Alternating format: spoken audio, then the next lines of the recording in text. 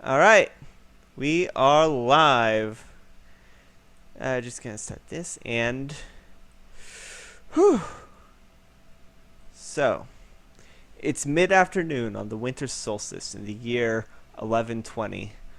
All across Faerun and Draconia, people are enjoying festivities. In the draconic capital, the new king looks across the sky and smiles. In Goldcliff, a drow tries to convince an elven woman into an inconspicuously dark alley.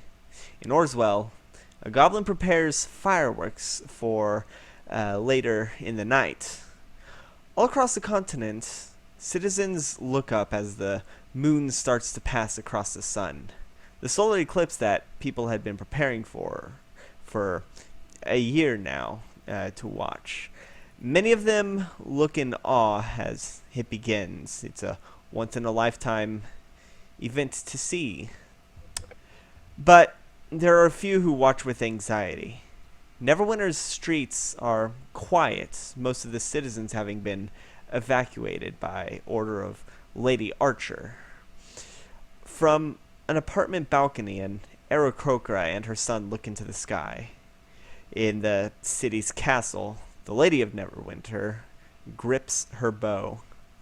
Deep underground, some researchers are rushing to make sure their creations will work in time. As the moon finally covers the sun fully, there's a stillness in the air. A stillness that can be felt even in a demi-plane under assault, deep in a magical blue amber. Three figures inside had been sleeping for 1,000 years, periodically having dreamlike visions of lives not lived. A mother with her two children, a monk starting a monastery, and a dragonborn guiding a nation from the shadows. Just as quickly as they came, they would vanish into subconsciousness. The ground shakes, and they hear a muffled voice. It's difficult to tell what it said, but their vision is full of the blue stone that is their current prison. A blinding flash of light causes the room to shake even more violently, and a crack forms on the amber. They hear a voice. It says, I'm sorry for ever doubting you. We have to fix our mistakes. and with a violent explosion, the amber shatters, releasing the three of you, along with Lord Lorenzo Lavore, coughing.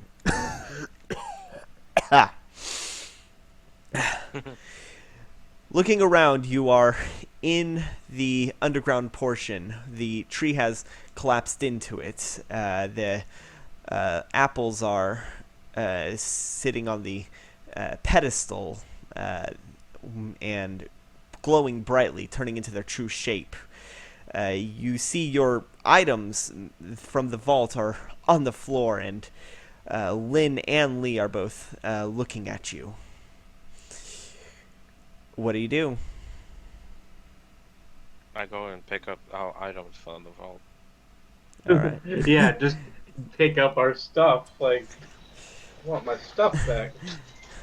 All right. Alright, I quickly go and greet Lee and Lynn. Uh, good morning, guys. There's nothing good about it, Lynn says. We have to act quickly.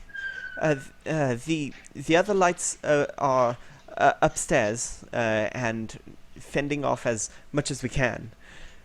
We need to bring this dimension. We need to collapse the demiplane. Send this realm back to where it came. Like we have to go. We have to bring the coast back to the coast. And Alrighty then. I need all of Can you you to. remind me what's the plan? The plan is to get this demiplane back into the material plane, and then we'll have a brief moment where we can make a wish. Now, give me a hand, all of you. Alrighty then. All right, I just roll my eyes and stick my hand out. all right. Deve and Fortuna. Lynn takes both of your hands, and she starts to glow a purple. You can see above in the hole there are similar colored lights, though different colors, obviously. But they crackle with similar energy, though different schools. You know it's the other. It's the other Lights of Terrell, the ones who had partaken of the apple. Um, the helmet of the High King glows a green, and the ground shaking as the abyss seems to make its assault. It starts to lessen, and all of y'all should make a Constitution save. All three of you should make a Constitution save.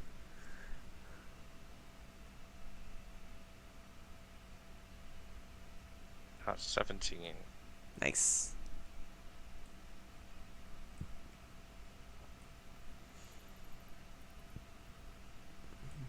$18.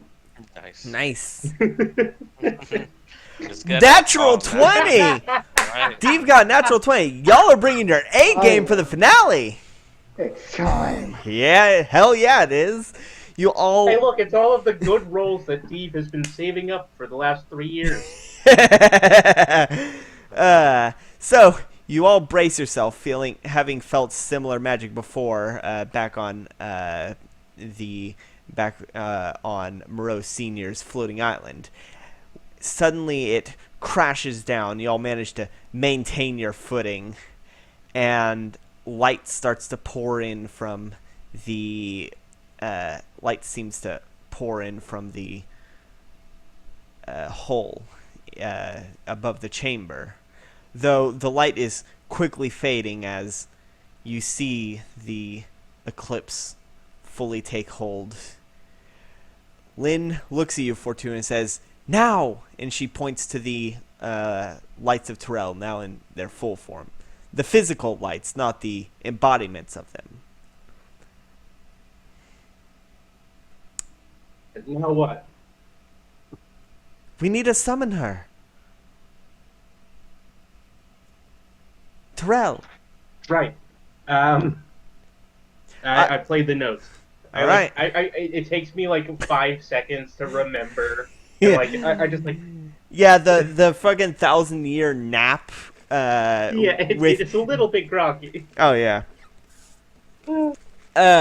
So you play the notes, and the you see the being of a beautiful dragon made out of light shoots out of the orbs, the physical embodiments of magic, and the dragon shifts to a more humanoid shape and shifts to a third with antlers, similar to the mask that Lorenzo Lavore is currently wearing, though he's taken it off to go vomit in a corner.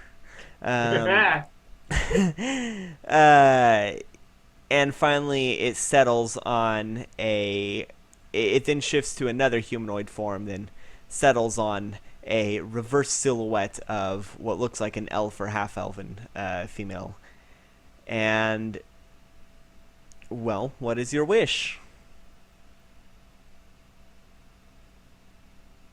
So, did we ever decide on the right wish? That's up I'm to like y'all. I'm asking them. Like, I have ideas, but they're all stupid. Lynn says, So- you had 1,000 years to think about this. We were in stasis most of that time. Yeah, apparently talk. I wish we could. I mean, it would have been a lot more interesting that way. What wish do we So want? it will. Anyway. No, I'm kidding. Okay. I'm not gonna be that much of a dick. Our I timeout function. Yeah. Do. What do each of us want to wish Scatter. for? You only get one Uh, wish among yeah, the yeah. three of you. Like, one wish We have total. one wish. We need to wish for something that will help us in this current moment. My current ideas are something that can save, well, something that can banish the bad thing, but that didn't go well the last time. I don't know if Yeah. that really was what was tried, but I think it is. Um, something Well, that can save the the bad last thing from the itself, which might work. the last wish that You was know. the last wish that was made on it was to make it incredibly difficult to gather the hearts of Terrell in the first place. That's what the last wish made was. Uh, Karsus is the one that jumped into the uh, Goddamn, magical. Tarsus. Karsus is the one that jumped in the ritual to prevent it from taking over Always Terrell. Tarsus. Yeah. And Always he Tarsus. essentially self-exiled himself to the abyss with the entity. Always Tarsus. His family is just not doing too well. Anyway, second idea. A wish for a way for it to save itself, like to save the bad things, so that it stops fighting us and attacking us. Might work, but might require better wording. Third idea. Wish for all of our allies.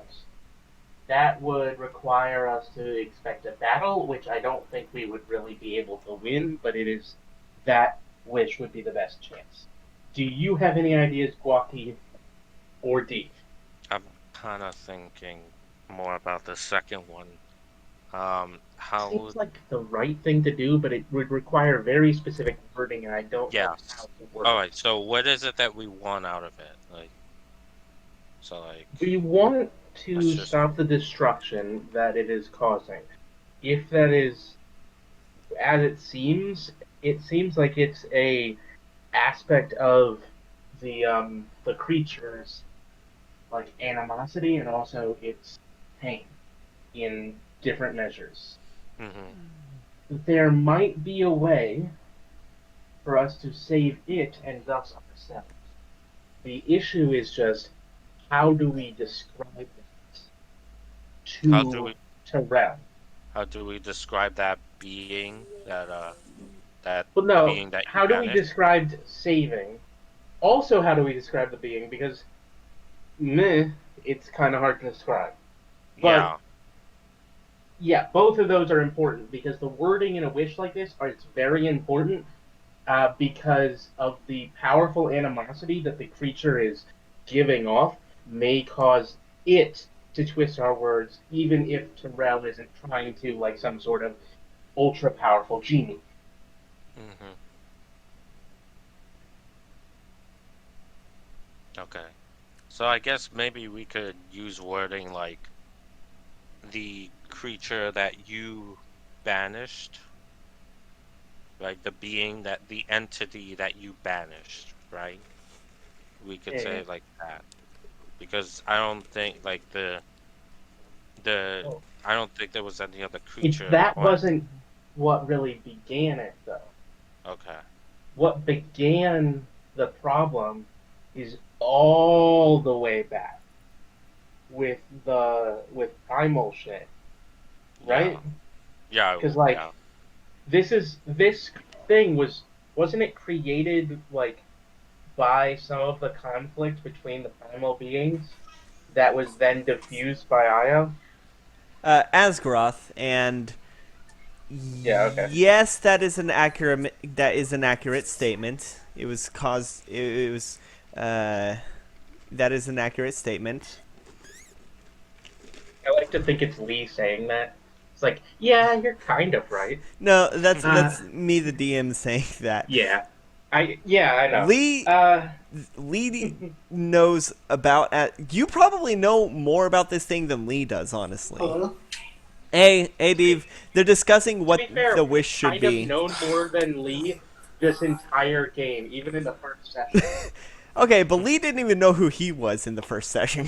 Exactly. So we knew more than him at the time. Hey guys, can you hear me? Yeah, we can hear No.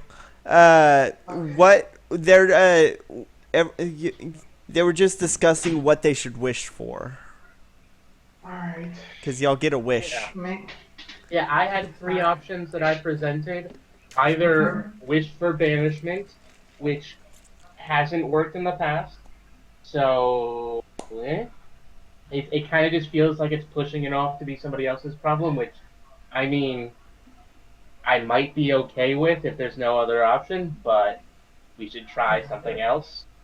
Uh, Two, wish for to save the creature that is trying to destroy us in such a way that that creature stops trying to destroy us because it's saved.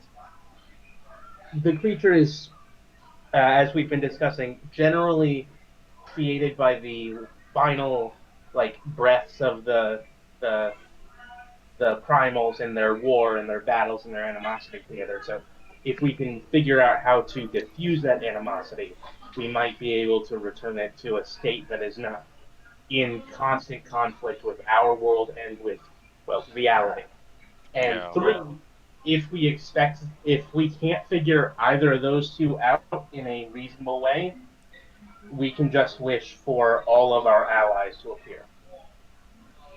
But that is a last ditch effort because that expects us to try to fight it.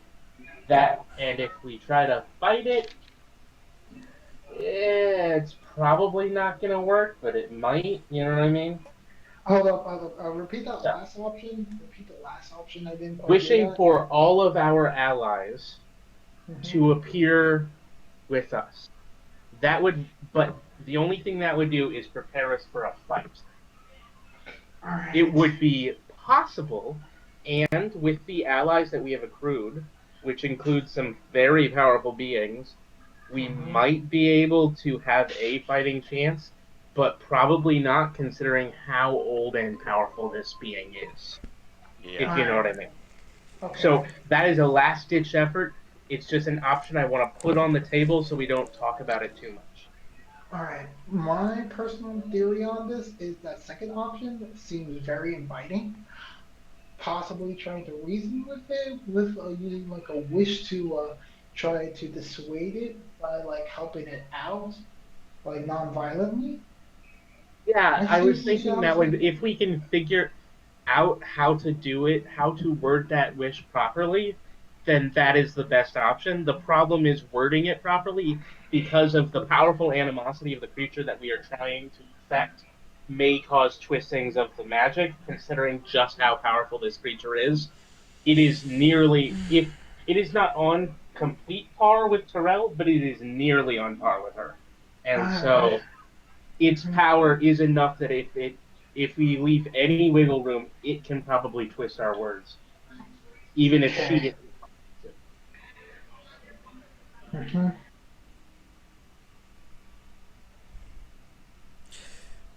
This is going to be half the session, isn't it? Well, we're making a wish. I mean, yeah, this is like the biggest thing ever. This is literally the biggest thing ever. This is what Yeah. 3 years have been building to. Yeah, Mm-hmm. the last 1,000 years. This is what the bulk of the campaign was gathering these things for. Oh man, I should have made an Aladdin joke when we woke up. 1,000. Gives you such a Anybody crick with in the space. neck. Exactly. Well, Terrell is not going to be singing Friend Like Me. No. Although that would be great.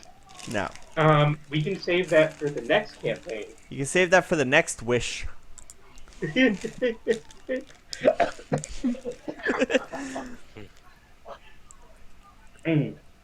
Sorry. So, right now, I'm gonna go ahead and think we should probably go for. Okay, what is the source of the animosity between like this this culmination of like the I can primals? say abomination. I believe by technical definition it is an abomination. Like Hmm. like those cats that disappear and Displacer floating eyeballs. beasts? Yes. Displacer beasts are also abominations, I think. I think so too. I was looking them up earlier. So I think by definition this would be counted as an abomination. So you can say abomination. Um, yeah. See, the source of its animosity is the conflict. I can't remember if it was created by the conflict or by the remnants of the conflict between, but it was generally the result of the conflict between the primals that was then ended by the dragon god. I think both would be accurate. Dragon Both. semi-primal. It depends on the mythology. In this version of the game, we're using him as a primal. Well, no, Anyway, no. What I mean is both created by the conflict and the aftermath. Those are both yeah, accurate yeah. statements. No, I was just thinking out loud about the whether like I said dragon god, but technically he is a primal in this mythology Oh, that we are Asgaroth. using because Yeah, Asgaroth is. Asgaroth was a primordial. He gave up his primordial status. primordial. When That's the word I'm looking for, not primal. Primal is a very different word. Yeah, no. Um, Asgaroth gave up his primordial status when he split Aber and Terrell. okay, and then he split himself. Um, Yes. so this is the shadow of basically the rest of the primordials. At least that's what it seems like. The remnants of what was left behind. The only thing we can really do is try and diffuse its animosity towards the world, and I'm not sure how to do that. How about we summon Azrael? He doesn't exist. Well, technically we could, because we do know the parts that he then was made of, and also we could go farther than that. But it would be a lot of work, so I would say that would probably just be more conflict, and we're trying to resolve without the conflict. Okay. Because he split into. I want to say he split into the Dragon God and the Fey God, or did he just split into the like three It, Dragon Gods? in this I in can't this remember which one in in this this one. setting in this setting, Asgaroth was a primordial in the form of a fairy dragon, and Okay, he split into both the first Fae and the first dragon, Io. Then okay, that Io makes sense. split into the The dragon. three, Yeah. the three dragons, one of which is Null, who is technically dead. Yeah. Um, yeah, so we do know mm, 4 out of 5, maybe 6, maybe 5 out of 6 pieces of the dragon god that are left, but we don't really know Null, so we couldn't really convince them to merge temporarily. It'd be a little bit of work, and I don't think Tiamat would go for it, frankly. Really? I genuinely think that we could convince the others. I don't think Tiamat would go for it, and Null is a wild card. Yeah. So we can keep that idea in our back pocket. Yeah, But okay. the question is it a do we have a divination guy on our side right now? Uh, uh, are you talking about Moira or Lynn? Either. Lynn is with you. She's in the Is room it with you. is it possible for us to get information about the I'm gonna call it the shadow for now, or whatever we want to call it. Do we have a name for it? No, No. it's just been called the primordial. Yeah. Let's call it the shadow for now. All right. Can we? Is there any way for us to scry information about the exact makeup of the shadow? I Uh, was thinking maybe that could be Because I think possible. the shadow, the shadow primordial or whatever, yeah, the shadow primordial. The shadow primordial might be made up of basically the dead primordials, at least partially, and formed out of their animosity. If that's the case, we might be able to fix it by reviving the primordials, but that is a very scary thing to do. That I don't even I don't wow. That's wow. Because that is very dangerous. But if we can diffuse their animosity through the use of diplomacy, after that point, it might be able to happen because at that point they're different people, so we can pit them against each other and diffuse their animosity through negotiation and the like, and maybe even get them to basically settle the way the remaining primordial essences have in this universe. Huh.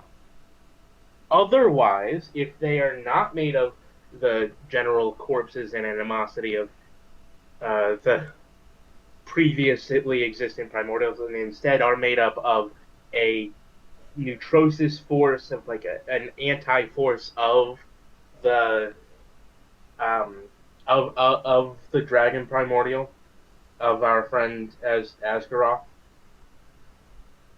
Our friend Asgaroth. It sounds like a Jews for Jesus type. Like, It's one of those fucking. organization. It's one of those fucking televangelical shows. Yeah, exactly. Just like this dragonborn with huge, giant scales that look like a pompadour. And he's just standing there with his No, like hands. the fucking spine, or just a horn. Yeah, Uh, they're like golden, like just like. What would happen if we were like See, okay, so undo in that case, we could probably use Terrell's magic to effectively do the same thing that Asgaroth did to himself and to Terrell, and split these neutrosis forces, these anti primordial forces, into smaller forces that are then easier to deal with, basically as more gods. Oh, we could do that. It depends on the exact makeup of the primordial, of the shadow primordial. If he is anti what exists in our universe, it'll take more confusion. It'll take a lot more of stuff. He might be, hear me out, and he actually could be all of these at once, because magic is stupid like that. But he might be the imbalance of the universe, like the expression of the imbalance of the universe after Asgaroth basically destroyed the rest of the primordials and then himself, because the primordial force is now, it still exists, but it exists within the gods, so it has an equal and opposite force that exists within the shadow primordial. That is possible because of the conflicts that existed before between the primordials. Those two forces are now in conflict. That is completely possible. However, it just takes it will just be the hardest of the three to try and do option 2 with. The hardest of the three to save from itself. Though I still think if that's the case, we could probably use magic to cause it to split into smaller beings like the gods and Oh, archfey. so I'd like have like dark gods as Pagos. well as light gods. I mean, yeah. I mean, we have a lot of neutral gods at the moment. I mean, I we mean, have, yeah. I kind We of think have, of like Elder Scrolls, how we have like Daedric lords and such. So like that could work out. yes, basically Yeah. similar argument. We have in this world, we have gods of all alignment flavors, but they all exist and want to continue to exist. This being's continued effort is to cause other things to not exist, and presumably, based on its actions, to then cause itself to not exist.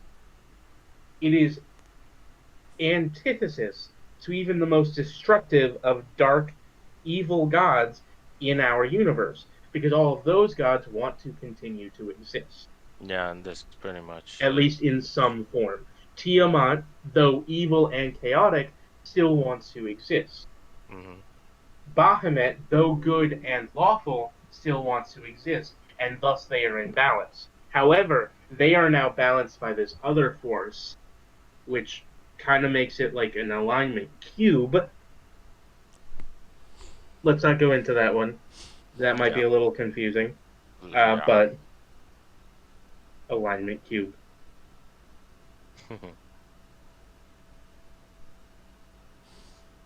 The Yeah, it's blue and orange.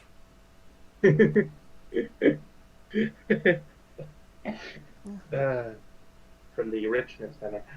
So, what do you guys think? Do you think that we could ask Lynn to see if she can try to scry if it is one of these like kinds of beings? Like It if it is kind made of. up of the actual primordials, or if it is made up as an opposing force, or if it is both? Because we kind of, if we know that, then we can use the wish more effectively. Yeah, but how would we obtain that information? I mean, we have Lin, which is one out of the three most powerful um, divination people that we have ever met. True. And that's Okay. including Lady Istis. You're right. I was thinking, I was actually thinking of four, but I was thinking of Xanathar as the third, but he would be the fourth most powerful, wouldn't he? Yeah, because his Ish. is limited to his fucking scrying guide. He is really powerful, though. Yeah, but not in the ways of scrying. Like, he has, like, No, an you're right. actual slab of petrified aboleth eye to scry with. Hmm. Yeah. True. I thought you were referring to her, her daughter, I was. and Istis. But you are right. We have met some of the most powerful divination people of all, and if we can talk to at least one, we can see if she can try.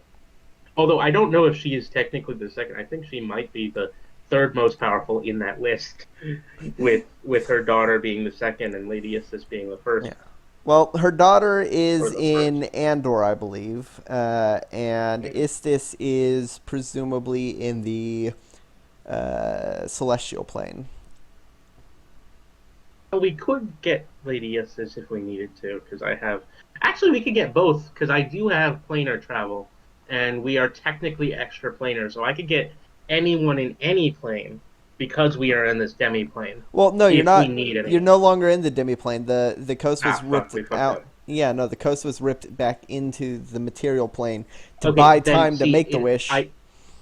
it's a lot harder for me because I can't grab people from this plane with that spell as easily. But I could see about Lady Estes if we needed to. However, can we ask Lynn? Yeah, go ahead and ask Like, her. hey, Lynn, is there any way you could scry to figure out the makeup of the. I kind of like wave my hand in the air in a general direction of just like space. The The eclipse. yeah, exactly. I just uh, like wave my hand at the eclipse, like the shadow as you thing. look at the eclipse, you can see there's a dot on the eclipse, and then another, and then you Disturbing. realize many eyes are starting to open up on the Oh my eclipse. god, that's disturbing. Oh my god, that's fucking terrifying. The eclipse now is a ball of darkness and eyeballs, and looks kind of like what it did. Oh wait, it looks kind of like it's made of the same material that the black dragon or the shadow dragon, the dark dragon in the abyss was that you faced 1,000 years. It I looks like it's assumed that that was a portion of the shadow thing, or at least some sort of Lynn. manifestation. Lynn says, "Oh, you don't think I haven't tried that in these last thousands of years? Whatever Well, this, kind of close. Whatever this thing is, it is either as powerful as my divination powers given procured from Terrell herself, or more powerful. Well, is there anyone who might be able to determine that? I don't know. There are We have very a few. short list of contacts, th- but At this point, you can see Terrell just Terrell just bends over and picks up grows a flower starts growing a flower on the ground. I'm imagining that, like, at some point she's gonna have like one of those ball and paddle things. That she's just gonna You start get the fighting. feeling she could make that, but no, you do get the Yeah. feeling that she's starting to get like mildly bored. Impatient. Yeah, impatient is the word. Yeah, I mean both, but Yeah. Lynn says, we just need to figure because I have theories, but if we make the wish wrong, then it won't be as powerful, and it may get twisted. I don't know. It might be made out of the like energy. I think it in some way is made up out of the energies of the defeated primordials that are not around anymore. There might be a way to use that to persuade it through helping it in its own way. So what, you're just suggesting that we get it into invite it to a dinner and ask it what it wants?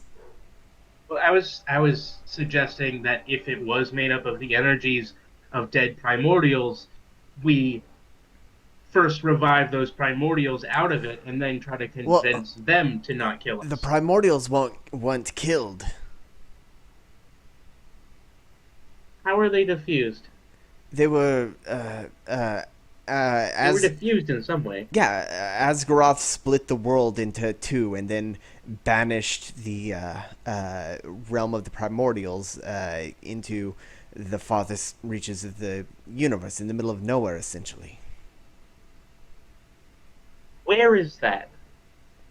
I don't know. I'm not Asgaroth. Could it be where that's from? I like wave my hand at the shadows. I mean, it could have its origins in a bear. We know that it is of primordial origin, but that's all we know. We've tried looking into what it was, and whatever it is ancient. Well, the Maybe- only maybe- person that we could possibly come close to asking about it is Asgaroth himself, but that's going to take a lot of work. So other options on the table. That is on the table, though. I mean, we could wish for that. It would be kind of fucked. It would be it might fuck us up, but we could wish for that. I'm actually considering asking that. I kind of thought about it like at the beginning too, because like We could wish for Asgaroth to absolutely- return, and he yeah. would know exactly what this is and probably how to take care of it, but might cause a lot of trouble in the celestial and demonic realms, and Fey realms. It's just every realm on this side of the dimensional plane would get a little like fucked, at least for a time period. Other option, we could have Terrell fuse with her sibling, but that might also fuck us. Might work. Her Or we could sibling? do both. The other thing that she was split away from, the thing that then split the primordials away from the world, that then, the whole thingamabob, because that is what caused this to come fuck us. Yes, the primordials were fucking, What would he? but we would this is worse if in a different Asgaroth way. if Asgaroth split the world, he's more powerful than her. Like you would need to find it, or at least find some kind of fragment. Like we don't even know if Aber even has hearts like Terrell does that can summon her into a physical form. We could always. Okay, then we could ask Terrell, or wish for Azeroth, and You then see ask for Azeroth. you Ask him. see Ask a him. you see a I'm light very bulb. bored. You see a light bulb go off both in Lynn and Lee's eyes, and a look of absolute dread. A, What heart, now? What's up? a What heart, is it? a magical stone that contains the consciousness of an entire world, that can bring it into a physical form with the right kind of magic. Yes. Do you remember what we pulled off of the dragon? Yes. I do. Blackstone. kept Black telling- Garnet. Kept telling Bucky stuff. Lynn says, Kind of a I'm- genie in a bottle kind of. I see what Lynn is saying. I see what Lee is saying. I don't think that thing has primordial origins. I think it is. If it is, then that would explain why it's as powerful as Terrell. I mean, yes, it absolutely would explain that. If it is the other, I can never remember the name. Aber. Yeah, if it's Aber, then yes, that does explain it. It also explains the anti-energy that kind of comes off it whenever we're near it, because Terrell is the source of, well, not really the source of, but at least the focusing of the magic that exists within our universe. Thus, it would make sense that the magic that emanates from Aber would be so wildly alien as it genuinely is. However, do we know where that stone is? Because last I saw it was 1,000 years ago. Karsus fused with it and self-exiled into the abyss. Do we have to get Karsus back? Is that the plan? Can we? I mean, yes. Terrell would have enough power to bring Karsus back. Unless However- he's being held captive by... Yes, unless that, but there would probably be enough for a bridge to be made, even if she couldn't bring him back directly, and we could bring him back. We have been there. I wave at myself and my companions. We've been in the location. We could get him back with Terrell's power. But is that really what we want to do? Because we need to make sure this is our only chance with Terrell's power. This is our only wish that we can get in time to stop that. I point at the eclipse. Almost certainly yeah, pointing, the staring at eclipse. The eclipse has not moved. It is still eclipsed, even though several minutes have passed, and it even has some tendrils starting to seep out of it. It's starting to look like the fucking Yidro from fucking Futurama. Yeah, but evil. I think that's what we're gonna go with. So what's your wish? Genuinely, we still need to make sure of this, because this is our only wish. We have two options on the table that are still good. Either we can wish for a bridge, or well, we can wish for Karsus back, or we can wish for a bridge so that we can try to retrieve Karsus, or we can wish for Asgaroth to be reformed because temporarily, or at least temporarily, because he would have the power to help us. Which one do we want to do? Asking the wings. Asking. You're I'm asking Yeah. them. asking the NPCs, and also I'm I'm gonna say asking William. bringing not Because I want votes here, because I genuinely can't decide which of those is a worse option, because both of them sound kind of bad, even though they're the best options we've got. What about? You know what I right. mean? Yeah. What about instead of wishing for Asgaroth himself back, just his power? Power exists.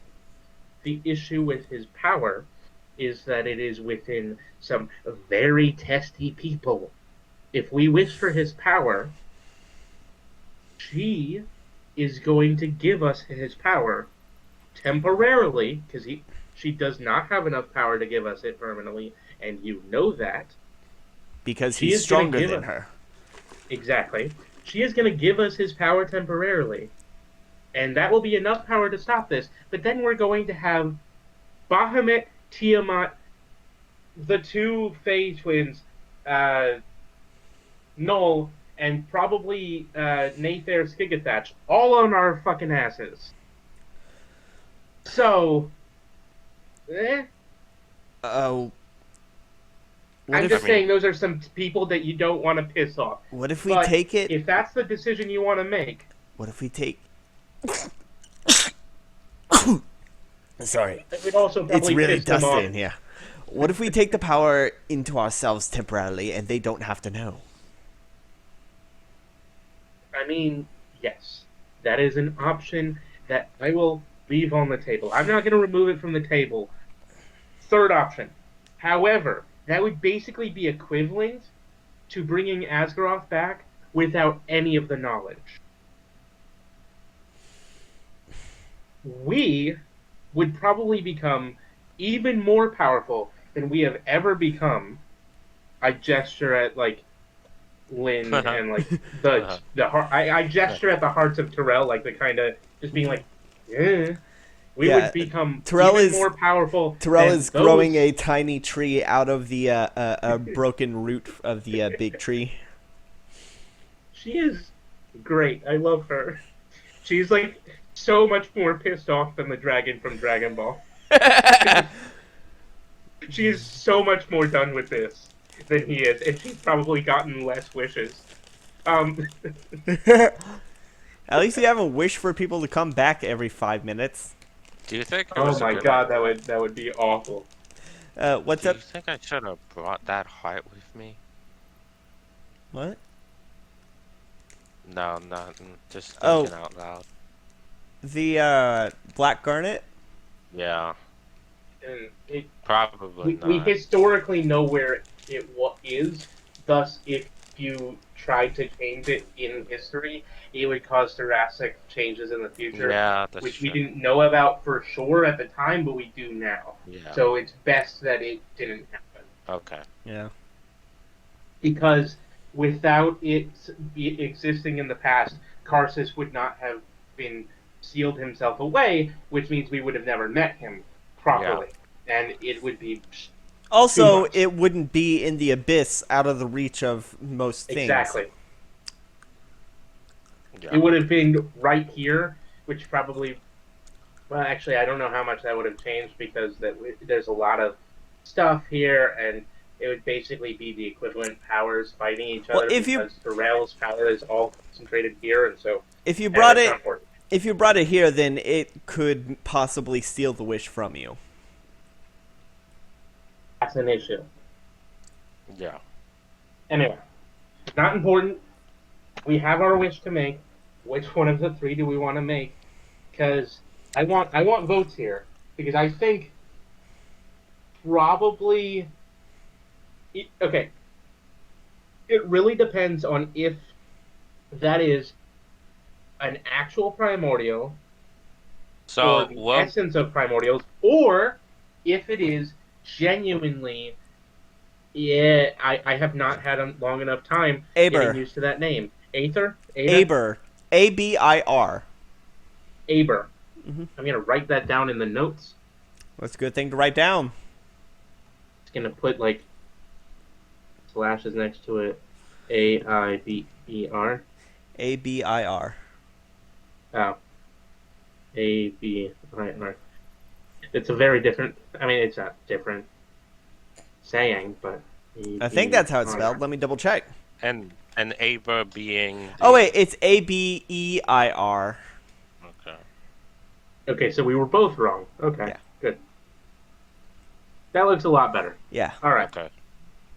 Although actually, I would have preferred it my way, if only because then the A and the E would be next to each other, and then it would be like Aether. Yeah. Because I would have liked would have it been better pretty if nice it was fun. just ABIR, because that sounds more powerful. the shorter the name, the more powerful. Mhm. Yeah. Yes, my name is Dick, spelled DIC. So, Anyway, see, I'm gonna say that, well, the Lavors, they all vote for different things, so that's one vote for each thing, each option. So the first one was We really need to decide wishing between for ourselves. the first one was wishing for Tamiel's power. No, Terrell. Oh, the Terrell's first one, power. Yeah. okay. Right now, the three options that we have decided to leave on the table are: one, wish to try and grab uh, Karthus back; two, wish for Asgaroth to reform temporarily, but it would have to be temporarily. We don't have to say temporarily, but to wish for him to reform long enough to help us. Three, wish for Asgaroth's power, which would be almost certainly more corrupting than Terrell's power, which is why I'm worried about it. You, Guaki, are currently on Asgaroth. That was your last vote. We can change votes, obviously, but we're trying to figure out a consensus here. I need Deeb What to would come back into the goddamn call so that he can get. what would be the benefit of bringing back Karthus back? He has what we believe to be the heart of Aber, and Okay. if that is the case, then we might be able to call on Aber's power like we called on Terrell's power. Okay. In which case, we might be able to get Aber to speak with us, if it is Aber. Could we Jesus Christ. instead wish for the heart instead of Karthus? No. Okay. Aber is as powerful as Terrell, so it would take too much work, and also Karthus. Sorry about that. Semi-fused with Aber. Okay. Sorry, So I it didn't would, catch a word of that because my sister was trying to shove her dog in here. No, No, we that's were not just funny. talking with I'm sorry. each other. So, I just really like dogs. Yeah, no, she's acting like it's an inconvenience that I do this every single week at a regular time, and she apparently had no idea. Even yeah. though we have this conversation nearly every week. The only thing we've really done is rediscuss the same three options that we just gave, and then also throw shade at Dee for not being here to answer my question. All right, so what's y'all's vote? What's your vote, Guaki? I'm gonna say Karthus. I'm gonna say that one. Honestly, I am kind of convinced that the Shadow Primordial is Aber at this point, and the Primordial power is because it's the split between Aber and Terrell, and thus the magic. So Yeah. I'm gonna say it's probably Karsus is probably the best option. Okay. That's, So let's figure out. So I guess that's our vote. 'Cause we don't have let's Deep figure here to out how refute we're us. gonna we gotta figure out how we're gonna word that now. So the wording would probably be, Unless you want to type. How about you type it in the notes so that you don't say it out loud? Type it into gameplay Okay. and then read it out. Yeah.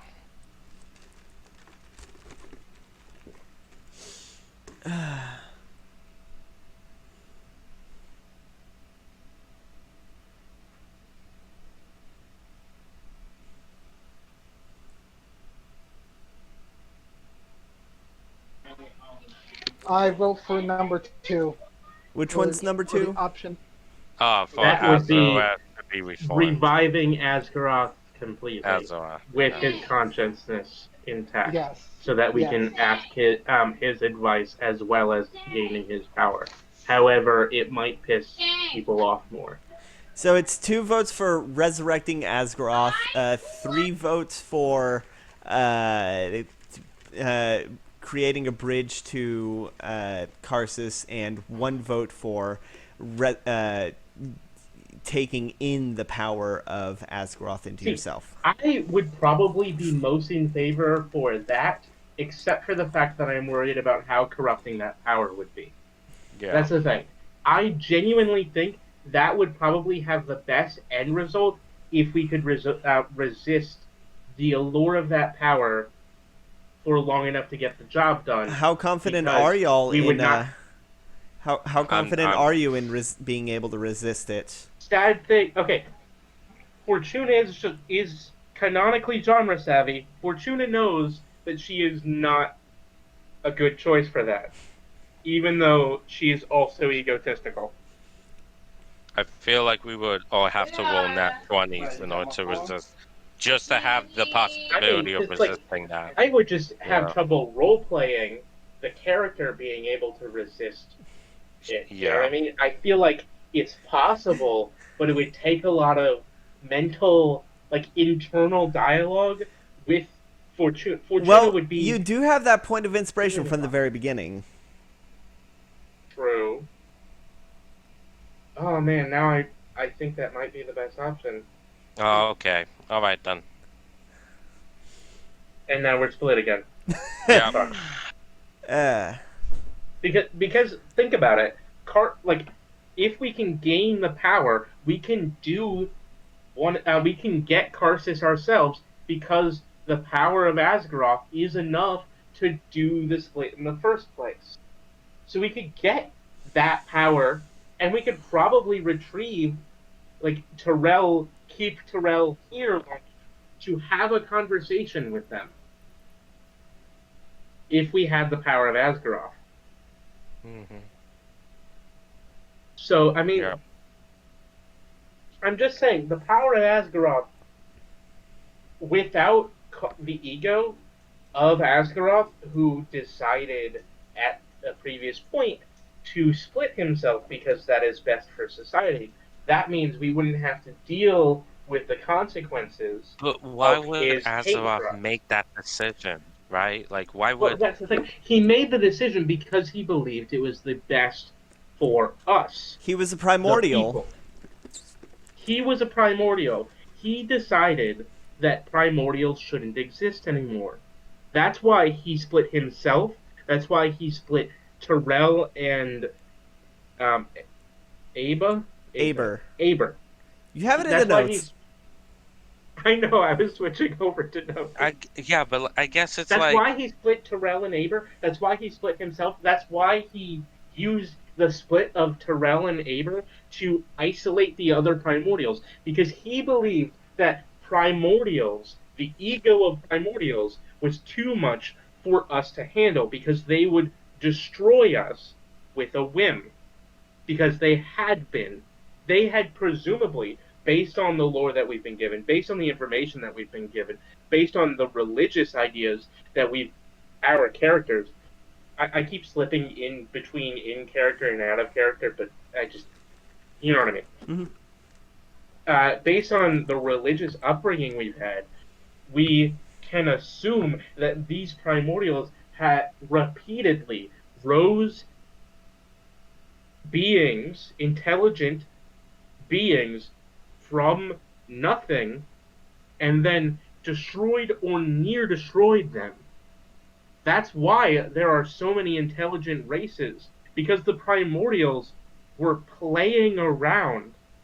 That's why Asgaroth presumably believed that destroying himself, destroying the being that was once Aber, that became Aber and Terrell, and removing the power of the other primordials was best. But can we, if we can handle the power of that of him for long enough, we can presumably be able to cause events to be good enough for us, even without the protection that he tried to give us. Because that protection, for obvious reasons, was faulty. The the scenario that he tried to create did not exist. So But yes, if we had his power, we would probably be able to fix it because we have the power of hindsight, which he does not. would we let go of that power once we had it? We would have to. If we Would, couldn't let would go we of make that that power, choice? Would we make that choice once we decide to could we? have it? Do you think Terrell could actually give us the power permanently anyway? The option isn't will we try to keep that power.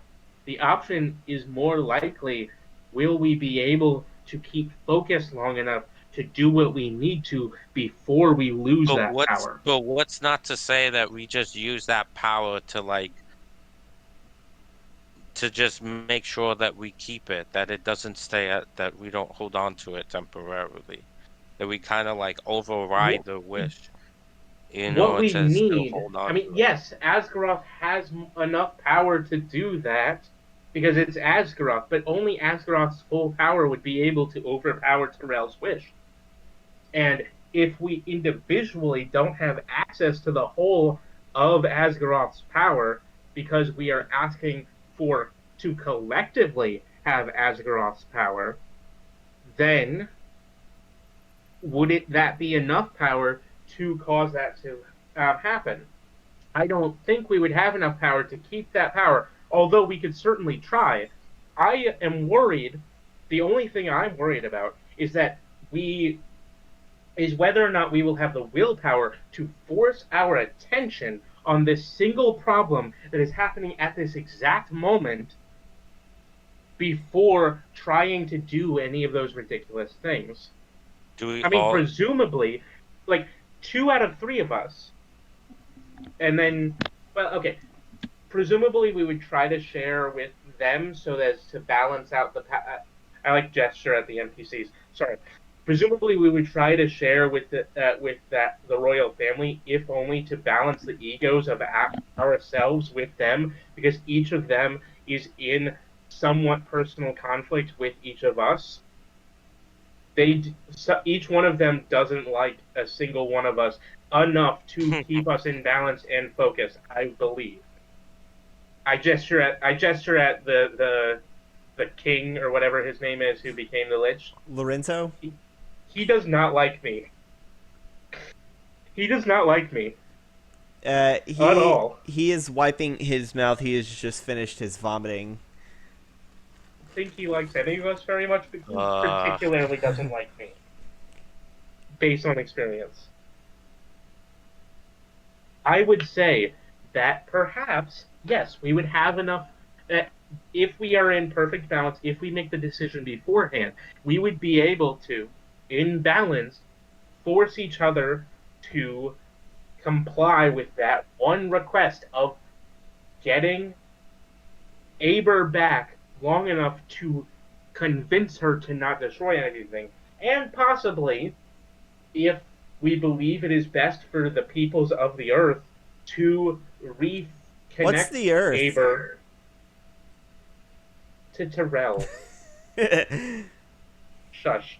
If we have enough power to reconnect, if we have enough power to do so, which I believe we would, and we collectively agree that it is a good idea, we might be able to connect Aber to Terrell with a small pathway, allowing that animosity to dissipate by the transfer of some of that power from one to the other, because it is growing. The contrast between these two sides of the universe is growing because each of the sides are becoming more and more dissimilar to each other.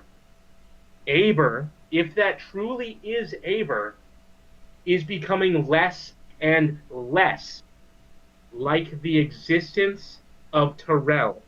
Look at that being that may or may not, if it is Aber, if that being right there is Aber, look at how much she has become alien to her sister, in scare quotes. I like do scare quotes. Her sister Terrell. Terrell is terrestrian. It actually still works. Terrestrian still works with Terrell. I'd Anyway, say Terrellian. okay. Terrell is Terrellian for obvious reasons. She is the template. She has continued to appear like us because we exist within her. That, if that truly is Aber, then Aber is changing farther and farther away from us, and that animosity is growing more and more as time goes on. Look at the last time we He's faced abhorrent. a portion of her. Aber is abhorrent. Look at the last time we faced even a portion of that power, of her power.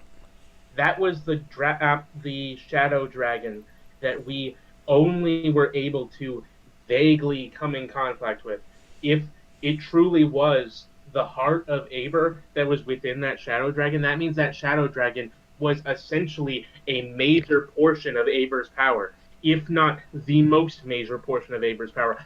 It was in the form of a dragon. That is a connection to Terrellian power. A pseudo-dragon, specifically. Which is extremely Terrellian, because dragons themselves are descended directly from Asgaroth? Yes. Yeah, Asgaroth. Dragons themselves are connected directly to Asgaroth. However, pseudo-dragons are Terrellian. They simply I will have say that evolved to become closer to dragons. I will say that Asgaroth was a pseudo-dragon as he split into both the Fae and Dragon. That's You know what I mean. Yeah. I thought you said he was a fey dragon. Same thing. Fairy dragon. Aren't No, they- pseudo-dragons are very different. Pseudo-dragons what? are the ones with the scorpion tails, and fairy dragons are literally... Oh, fairy shit. dragons are actually dragons. Pseudo-dragons are technically not dragons. Aren't they They Fae? are... I don't think so. I think they're canonically a creation of wizards from, like, bits of dragon and bits of scorpion. But I don't know. Like, I think they're technically not a construct, but like a genetic fusion. Yeah. All right, then. Yeah, no. So- Aber was or not Aber. Asgaroth was a fairy dragon, then, not pseudo dragon. Yes, which, I mean, yes, that's what you said, and I think that makes a lot of sense. And this makes a lot of sense for my argument for her to have been a pseudo dragon. Because hear me out.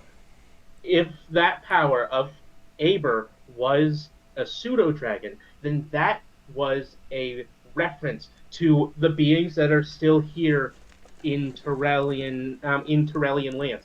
That was, but now she is appearing as that. This is aberrant to Terrellian power. The farther and farther away those exist, I've seen them, but they are not Terrellian.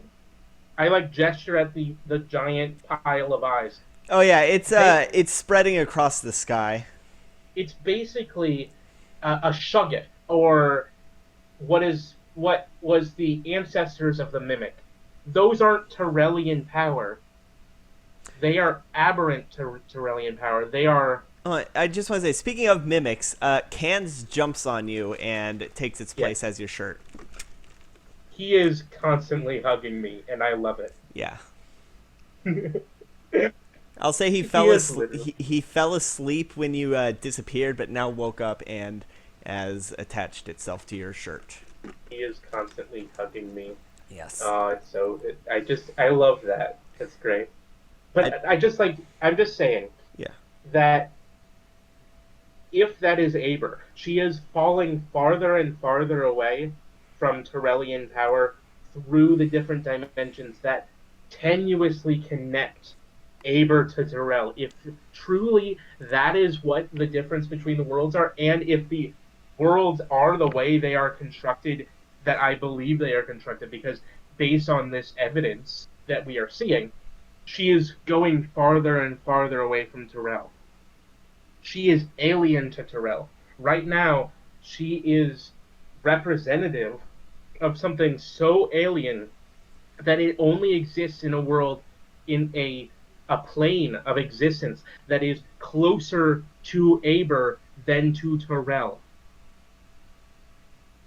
The plane of the old ones, is farther away, closer to Aber, farther away from Tyrell. So if we can get a connection to Aber, if we can use the power of Asgaroth, if we can do that, then perhaps, if we can just, then we can probably convince her the reason she is being so she has so much animosity to us is because of that split, because she is becoming more and more alien. We are becoming more and more alien to her. Think about it this way. If truly the old ones are closer to Aber than Tyrell, imagine we invaded their universe. Imagine we were going closer to that. Would we not feel some visceral disgust, some visceral want to try and force our reality upon theirs? Because that is what is happening now.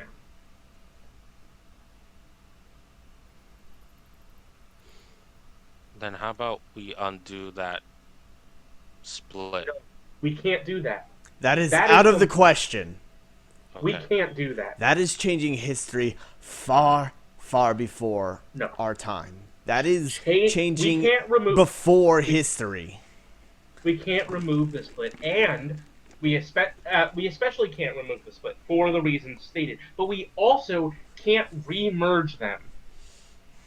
It would be incompatible. The universes have drifted. Tyrell and Aber have drifted so far apart that they would not be able to support life. Or even worse, they would, and it would be a new age of primordials. What we need to do is to reconnect those worlds, but through a thin line. A line that we can control and contract. A line that allows Aber and Tyrell to communicate, that allows us and our very foreign relatives, the other creations of the primordials, the creations of the primordials that have had to endure the wrath of centuries. Eons. Yeah, you're right. The wrath of eons, the eons of wrath from the primordials who could not destroy us, so instead have been altering and destroying their own creations over and over again. We would be able to connect to them. We would be able to reach out to them if we only had a small path, a small source of power from Aber to us and Tyrell to Aber. If we can do that, if we have the power of Asgaroth, we can bring the heart of Aber back. We can place it here with the hearts of Tyrell. We can then cause a vortex. If we can cause a vortex, a pathway to allow the two to once more meet, to allow us to convince Aber to no longer try and destroy us, and to then create harmony, enough harmony, not enough harmony for them to come back, not enough harmony for the primordials to come and force their power upon us to the point of destruction, but enough harmony that we and they can live peacefully, and that the different kinds of life can then survive, continue to survive the wrath of their very gods, their very primordials, the very powers that created them, to continue to survive that which we have been surviving for these eons on our own. And to think about every time that you and I have survived the mild wrath of Tiamat, the mild wrath of Oberon. They are but pale imitations, the most powerful pale imitations in this universe of that difference from us. All right. So I say we take back the power of Asgaroth, take it long enough, create that. The only worry I have is that if we can stay in balance long enough to do that, Moreau, do you all agree that you can do that with me? I hold my hand out. Moreau is looking over the edge of the hole, having heard the whole thing, and starts clapping. And he says, yes, I vote for that. I don't know if my vote counts, but that is what I vote for. And Lynn is like, I guess if this is the only option we have, then yes, I vote. So, yes, you do have enough support to go through with it. Side note, before anything else happens, I want to have at least one input from either Guaki or Dave before I do it, because I feel like this needs to be a team effort. But, side note, before anything else, that is, even in the several times that I have done weirdly passionate speeches, that was in really this game, good. I really wish you had said you were using heroic speech, because that would have... That was... I really kind of... I was like... I was about to say, can I just retroactively have said that? I don't know how useful that would be, but a few it'd be extra pretty hit useful. points never hurt. Yeah, I'll allow it. I mean, that was really good. If you didn't have a point of inspiration, I'd go ahead and give you one. Oh, fuck. My mic. No, my mic. So yeah, Testing, 1, 2, 3. yeah, we can hear you. Yeah. Guaki. My cord fell out of my mic. Oof. Guaki, Dave, so what do y'all, after hearing that passionate speech, what do y'all... Also, yeah, you can go ahead and cast heroic speech if you want. Or rallying speech, whatever it's called. But yeah, I'm gonna go look up what exactly it does so that I can... Inspiring leader, that's it. Ah. Yeah, finally. Oh man, that's actually gonna be... That's gonna be a large amount. Oh yeah, no, it's because I am level 19 now, and I have a very high charisma modifier. Yeah. That is 27 temporary hit points, which even at our level is nothing to sniff at. That could be the that could be life or death. Yeah, no, seriously, like most of our hits are about 30 apiece. That can literally save us from an entire hit. In a lot of our battles, and it may do it now. You said what, 27, 25? 27. 27. It's 19 plus 8. It's my ability, spellcasting modifier plus my level. All right. So, Dave, you there? Please tell me you heard all that. Sorry guys, yes. I'm right now literally like in the middle of like setting up cable, but I've been hearing like everything you guys have been saying about like the liberal decisions about like if we went for like getting powers from like an almighty like no deity, we might be corrupted. That was like half an hour ago. They so long ago. Yeah, they were talking about borrowing a smidge of borrowing the power of Asgaroth divided evenly. And we're updating our security practices. So that we are within balance with the obviously united siblings. You should probably go into another room because we can hear that. Yeah, we can use. Oh man, hear that voice. I am going to use that recording for my public speaking like if I ever Go. take another public speaking class, I'm just gonna be like, here you go. Yeah, no, that'd be great for a portfolio. It's okay. So Yeah, they were. Fortuna was spent about 15 to 20 minutes making a case for wishing for the power of Asgaroth divided evenly among you to. Evenly among us six, which includes the three NPC siblings, Lee and Lynn and what's his face, uh, because they are enough of a balance to keep us focused for long enough to do this. That was the only thing I was worried about, but I think that it makes sense that because of their guiding and our guiding, we can both counteract each other's egos long enough to do what we need to do. All right. So is that so? Can So you I now, huh? can you repeat what we would use this power for? Like, what is the single Would action that we are going to use this for? our action, which is not singular because it doesn't need to be singular because it's not a wish. Our series of actions that we would do with the power of Asgaroth is first, we would retrieve Karsus, or at the very least, the heart of Aber, and then use that connection to create a portal or some sort of tunnel, you know what I mean, like a micro tunnel between the realm of Aber and Terrell.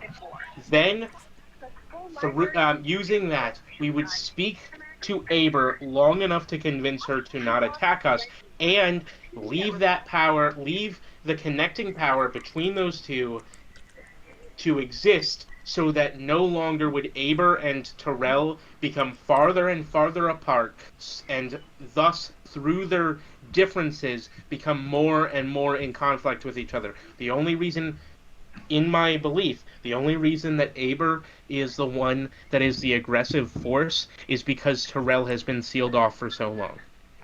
Mm-hmm. If Terrell was the one in power and Aber was sealed off by the primordials or by the elder gods or whatever exists nearby primordials and within the universe of the put primordials, on if hold right now. Mm-hmm. Like this is if really if like that because I was haven't the been able to case, like speak to like I was speaking to like a person. And, yeah, if that was the case, then Terrell would be around long enough for us to if that was the case, then Terrell would probably be the aggressor here. I genuinely think that if the cases were reversed, Terrell would not be less aggressive because One they thing are to both. one thing to also consider is Terrell. Even though, like, Terrell has also been connected to the various other planes, like the astral plane Oh yeah, or the ethereal plane, whereas the Aber astral would be plane. sealed off completely. No astral plane, no weave, no plane of magic, no plane of logic. It'd be alone. She Aber is very tangentially connected to those planes. There is some small connection left. There has to be, or she wouldn't be able to come here. However, from my research into theology and like this is in character because Fortuna is this is literally Fortuna's set of Forte. course of study. Yeah, it's Fortuna's Huh? forte. Fortuna's forte of the Fae. Um, So what's up? genuinely, because my personal belief is that she is probably most connected to the planes that are least connected to us, the most aberrant to us. That means that there's a sliding scale of planes that are farther and farther away from Terrell and closer to Aber. That would explain the intrusion of elder gods and a gesture at Aber at what I'm just now gonna assume is Aber from now on. I gesture at Aber and beings that look like that, which it makes sense for her to be close to. if that is the case, then because truthfully, that universe is so far different from us that they cannot intrude into our universe without feeling immense pain, that means that our universe and hers are even farther apart. That Terrell and Aber are so far apart that they cannot touch without pain. We need to draw enough power between each other so that they can touch without hurting each other and thus no longer be in complete conflict. That is what I propose. All right.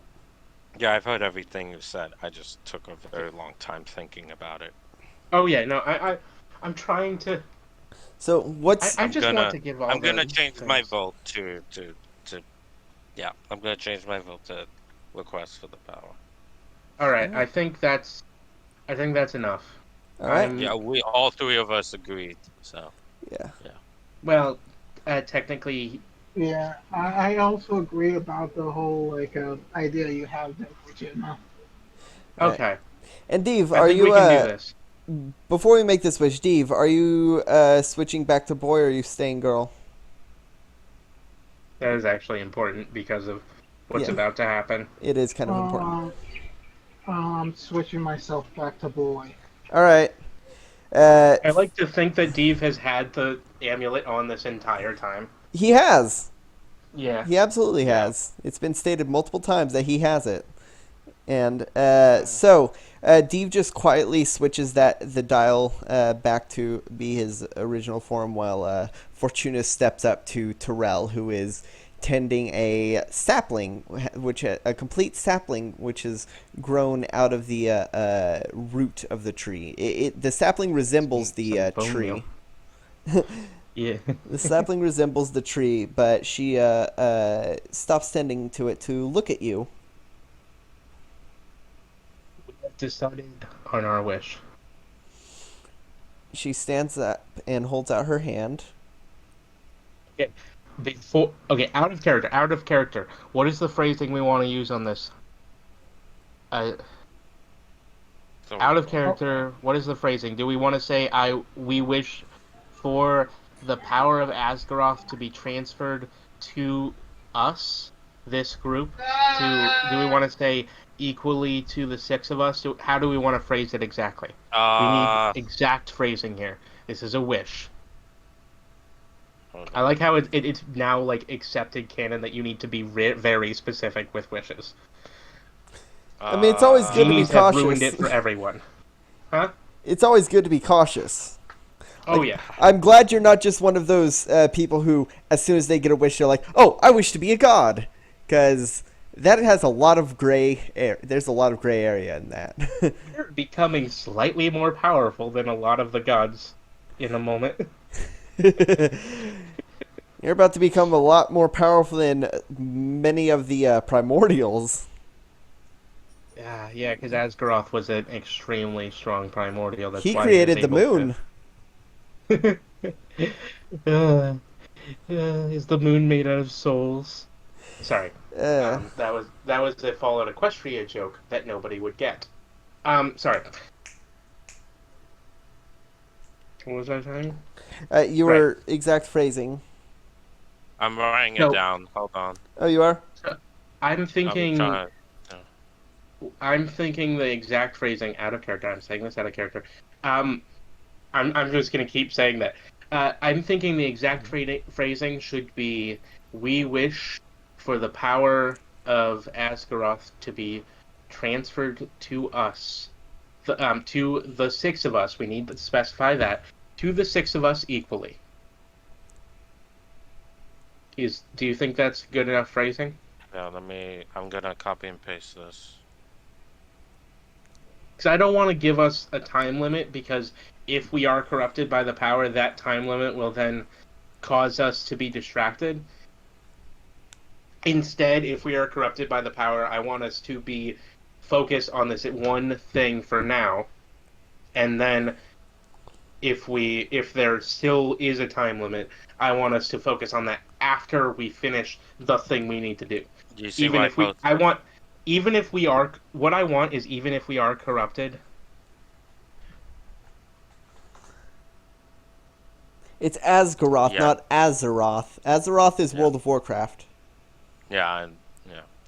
I forgot there was a Azor G is there. like that. Like Azor is uh, I believe a Turkish version of magical power that is related to lapis lazuli, which is why lapis was considered such an important gemstone at the time, because it was literally the power of That's things, and that's why that's it's why called the Azor. that's why Yeah. the Illagers have statues of themselves with lapis in their head. Yes, exactly. Uh, So, you making your wish?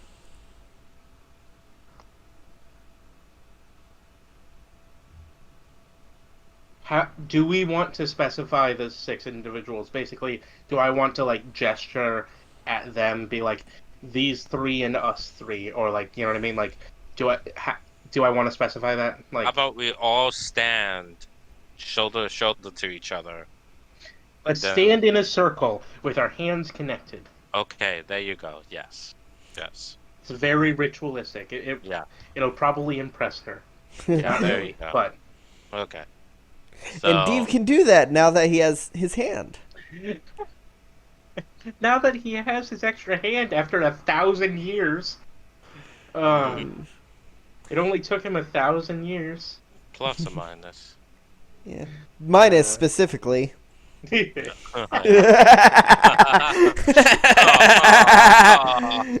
Oh, I Oh got god. that. uh, Okay. I got a whole bunch of dust allergies yesterday because I was sweeping, Uh, and now my lungs will not fill up with as much air as they would before. oh Jesus. Ugh, So I hate you I hate it. you all hold So hands. yeah, and Uh, I'll say it. All right, in character. you place your hand on Terrell's hmm and make your And wish. we're in a circle, and I place my hand on Terrell's, and I you say, are right. You know for sure what you're gonna say, or you want to write it down first? I think you already wrote down what I was gonna say. Oh, So okay. like that's basically the same as what I was gonna say. Okay then. I say, I wish for us 6 individuals that are standing here with our hands joined to be granted Asgaroth's power equally. As the final word slips out of your mouth, Terrell grows brighter and brighter, blindingly bright. You uh, feel the ground beneath you shake and shudder a bit, and the who is at the tail end? Who's holding hands with with the Lavors? It goes me, Guaki, Deeve, and then the Lavors, and at the very end is going to either be Lee or the King. All right, so Deve feels his hand. He feels the hand of Lynn grow intangible as he loses her. And when your vision comes to, you're standing in a marble. It looks like a temple of some sorts. You can see a figure is looking at some sort of illusory display, which, after a few moments, you come to realize is a diagram of the planar system. The world around you is extremely bright. The floor below is polished to be reflective. Is the figure in the appearance of a dragon or a fae or Nope. neither? He turns around. It doesn't have any discernible form. It resembles more like the only way you could describe it is like a beard with a face and a body.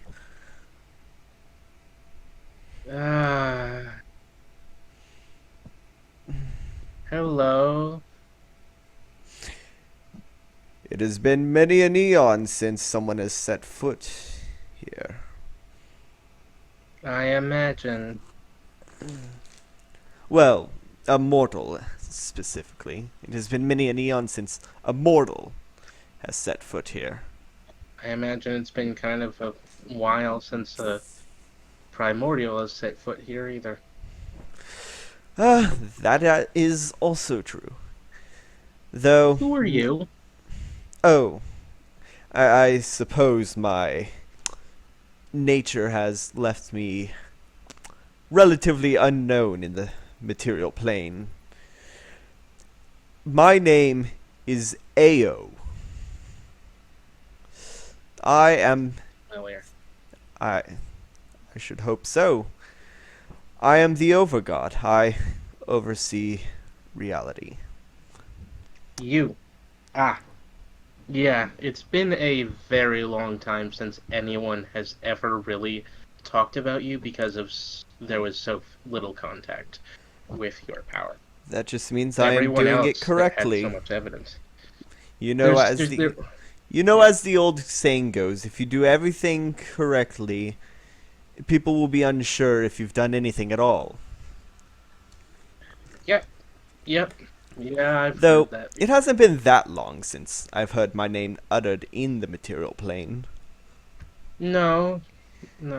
This once not long ago, maybe only like the millennia, not sure. Sounds about right. Perhaps. I Something was like that. I was asleep then. But You're often asleep, aren't you? well, it is in my dreams that I do my most work. It's in your dreams that you do your best work. That too. So, if you're here, that means you're asking for a power to be a deity. Or beyond. Kind Yeah, of. that's fine. Yeah, Yes. Kind of. kind of, sort of. Well, we completely are. Yeah. Yes, Yeah, we need that. We need No that need to be power. humble, I already know. But I do wish to hear it from your mouth. Yeah, Yes, we asked for it. we asked for enough power to cause we asked for enough power for the change that we, in the words that we believed would convey the amount of power that we would need. Yes. I have been watching, and he gestures you to come look at the illusory display. Looking at it, you can see the abyssal plane is very much out of line. It's not in its proper placement. It's actually like halfway, like part of it is absorbed the astral plane. Part of the abyss has absorbed the astral plane. The other part is starting to make its way, is snaking its way to the material plane. Though, Is like distracted for a few seconds looking at all of the other planes, trying to make sure she knows exactly where they are. This is different than any other planar display she's seen because it's actually accurate. yeah, this is a real-time model. Yeah, it's actually so good, you're not even sure if it's a model. For all you know, it could be the actual physical representation of the planar system in general. Yes. Uh, Actually, that would make sense. You're not even sure how you can tell because logically it should be very small, but you can see that on the material plane over Faerun and Draconia, the beacons have activated and are projecting a shield. Are projecting the one-way gate as a shield, which the tendrils of the abyss are bashing against. Although it is one way, it is something's off about it. You can see cracks forming in it, and slips of darkness are oozing out of the cracks. You can see three particularly large droplets are dropping in specific locations. One in Neverwinter, one in Goldcliff, and one in Andor. the If, the if you. what? No, go ahead. Go ahead. No, I was going to ask a question of the character. Don't worry about it. Go ahead. If.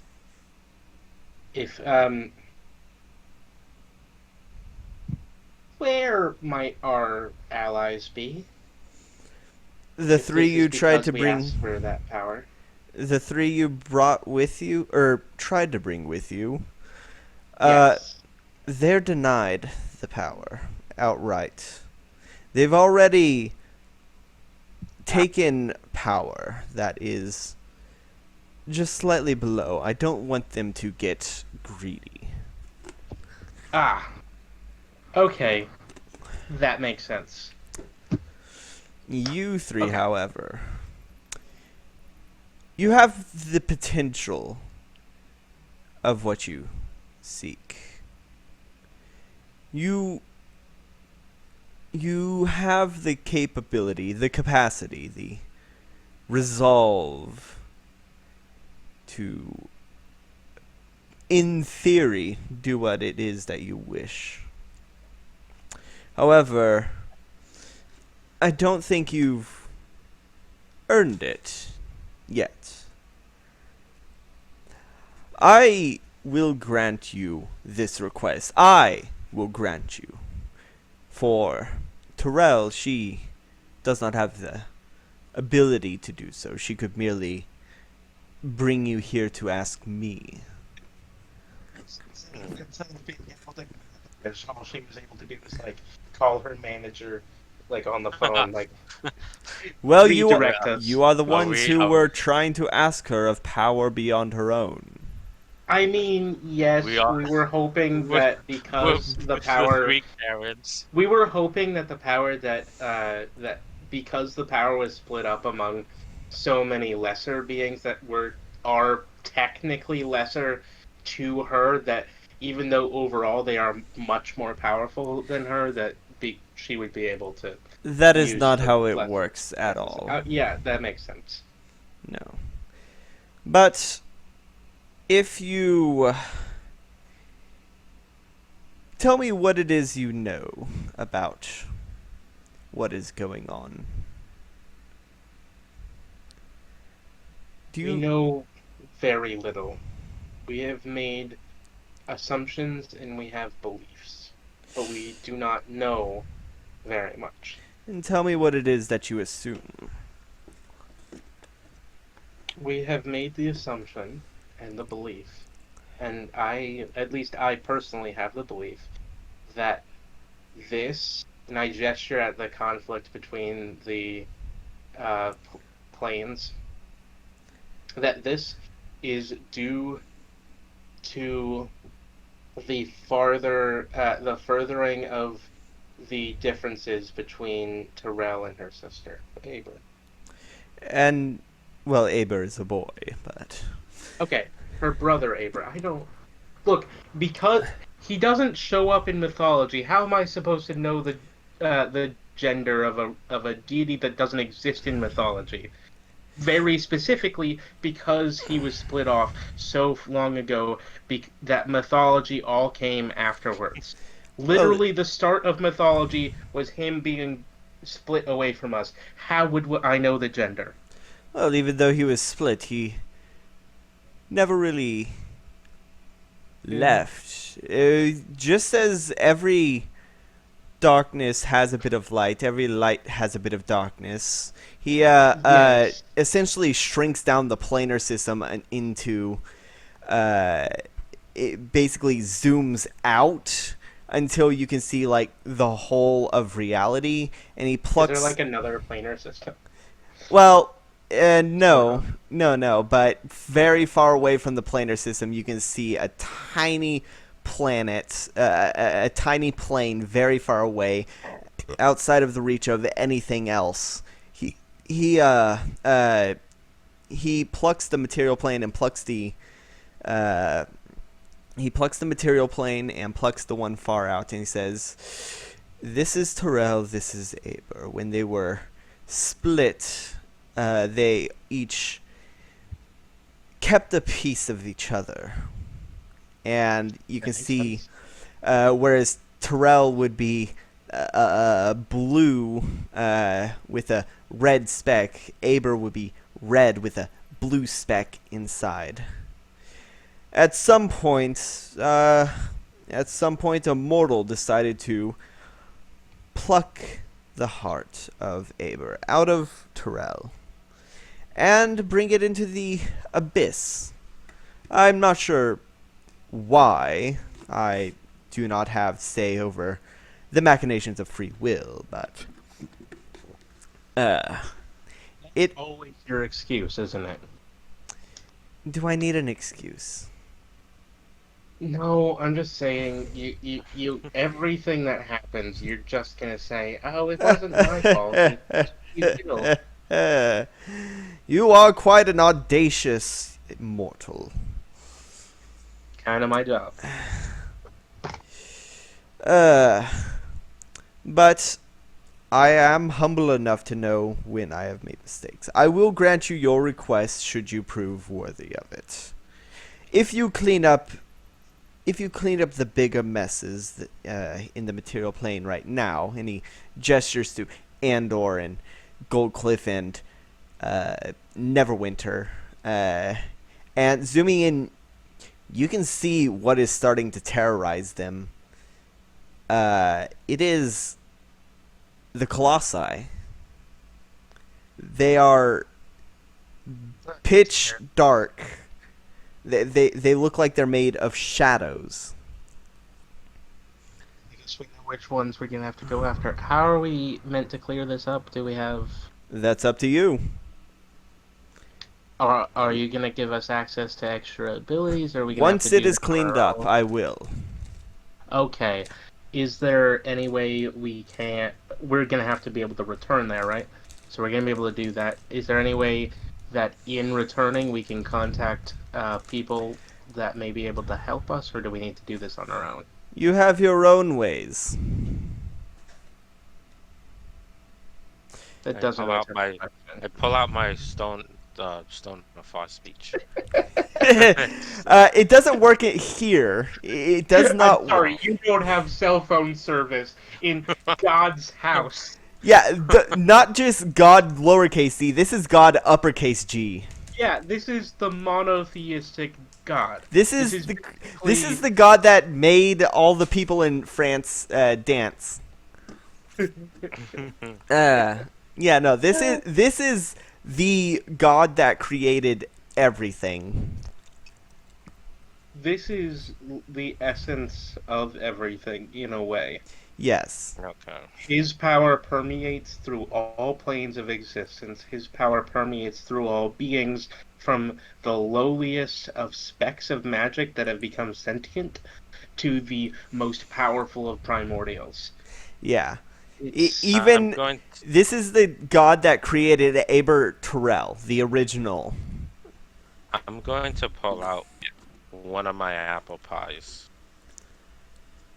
Ooh, And that I'm smells going to delicious. I'm going to present it to AO to have. Well, it has been quite an eon since I've had an offering, but I've already laid out my terms, he says, taking the pies. Now, just tell me where you wish to go. are we allowed to have help or no? Of course. Okay. Alright, guys, I think I know where we need to go. Each of us needs to go to a place where we can get allies that then can help us take down our individual. It would probably be best if it was the Colossi that we are the most effective with. Where are each of them? You can't make out the specific colossi. This map doesn't. They're So tainted by the they're so tainted by one is Aber. near Goldcliff, one is near. One is in Goldcliff, one is in Neverwinter, and one is in Andor. Okay, so I'm gonna go to Goldcliff. Just saying that now. You two can figure out the rest. As you say that you're going to Goldcliff, you feel a tingle all across your body, and like that, you're suddenly in Goldcliff. It is chaos running around. It is you. Cats and dogs Yeah, in the streets. it's mass hysteria. No, it's you feel the ground shake, and looking behind you, you see the tower. He is made of pure darkness. There's also dark droplets, large droplets, raining from the sky, and as they splash, they create an ichor, out of which crawls shadows and of various things. You can see Garu is desperately trying to is actually successfully, well, Nasrini specifically is taking down several of them. Nasrini specifically. Garu is actually like over there, like kind of wiggling, trying to climb on top of something. His like little butt is wiggling. Like he's just like Garu is standing, is like on the shoulders of one of the larger ones, covering its eyes, while Nasrini wraps around its legs. Nasrini is doing most of the work. Definitely. So, that is what your scene is like. Back in the Temple of Ao, he says, well, she made her choice. And what about you two? And now I asked Steve if he has a preference of where to go. Because I think the world would be at Neverwinter. And the Empress would be at because it would be the same... Yeah. It would be the same one that attacks Neverwinter, and that was the world. So, yeah. If we wanted to follow that, that would be probably best. Yes. Steve! Diva Drew! Yeah, I'm gonna teach Diva Drew's probably going to end up getting some help from Sage. Do you want to fight the Colossi in Neverwinter or the Colossi in Andor? You don't know which one's which. I say go to Neverwinter, because that's where your Colossus would most likely be. In Neverwinter... Oh, fuck, I really wish I could tell him. In Neverwinter, you might be able to get the help of Sage and the kobold whose name I always forget. I'm just gonna say I'm gonna head off to Andor. Okay. I'm gonna wave at AO. Neverwinter. Can you guys hear me? Yes. Yeah. Yes. Okay. Neverwinter. That was All right. my choice. As you shout Neverwinter, you're suddenly feel a tingle all over your body, and you're suddenly in the streets of Neverwinter. You can see the large colossus, the world is the one rampaging around, as well as several droplets from the cracked sky above is dripping down, and several creatures and humanoids and monsters are made entirely out of darkness are crawling out of the ichor. And Guaki, you said you were going to Andor? Yeah. All right. You, as you say Andor, the light shines across you, and you're suddenly... You have trouble keeping your footing because where you are doesn't feel stable. You look around, you're in some sort of a wagon. You realize you're in the Flying Winnebago, the second one that Wagbit created. And Winnebago the wagon. Yeah, Wag's Wandering Winnebago. The person at the wheel is Sunny, the bat folk. I don't remember the specific race, but she is a bat person. She was the adorable one who had the pink house. Yes, Sunny is there, and Lerald and Iscariot are both have their bodies out of half windows, firing spells, and you can see wrapped around the tower, wrapped around the beacon, Wag's Tower. The beacon is the Naga form of the Empress, and she looks like you can actually see cracks forming on the tower.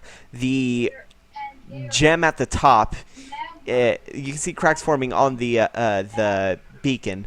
The gem at the top is blinking with various brightnesses from its regular bright to very dim.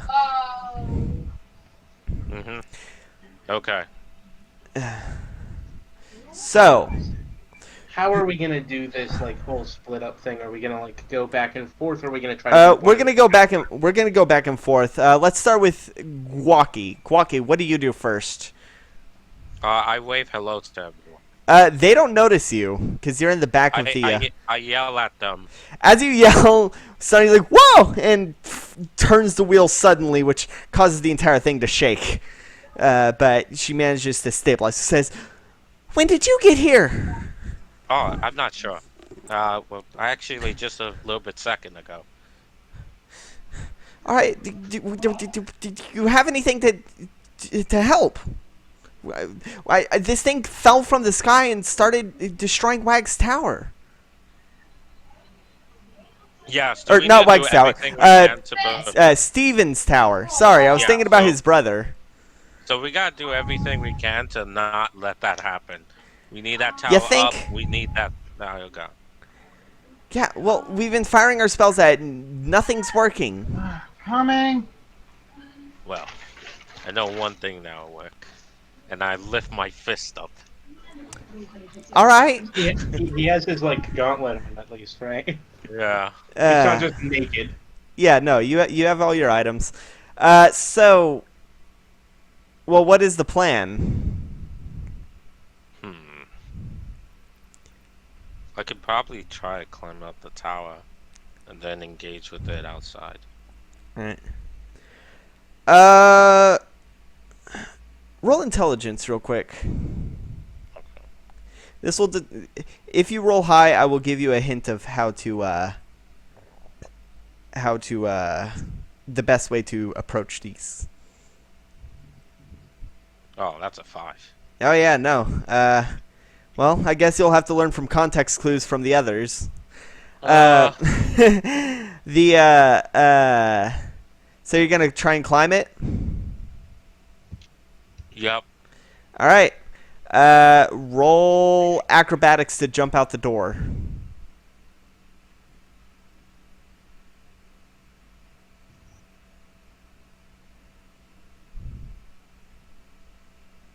Uh, 21. 21. You managed to land on. So realistic to like exactly what would be happening to Squawky.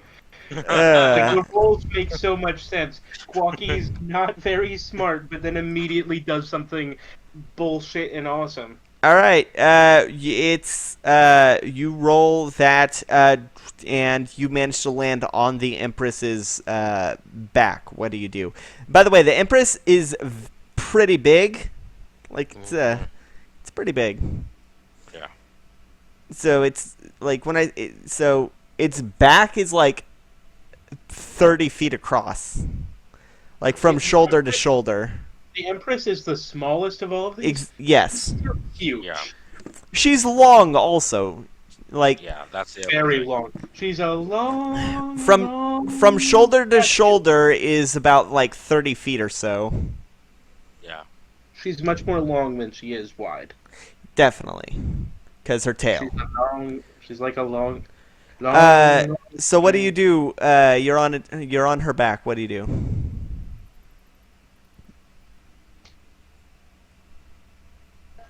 Yeah, What? I'm gonna attack it. All right, roll to attack.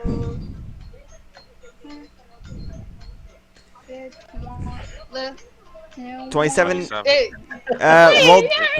Roll damage.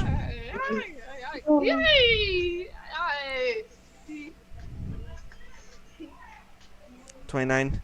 All right, and we'll come back to you after we. So, Fortuna. This entire thing makes so much sense in universe. I hate it. Fortuna, the tower is looming over you, and it's walking.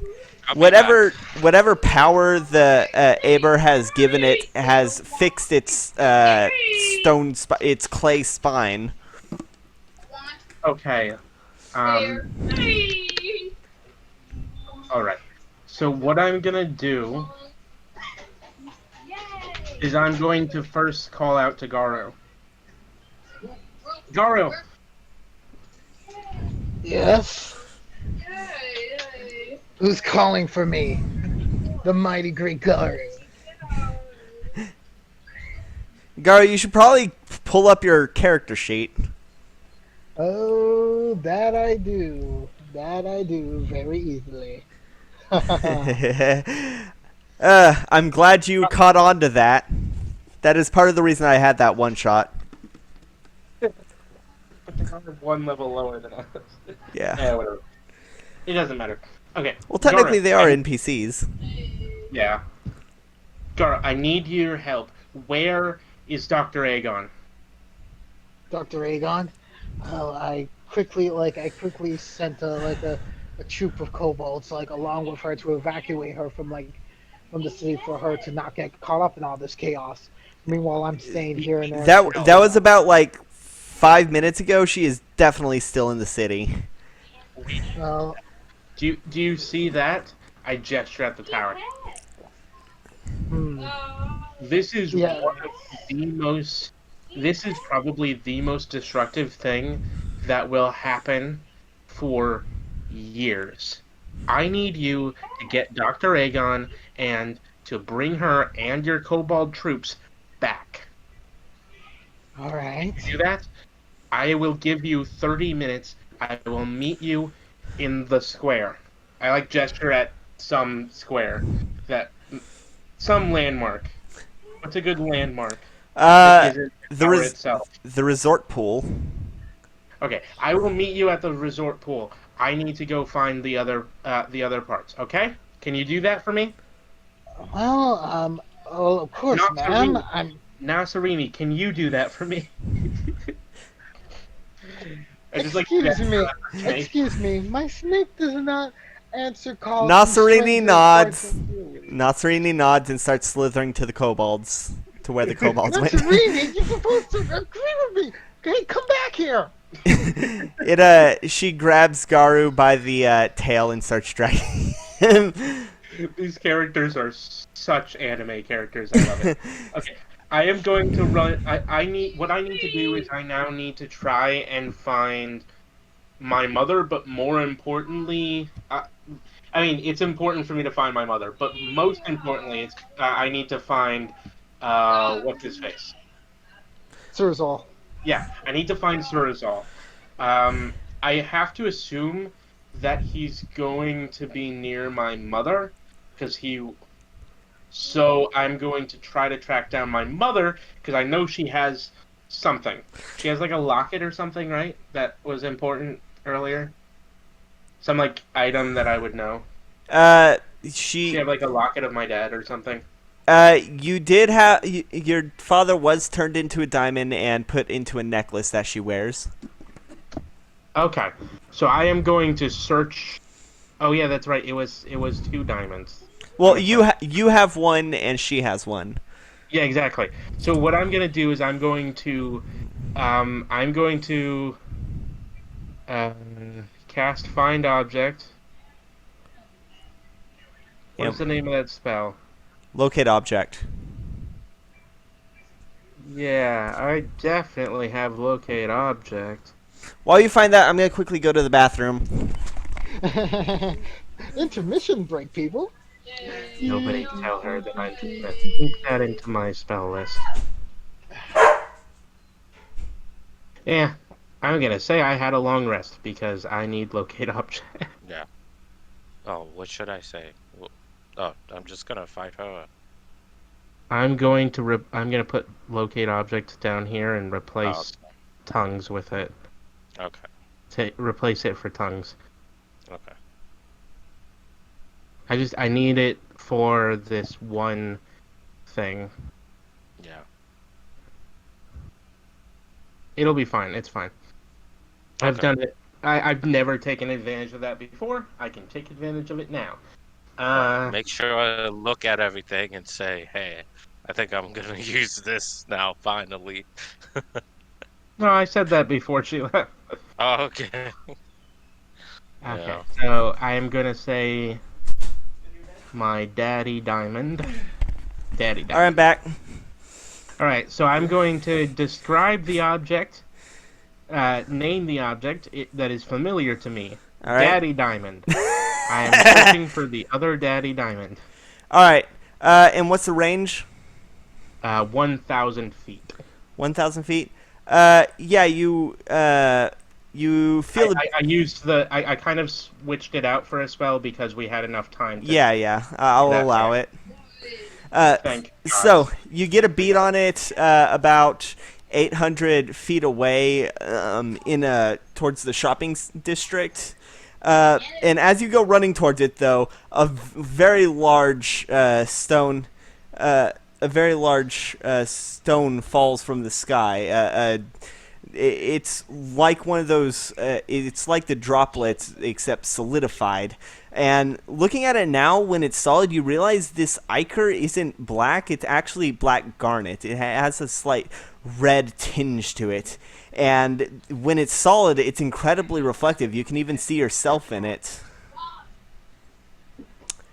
And then your reflection tilts its head and starts to step out. Not one of these. I have to be the person with the most fucking doppelgangers. Well, here's the thing. What happened to your first doppelganger? Yeah. Do you remember what happened to it? It got lost in the fucking fight with the Empress. And do you remember what happened to that demiplane? Yeah, it got dissipated into the. Yeah. Okay. Yeah. So, I'm gonna need you to quickly roll initiative. Okay.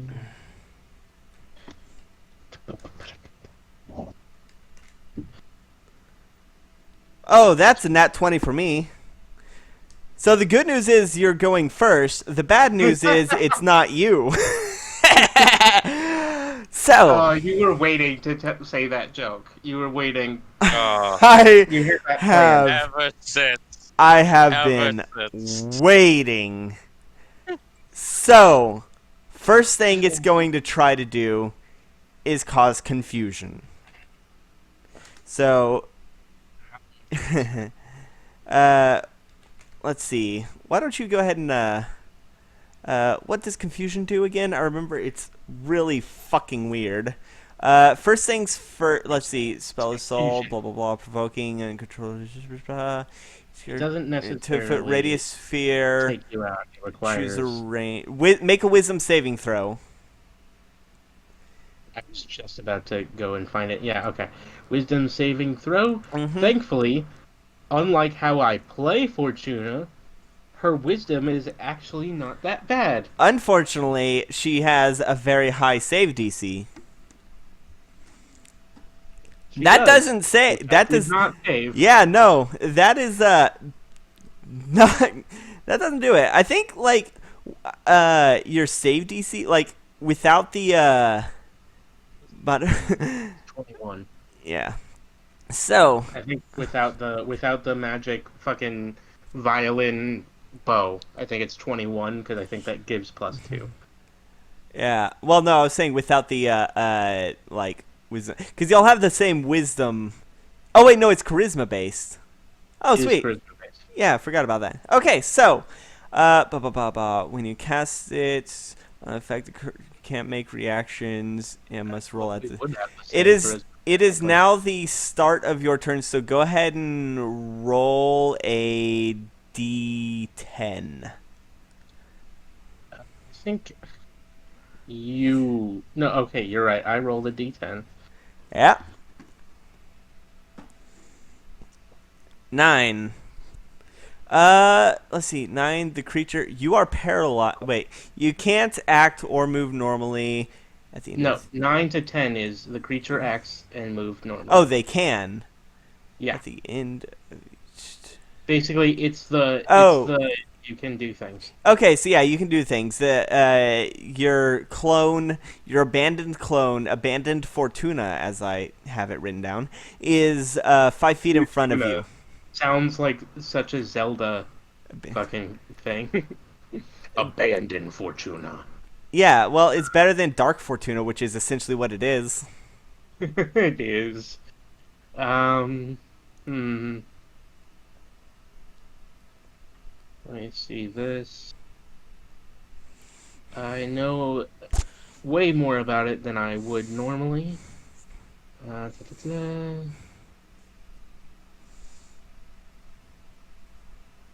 Alright, I am going to cast Charm Person on it. And that's a Wisdom saving throw. well, is that a concentration spell? It is not. It's not? Yeah. Somehow Charm Person, an hour-long duration, is not concentration. Holy shit, it's not concentration. It's a level 1 enchantment and lasts an hour. Uh, And it's not concentration. So what's your is that charisma save? Wisdom saving Wisdom throw. save. Well, the good news is she has Fey ancestry because you have Fey ancestry, so she gets advantage. She already has advantage because we're fighting. Oh, that too. I mean, it doesn't really matter because I would say that maybe I wasn't fighting, but because Oh, of the 18. Yeah, so no. He's charmed You are charmed. immediately. You charm your evil version. It's every fanfic writer's wet dream. I charmed, made a wisdom saving throw. It is charmed until the spell ends, or until companions do anything harmful to it. I'm gonna convince them not to. So yeah, now it acts as An ally. It acts as you would do it, except. Well, the thing. Okay, the thing is, like, it would still consider the. I think it would still consider the various shadows around to be its ally, to be her allies.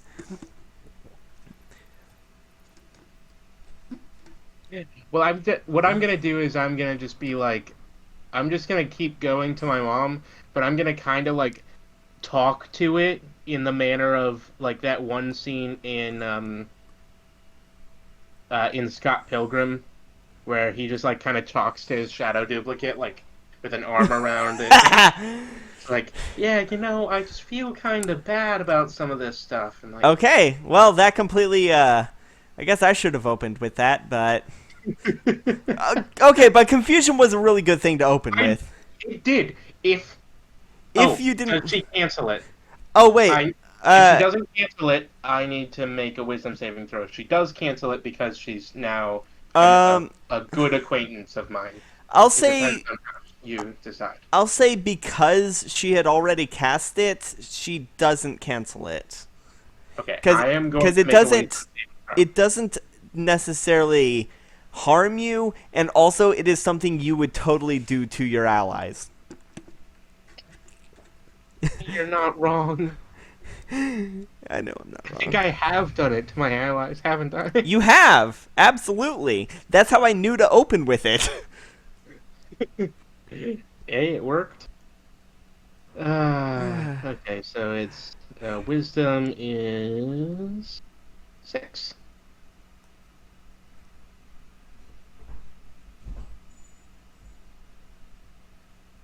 Yeah, I that say- saves. Wow, that was a Damn. really good roll. It's like Yeah, Only- 19. only one more and it'd be nat 20, only 2 less and it wouldn't have saved. Yeah, It see. was in that sweet spot. Oh, man. Yeah, no, what I was hoping is that you wouldn't save, and then you would roll the thing to attack the nearest thing. Which would instantly cause me to hurt it, which would break the charm spell. And also potentially break the confusion Yeah. because of concentration. But yeah, no, okay, so yeah, no, she's an ally for now. You Yep. feel the you feel the beat on your daddy diamond. Do you continue going for it? Aim. So, yes, I'm continuing to go towards the daddy diamond. All right. While you're doing that, let's switch over to Diva True. Do you mind if I leave Yeah. while this happens? Huh? I'll be right back. I'm gonna go to the bathroom. Okay. Well, perfectly Diva Drew. convenient. Diva Drew, you are in Neverwinter. The world is rampaging with much more ferocity than the first time. Strangely enough, it seems to have not hit Neverwinter University. Quite peculiar.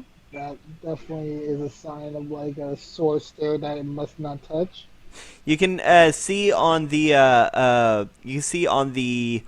wall that surrounds Neverwinter Castle, Lady Archer is firing arrows at the Colossus. Her arrows sparking with an arcane energy as they hit, but they don't seem to be doing much damage.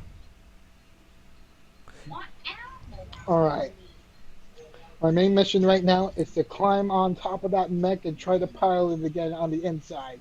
What? I'm gonna do just that right now. I'm gonna fly over to get into the cockpit right now. What are you talking about? What? Colossus! Colossus, yeah, the Colossus. The Colossus doesn't have a cockpit. It's a giant clay golem with with basically stone armor. Alright. Earlier, when you were controlling it, you were standing on its shoulder. Yeah, so I'll just go over and stand on its shoulder again. Yeah, she's an arcane archer. Lady Archer is an archer with arcane powers. So what are you doing? I'm gonna fly up to the shoulder of the Colossus and try to gain control of it. All right, roll acrobatics to avoid its smacking. It's gonna try and smack you out of the sky, just like it did in the demiplane that the High King created. Mm-hmm. Alrighty then. I can't see, I feeling so excited. So time, I can't believe we're gonna do this time.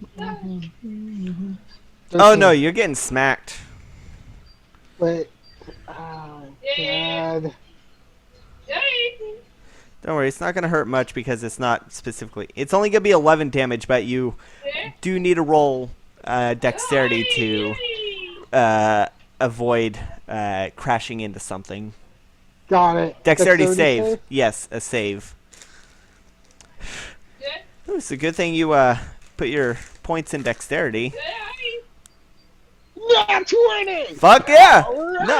No, you managed to get flung all the way across the map to Neverwinter University, but you managed to flare your wings and stop yourself from just inches from crashing into the main offices of Neverwinter University. Alright. Just inches away. Alright. You can see Dens, the kobold researcher, is currently down there trying to flag you down, waving his arms. Alright, I immediately fly down to Dens right now. We need to get into the lab below. There's something that we've been making for you. Really? Alright, let's go. No need for conversation. Good. He leads you to a phone booth and, well, a stone booth. It's got a stone of far speech in it, which you pay to use. And he dials a specific code into the stone of far speech, which causes it to go down. And it's an elevator, a surprisingly slow-moving elevator considering the urgency of the situation. And then says, so after the Colossus was escaped a few months back, we got plenty of research for it.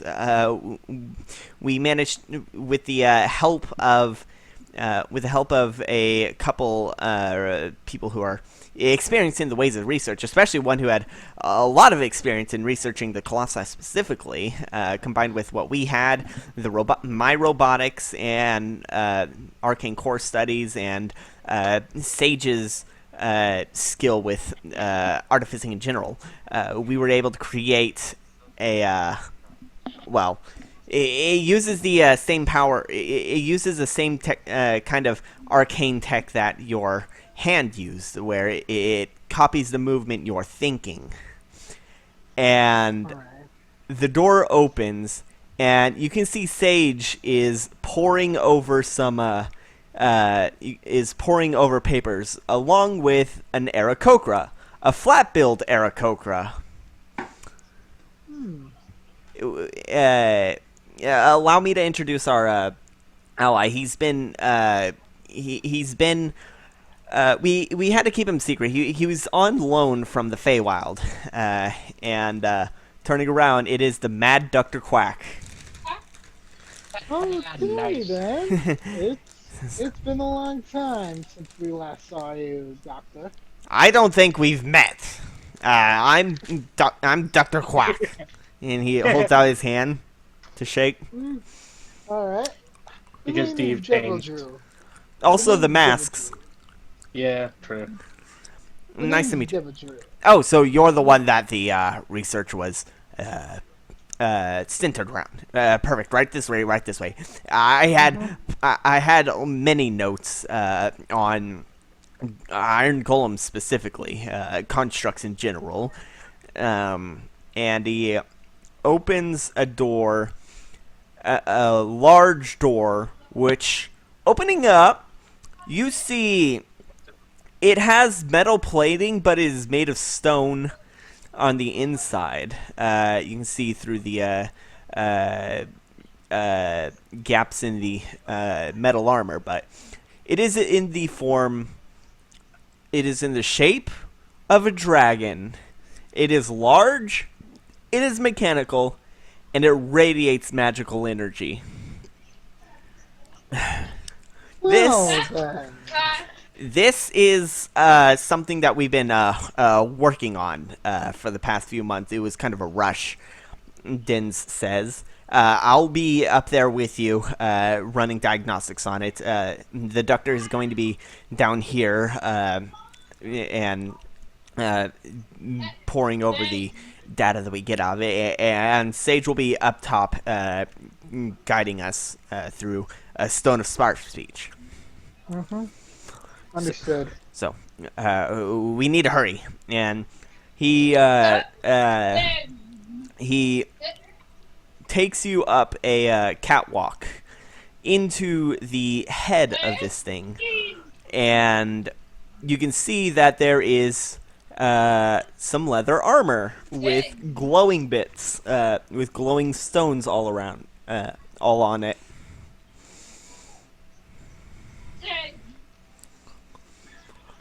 This is a, when I say dragon, I mean this is, I don't mean like, I mean this is like, it's more like Dragonborn, but it has wings. It's not like Dragon. Oh, I'm imagining Okay. something similar to like a Power Rangers Oh yeah, no. fucking a thing. Zord? Like, Zord? You talking Yeah. about a Zord? This is a mech. This is a mech. I will Yeah. tell you now. This is a mech. Alright. this feels like Power. This feels more Power Rangers than anything else. But Dens helps you into the suit and says, "Now it'll mimic any movement you do. It's like the it's like your robotic hand. By the way, I'm still. I noticed that you got rid of it.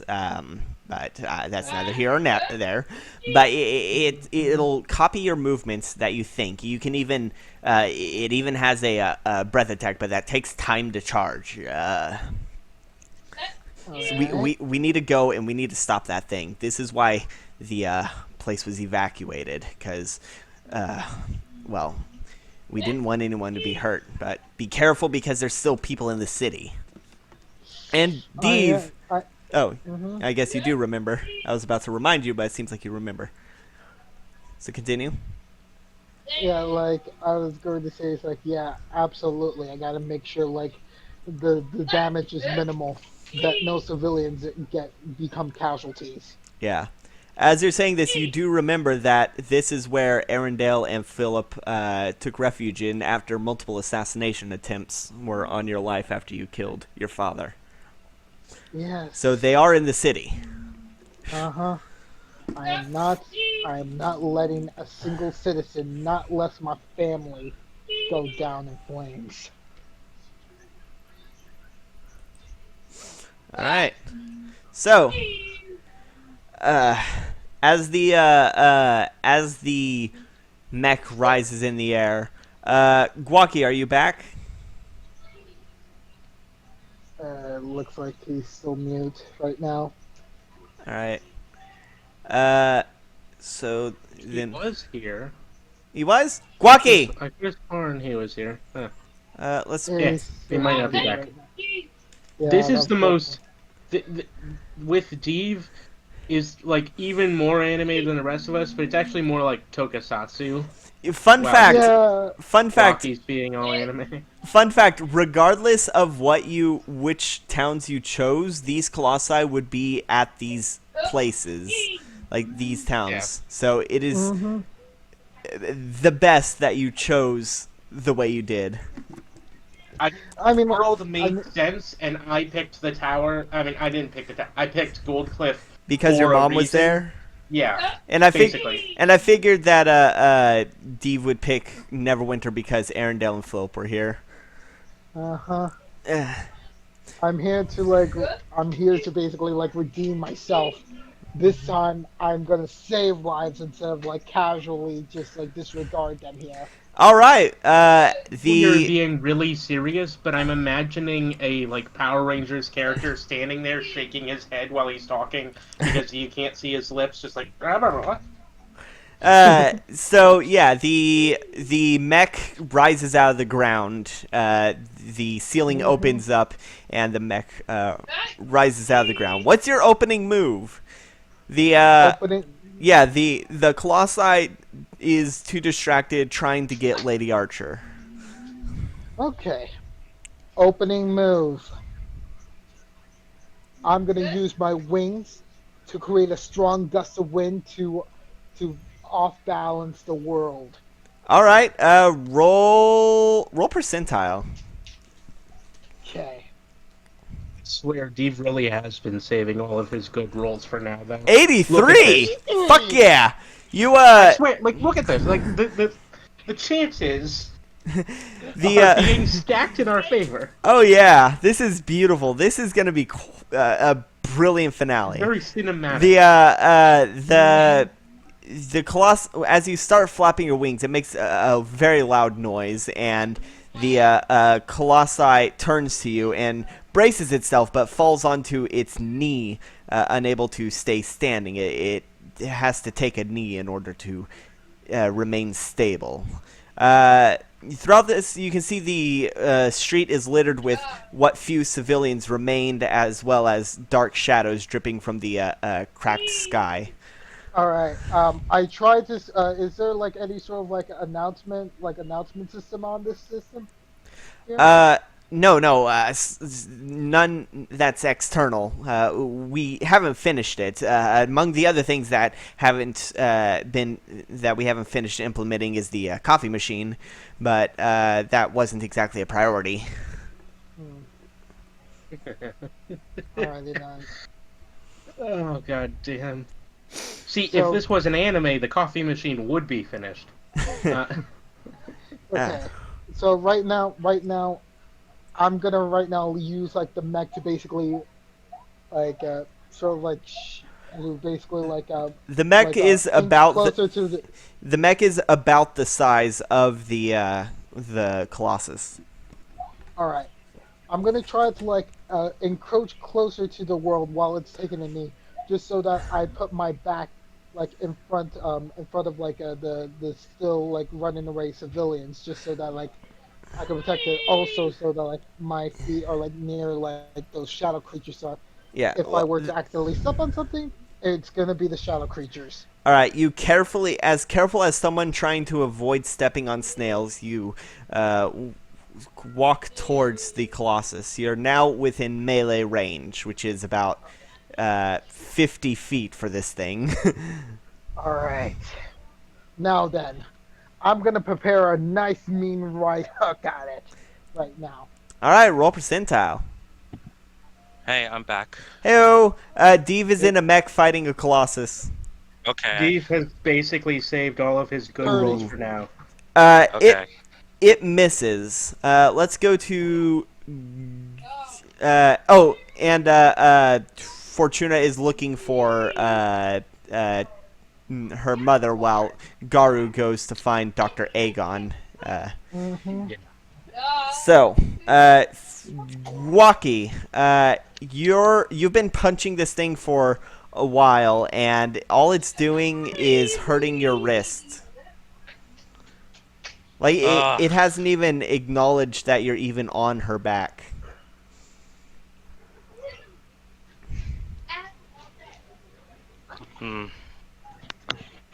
I was thinking of calling someone's name. Whose name? My mom. Call the name.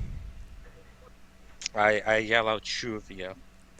You reach into your bag and pull out the emerald your mother gave to you when you met her. Remembering her words when she gave it to you, she said, when you remember who you are, call her name and break the stone. You call her. You hold the stone in your hand. You whisper her name into it and shatter it. A brilliant green light appears and flashes, blinding you. And then, circling around the tower, is your mother. She lets out a brilliant screech. What now?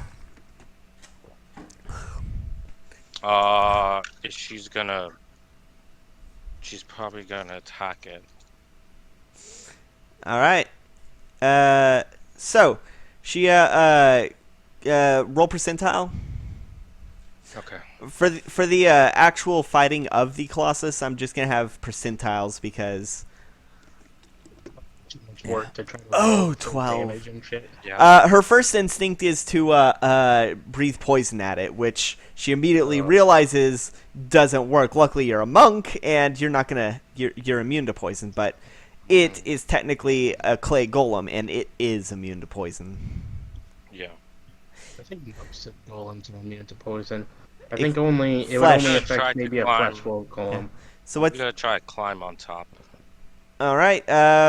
Roll acrobatics to climb up to up to the Empress's head. 10. Oh no, you actually you start slipping. You had to you were coughing a bit with the poison. It doesn't it doesn't hurt you, but it is painful to breathe. And as you were coughing, you slipped and you were falling. Luckily, your mother catches you, and you are now riding on her back. Okay. Fortuna. Yes.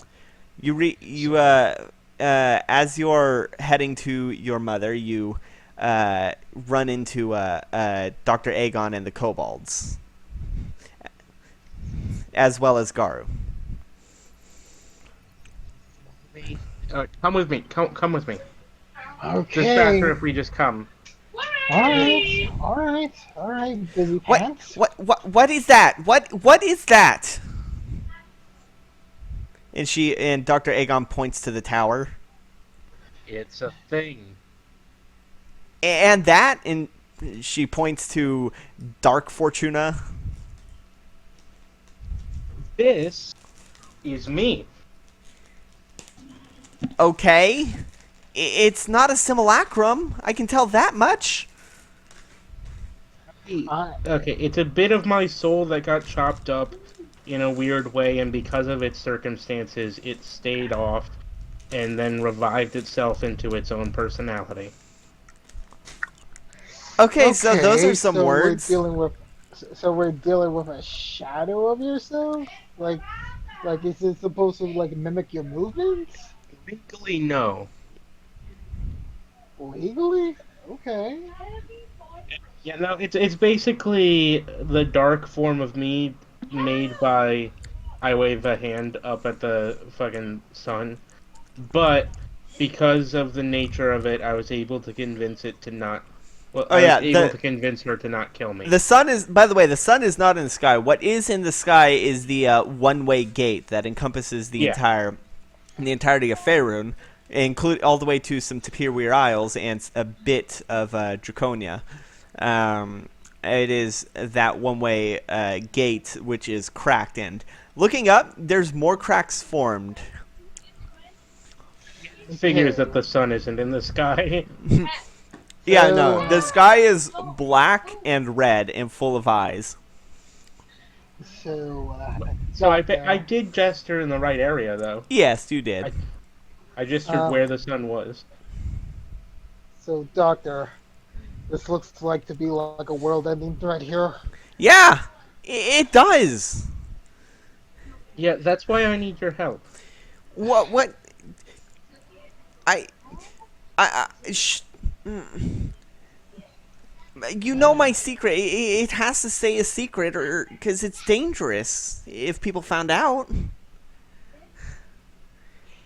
I I would know like most of all Yes, like how important that it would secret be is. dangerous. However, it's kind of important for you to break your protocol at this moment because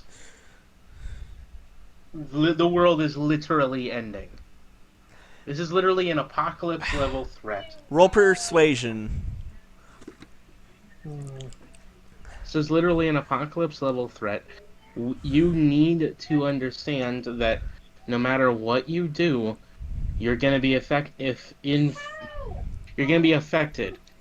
You need to try to do everything you can to help. All right, 27. She says, "You know what? You're right. If I don't, then I die. If I do, there's still a chance that I can evade the hunters." And she says, "Everyone stand back." And she goes to where there's not people, and she breathes fire all around her. And when the fire dies down, there is a brass dragon. Sequence. Nice. Yeah. Special effect. Yeah. It cuts down on animation when you can just obscure the entire sequence with flames. Yeah. She says, "Hop on," and she gestures to you, Fortuna. Surazal. Surazal is actually around for Surazal. There's a dark alley. He's holding a dagger. It does not have any blood on it, but he's looking at them. He's like, "She's a dragon." It's not important right now, but yes. Okay, that is the thing. Yes. Yes, it is. All right. Uh, Please. huh? The world is ending. Okay. What would you say? Can you help me, please? ending? Yes. What do you know about that? And he points to the Colossus. That right there is an ancient human-made construct that was then later corrupted by that. And I point at where the sun was, at all the eyeballs. Yeah. So, do you think the eclipse is still happening under that? Because I did notice it was lasting for far longer than it should have. Technically, okay, see, mythologically, the eclipse has always been tied to this sort of process, the swallowing of the sun, quote unquote.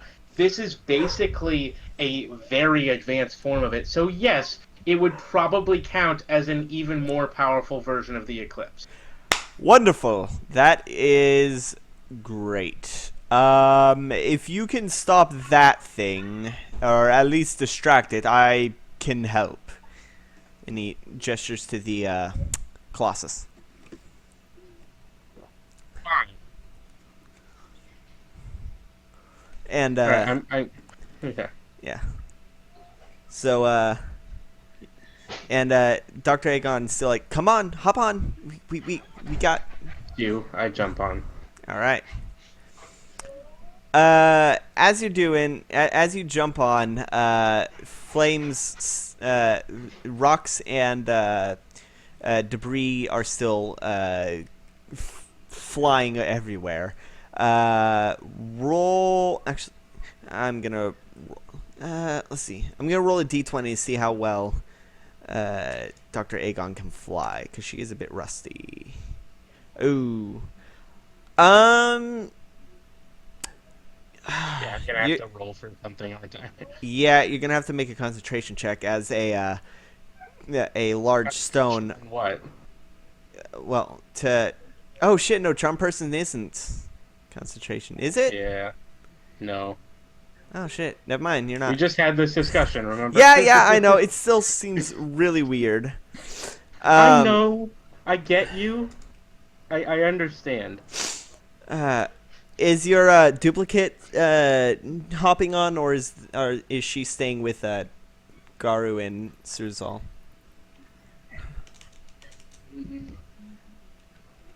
I'm gonna say my duplicate Oof. is going to You're- help Surazal. All right, you're taking 19 points of damage. Can I try to? All right. All right. If you got magic to prevent it, then I don't. I just want to get another duplicate. I want to do a duplicate soon because I am at max health. So before I go below max health, I want to get a duplicate out. all right. As you two are flying off, Surzal looks at the your duplicate and your evil self and pokes.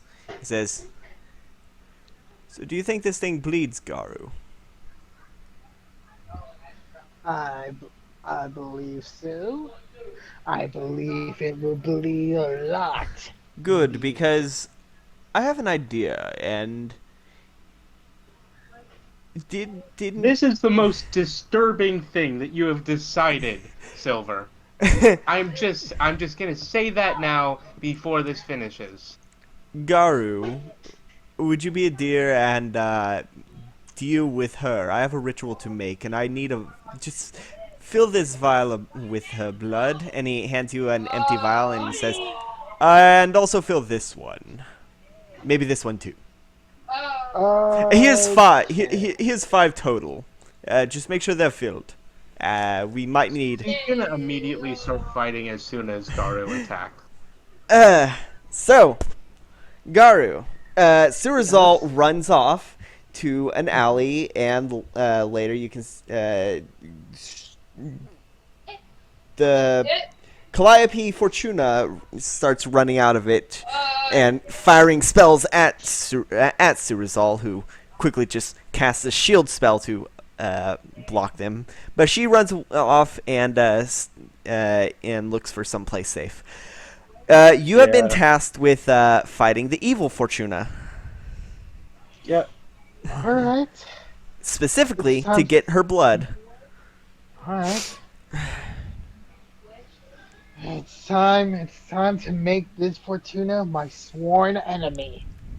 Bring out the elf bow. Damn it. All right. Oh shit! Nice. So you have a surprise round because it is not hostile to you. This is so disturbing. You realize that. I made friends with it. Well, I didn't intend for it to survive, but it does play into my hands a lot better. It's really funny, but I'm just saying. So It's also disturbing. So Garu, go ahead and attack her. You'll have advantage on the attack. Okay. A quick question. Hmm?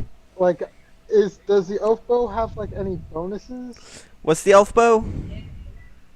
It's a legendary weapon that it's a very rare weapon that does 1d8 damage. It's piercing, heavy range, martial. Specific thing is like aside from like attunement, I have to use like a command phrase. Makes the target of my attack my sworn enemy until Well, it what? dies. Okay. So, if it doesn't say it has any bonus damage, then it doesn't. Oh wait, Oh, oh wait, bonus damage. If the attack hits, my sworn enemy takes an extra 3d6 piercing damage. okay, then yeah. So yeah, this thing will make your. So yeah, go ahead and use that if that's what you want to do. Yeah, I just wanted to know like the bonus for it. Dexterity. Bows or dex. Both of decks. Okay, Bows and are one. dex. Got it. And you would be proficient in it. So when attacking, you add your dex and proficiency. And when doing damage, you add your dex. So bows, got it. they're dex based, I believe. Understood. Understood. Now I'm perfect. First, this is gonna be with advantage.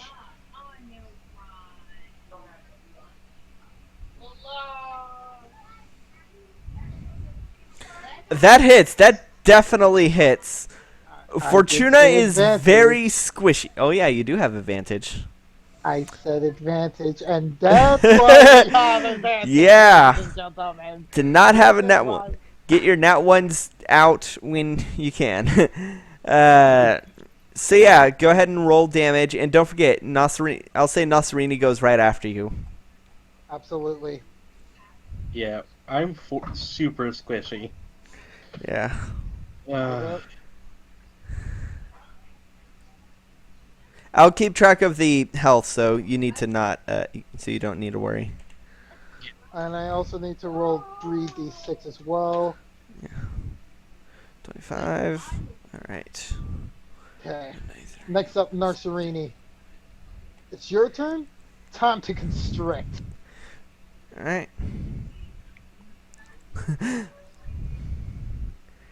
It's always vindicating to have PvP by proxy. Yeah. Although this is really funny because I'm not controlling it and he's controlling what is basically an NPC. So Yeah. realistically, you should be controlling both sides. Yeah, but I don't. I think that controlling both sides would be. You know what? Why don't you control both sides? I'll say that Dark Fortuna does not have the temp HP. So why don't you fight? I want her to win. All right, all right. I have no qualms with killing Garu. Shoot. For that reason, but like, because I feel like I might win if I fought Garu. I have all the spells, I know what I would do. Gunmetal, do you take that as a challenge? I take that as a big challenge indeed. Okay, fine. I'll do. I'll work for Evil Fortuna. What's okay? So what's Nasrini's constrict do? Oh, right now, I'm just trying to look specifically up. Constrict does. Oh, here we go. If I hit it with it, it takes bludgeoning damage equals to D8 plus Dex plus proficiency, and it's grappled. All right. So go ahead and So roll for attack. By the way, Fortuna, make sure you keep track of your health. Your clone's health. It's 25. Yeah, the first one was 25. wait, They does 20 hit it? yeah, 20 definitely hits. Okay. Now then, Fortuna is very squishy. Fortuna has the lowest DC in the whole place, AC in the whole place. Yep. So go ahead and Because you gave Deve fucking armor. actually, That was Fortuna, magic and stuff, right? I'll keep track of Evil Fortuna's health. You just focus on spells. Okay. All right. 8 damage, and it's grappled now. All right. Fortuna, roll acrobatics or athletics to. Well, it's actually in order to escape, they have to do a strength check. Oh, okay. Roll strength, Fortuna. You are surprisingly strong. Well, yeah, because of fucking bards being stupid. Yeah. Because even though she has a basic +0 modifier to her strength, she has a +3 modifier because of bards being stupid. So yeah, go ahead and roll strength. 8. That succeeds. All right. Cool. You manage. out. Yeah, she manages to slip out of Nasserini, and now it is Garu and Nasserini's turn. Alright. It's my turn. Okay. Fortuna's turn. Oh, No, it's your Fortuna's turn. now. No, your turn was escaping. What? That wasn't a. That's not a turn. Es- Is it? escaping a grapple is a turn. All right. Next up, let's do the oath bow strat again. Advantage.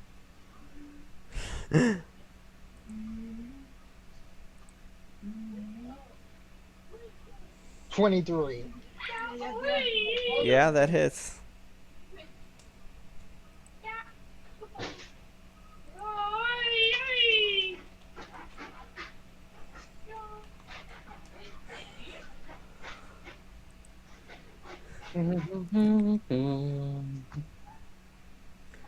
$22. Jesus Christ. All right. And now, Fortuna, or not Fortuna, Nasserini. Narsarini. Do constrict once more. Do I not get constricted Well, if I don't get the chance to escape immediately? Aren't you supposed to be given the chance to escape during the attack and then on your turn if you don't escape the first time? Like, now, like. no, because when it hits, that's when you're. The hit is what constricts you. Like, you're constricted by getting hit. To not get constricted, you have to not get hit. That is a Oh my nat God! 20, Nasserini! Narsarini! Nasserini is serpent for natural 20.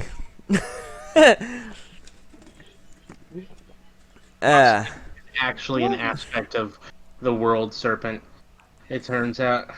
It's Yolomonger.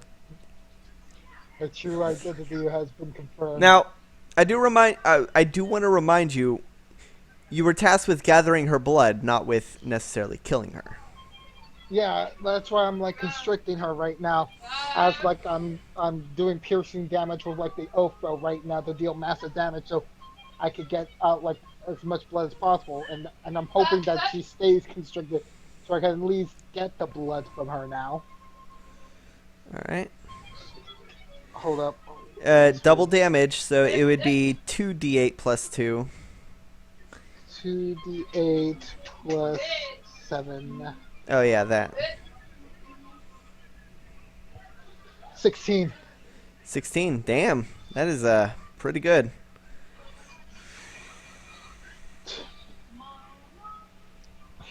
Now then, let's see if Evil Fortuna is gonna get out of this grapple, especially with that 21. Yeah. Go ahead and roll strength. Oh, one thing okay. After you escape the grapple, you'll still have your movement and your bonus action. Oh shit! That is a nat 1. Yeah, no, you are so fucking grappled. You are so fucking grappled. And that makes complete sense if it was a nat 20. Nurse So- Reedy takes her Oh out. yeah, Evil nat Fortuna. 20 followed by a nat 1. Alrighty then. I approach the I should incapacitated be a Evil lot more Fortuna. happy about this than I am. You should be more happy than you are. I'm a lot more upset about this than I should be. Because Garu is beating you. Yes. I mean, technically, Nasarini's the one beating me, so I guess too. it's fair. Also, action economy. Yeah, but the thing is, like, I haven't been able to do anything yet. If I just was able to cast a single spell, I'd be able to do a lot. Yeah, but this is why the Ranger's here to Oh, I think you can. anticipate all I think you can still cast spells. Yeah, I would have been able to, but All right, I'll say you yeah. had You me do can. the escape instead. Yeah, no, yeah, no, I'll let you. So go ahead and so yeah, that was to. Oh, I'm yeah, gonna no. approach Evil Fortuna right now and start like taking in the blood. All into right, The vials. where do you stab her to? I'm first gonna stab her like an artery vein on her wrist. Oh shit! Roll medicine. Okay. Oh, god damn it. Let's find out if Garu knows where to cut people. If it's a nat Medic- 20, I will say she starts bleeding out profusely. Fortuna probably knows where to cut people. But this is not Fortuna. Dark Fortuna would definitely know where to cut people. 8. You stab at her wrist, but somehow you miss all of the. It ends up being a flesh wound. Like it misses Dang all it. major arteries. Alright, hey Nurserini. You think maybe you could try helping your dear master out with this? I definitely need to cause a wound to cause severe bleeding, okay? Alright, she's going to. I'm guessing you're going to make her bite. Yes, I am. Alright, roll to attack.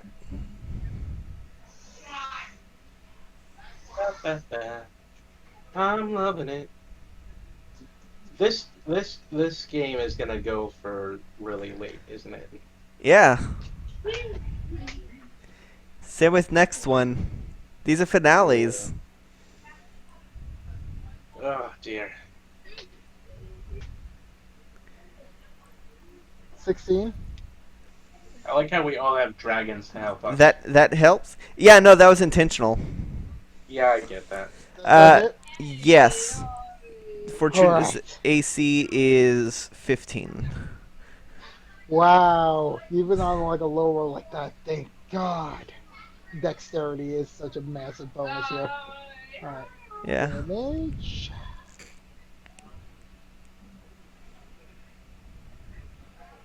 Okay, D4 plus 11. Oh God, D4 plus 11. Jesus. This is going to be a lot. 12. Alright. Alright. And now you have to make a Constitution saving throw, Evil Fortuna. Oh. Because remember, Narcerini's a King Cobra. Or Queen in this case. Queen. Yes, Queen! Yas, Queen. Okay, do a con save. Your constitution is +4. Jesus Christ. I actually think it should be plus. What is 16 normally? Is that +3 normally? Yeah, plus 3 normally. I think technically it's supposed to be +6. Okay. That fails! That fails! That's a You're 3. Yeah, you're gonna take 3d6 poison damage now. Oh man, that's rough. You might actually get into double digits. That's rough, buddy. Yeah, you're in the double digits. My My Uh, girlfriend turned into the moon. That's rough, buddy. she starts bleeding out of her neck where Nasrini bites her. The blood is a dark red with gold flecks in it. Hmm. Gotcha. All right. I begin putting like the bottles right where like it's spewing out the blood so I can fill them up All right, nice and properly. Dark Fortuna, your turn. Mm. Can I cast a spell instead Hey, of trying to struggle? you can cast. You can cast verbal spells. Not somatic though.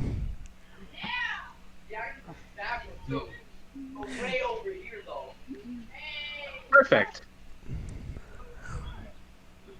She casts. She starts a chant that is arcane that you have never heard before. A chant that Fortuna has never tried to use before. A series of Oh words shit! that invoke the god of time. Yeah, I just looked at your ninth level spells. Time spot. Stop. All right. What does that do? I get to roll 1d4 plus 1 The funny thing is, this is. and take that many turns. All right. So he is down one ninth level spell slot, but she now has 3 turns to do whatever she wants. Hey, does Nasrini's poison like last? Uh, Narcirini's poison lasts. Does it last? Like, Wait, as in like it does it still affect you continuously in those yes. 3 turns? It Yeah. might. Is it the kind that you have to resist, or it keeps going for like 6 turns, or is it the kind that only lasts like a turn or two? It lasts as a turn. Oh. It's not like Okay. consistent. I would kill for like consistent poison. Oh yeah, no, that would be awesome. All right, so Fortuna, you now get 3 turns. I'm guessing you probably want to do one to escape. Can't do that You can't? because no, a time stop. If you use your power to affect someone, it stops time stop. That would technically be affecting someone. Oh yeah, Oh the my snake. God. So I you're got- basically I- stuck here bleeding out faster. Wait, Roll 3. So what are you gonna do? She's gonna do. So Oh, what she's gonna God. do is she is going to use her copy, her working copy of the Scepter of Heart to create a clone of herself. I'm gonna say she doesn't have a working copy of that since she was created with the Scepter of Heart. She has a copy of the Scepter of Hope, which she Well- used. Oh, It would be restored by now, so I feel like she should have. The Scepter okay. of I thought you Right. said Heart. Heart is the one that summons clones. Hope is the one that summons beasts. Yeah, she used Hope before. Why? She should be able to have Heart. Well, no, because she was created with Heart, so it would already be drained. Yeah, but she's had like several months to restore it. As a It DM, gets restored in a I'm long rest. I Does am she not saying take a long rest? I am saying that because she was created with the Scepter of Heart, it does not work. That's too bad.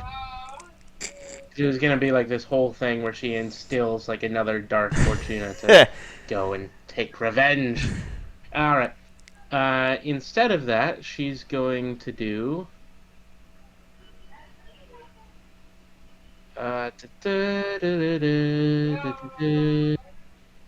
Sorry, give me a second. I need to Uh-huh. change this. I Because gotcha. I had a whole plan where she was gonna like do a thing.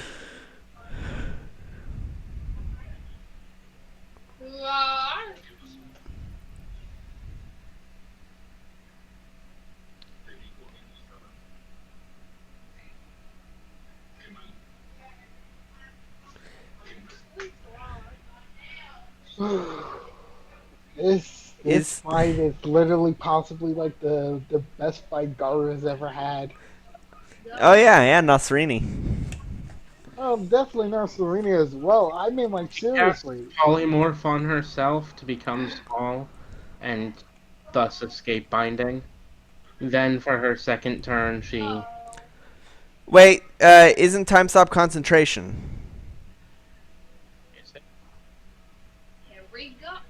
Also, polymorph requires somatic.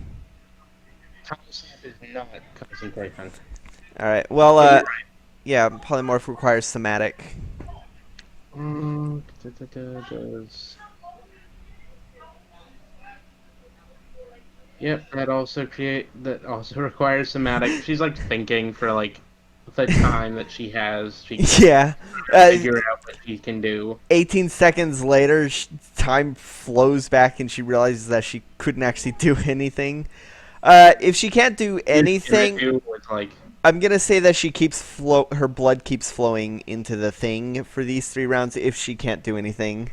So I can't figure out what she would be able to do because all the things she would try to do are either affecting people, which would break time stop and be kind of useless, or require somatic, like well, demiplane or sequester. she is a bard, so technically most of her spells are caused by playing music. Yeah. So So, like, the spell that she would mainly want to use is sequester to like sequester herself, so that she would be. Ooh, I know what she would try. Although it probably wouldn't work. She would try clone. that takes 6 No, that months. requires somatic. And that requires an inch of flesh and a lot of time. That's why sequester allows you to be hidden Yeah. away from time. Yeah. But whatever. Yep, everything requires somatic. So All right. Roll. I'm gonna roll 3d6, and that's you're gonna take this much bleeding damage. I haven't been keeping track of health. So I have been 11. All right. Let's see. dead yet? No. You're about 2/3 there, So basically, she wasted her turn. She did that one thing, and then and bled out faster. Like did Garu. for Garu. Garu, Yes? you're holding the bottle to the wound, and all of a sudden it jumps from being about half full to overflowing. I can't, oh my god, guys. I am seriously. I'm sorry I have to do this, but King Crimson, God, why? You wanna do anything to help the blood flow? Yes, yes. All right. I just Go. need to like just basically have like Narcerini make another bite. All right. Roll to bite. Seriously. And are you yourself gonna attack her anymore? I'm going to attack her in the neck. See if I can make her like unable to like feel consciousness right now by having her have like blood flow from her head. I believe that would cause a little more problems than just the lack of consciousness, like the lack of a beating heart. No, I mean right now this evil clone right now has effectively done the most magical of witchcraft on me, in which I don't have no idea if things move anymore the same way. That hits! 31 hits! 31 is over twice her AC! Hold up, this is with advantage. This is Garu. Oh yeah, maybe it's a 32. Too bad you don't have the feat that makes that a crit. I know, I'm not a fighter. That would have been like killer. Now then, Well, go ahead and roll damage. plus 3d6, plus 5. Too bad you're not Diva. Sneak attack would really do a lot of damage. Ooh, that's rough. That's rough, buddy. Yeah. Alright. And what was Nasserini? Narzarini's gonna go for a bite at the neck. Is Fortuna dead yet? I mean, false tuna. Uh, False tuna. almost. That hits. 22. The feast of tuna. The feast of tuna. The feast of false tuna.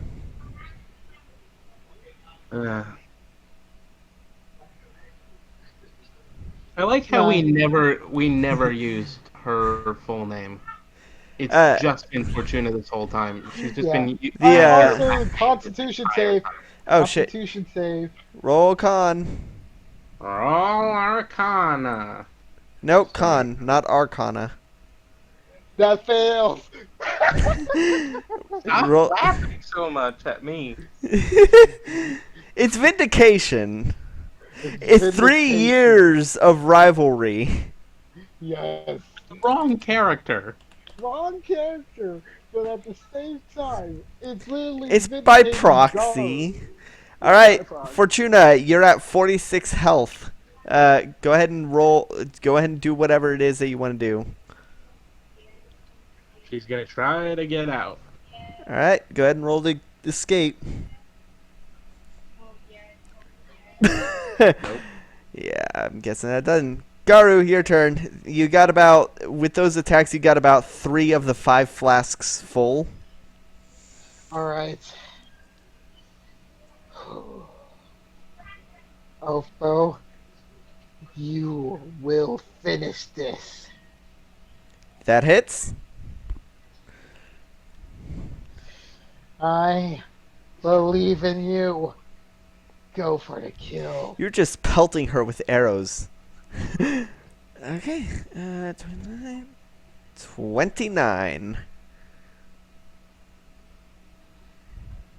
Yeah, she is bleeding out a lot.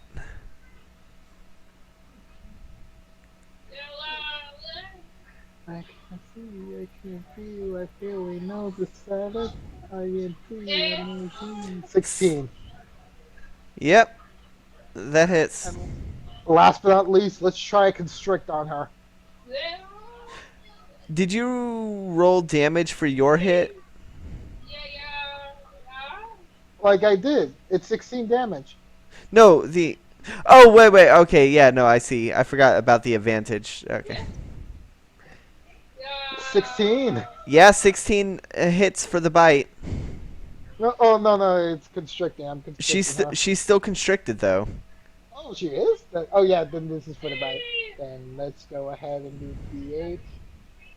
Wow. D8 plus 7. 10! Alright, she's at 19 health. Okay. Or, sorry, Oh, 20, yeah, 20 health. Sorry. and now con save again. Yeah. I think if you roll max damage, you might kill her. Yeah. Yeah. I'm sorry, I forgot that it was my part of the game. Yeah. Yeah. So yeah, now you know don't fuck with Garou one-on-one. Oh, 18. Okay, that actually saves, which means you only take half the damage of poison this time. Technically, it's don't fuck with Nasserini. That is much more accurate. 7 damage, 7 poison. Alright. She Lucky does 13. most of the work. That is true. Lucky 13. What about 13? That's your health. 13's my lucky number. Alright, then what you gonna do Gonna to... try to get out. Alright. Gonna try to get out. Struggle out. Give me a strength roll. Oh, my nat God. 20! Yeah, you fucking get out, you grab Nasserini by the neck and basically swing around and toss her at Garou, which means you can move without. I'm gonna make a rule: you can move without taking an opportunity attack. Cool. Or She starts running away. No. I won't let you get away. All right. She's gonna start running away. She's gonna use all of her movement to run away, and she's going to prepare an action for the next turn to heal herself. No, Uh, I'm not gonna let this happen. You're going to go unconscious take whether your you like it bow. or not. Take the bow and shoot it like the sniper you are. 20 hits.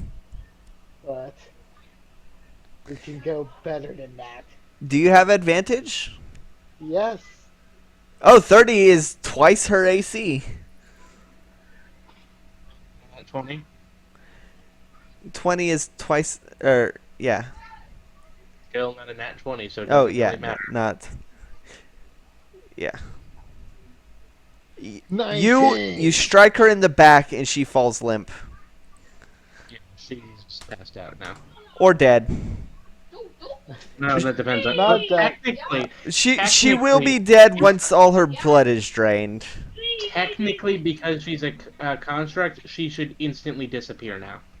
Well, Because As- by the rules, as of her- those constructs, as her but as her as you run up to her and fill the last 2 bottles, once she stops bleeding, her body starts to melt into a sort of an ichor, a dark ichor.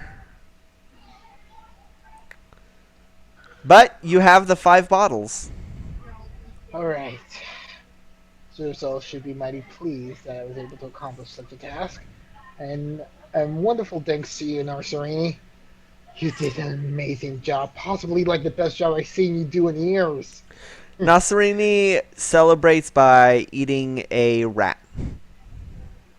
Or eating You a squirrel. Eating a squirrel. Go with that prey, girl. Go ahead Alright. and do that. You chase down so Fortuna, what was the real you doing to fight this Colossus? she was trying to approach it, and then she was gonna use, like, oh fuck, what was I gonna do? I had a whole thing. I had a thing planned. This is us. Look at us. This is us in a thing. She was gonna use.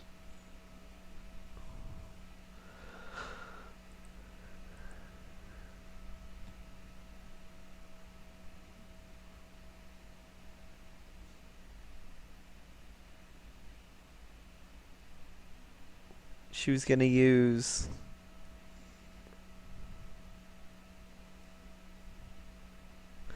Fortuna? Thinking. All right. We'll get back to that one, and we'll jump to Deve. Deve, you have been facing this. You have been facing the world in hand-to-hand combat in your mech. You have a voice.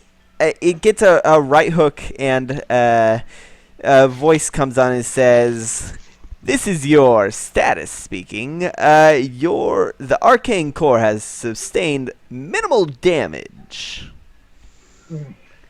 And Alright. you recognize the voice as being Spark. This is what happened to the thing that his soul was bound in. Spark, Yeah, the blue dragonborn that was in an automaton body. wow. Defeated and then sort of saved by not telling his mentor that he was around still. It was weird. Well, he was stuck in Neverwinter put into this body. Because we gave the battery to both these guys and also what's his face. Well, no, you gave it to this guy. No, we gave it to the what's his face. No, you gave it to Dens. We gave it to the necromancer. No, you gave it to Dens. Anyway, it's not important. Yeah, not important. So, Dens is like, I'll go repair it, and runs down into the torso of the thing. So, what do you do? What I do right now, as like Dent is trying to like repair The arcane core, it sustained minimal damage, so you're still completely functional. It's just a thing to keep Alright. it track of. Alrighty then. Right now, is the world incapacitated from my point of view right now? No, it is. You are basically fighting. I'll say that at this point, you both like. You're basically trying to. Your hands are locked. Both of your hands are locked with each other, and you're pushing each other or trying to push each other, and you're both fairly evenly strength. Getting a good look in his face, you can see that his face is the rat mask that Karsus would wear. Gotcha. I have an idea. What's up? Since our hands are interlocked with each other, I'm gonna attempt to do a roundhouse kick. Okay. Roll percentile. Roundhouse. Oh, I hope No this dice. works. Oh no! A 13 out of a 100. You go to do a roundhouse kick, but oh man, I am so sorry. You go to do a roundhouse kick, but the Colossus seizes the opportunity to just smack your smack the mech in the chest into the ground. And Spark says, severe damage to the arcane core. Overloading is imminent. Best to escape. And and lights are flashing everywhere. The mouth opens up, giving you a chance to escape. No, I gotta move this thing like away from the civilians right now. It I is. let this explode. It is prone. You are currently. The Colossus is currently, or not Colossus. The mech is currently prone on its back, and the Colossus puts its foot on the mech's chest. I'm gonna have to evacuate, but I have to bring Dens with me. He's still in here. I'm going over to get him. All right. Roll acrobatics to fly through the thing. You can see that many of the gears inside are falling apart. Springs. No! Oof. You manage to find Dens, but a loose spring smacks your wing, injuring it. You can either fly out. You don't know how long you can keep flying. It is hurting to fly, and you don't even know if you'll be able to carry Dens out.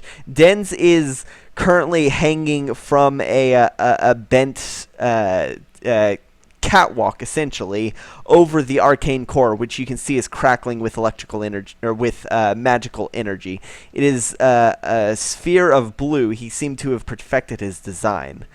But you can see Dens is dangling. He says, "Go, go! My work will live on even without me. You need to stop that thing. It's gonna explode with pure magical energy. There's no chance of you surviving." Look here. I am not going to abandon another innocent victim on all of this. You are coming with me, and we're both going to get out of here, even with all these injuries. No, I'll be fine. Trust me. No. You thinking I'm No. going to be fine? You think I'm going to be fine? The core will explode in 10, 9. Sage 8. calls on the phone. Yeah, Sage would know that this is essentially a death sentence for anyone still inside. Sage I'm just fine. calls and tells him to get out. All right. Sage has a plan. All right. So you're going out without Sage is Dens? gonna try to- I seriously need to get out with him. I'm not leaving him. Basically, get out. Sage casts otherworldly form on herself and is flying over, like with giant wings on her back and Dens like lets go and is starting to fall towards the. Dens loses his grip and starts falling towards the arcane core. No. It's. You see this in slow motion. It's exploding in a wave. Roll an you can. It is a wave coming towards you. You can either roll acrobatics to try and get out. That is, or you can stay and die. far away is Sage. Sage is about half a mile away in Neverwinter University. She's trying to fly over now. Uh, But even though she's super fast now, she only has a 50-foot speed. yeah. Deve, roll acrobatics. No. No. You manage to get out, but the blast comes out in essentially a laser of pure magical energy, and you feel a searing pain on one of your wings as you start tumbling down. It was completely cleaved off by the magic. You're tumbling to the ground. Roll dexterity.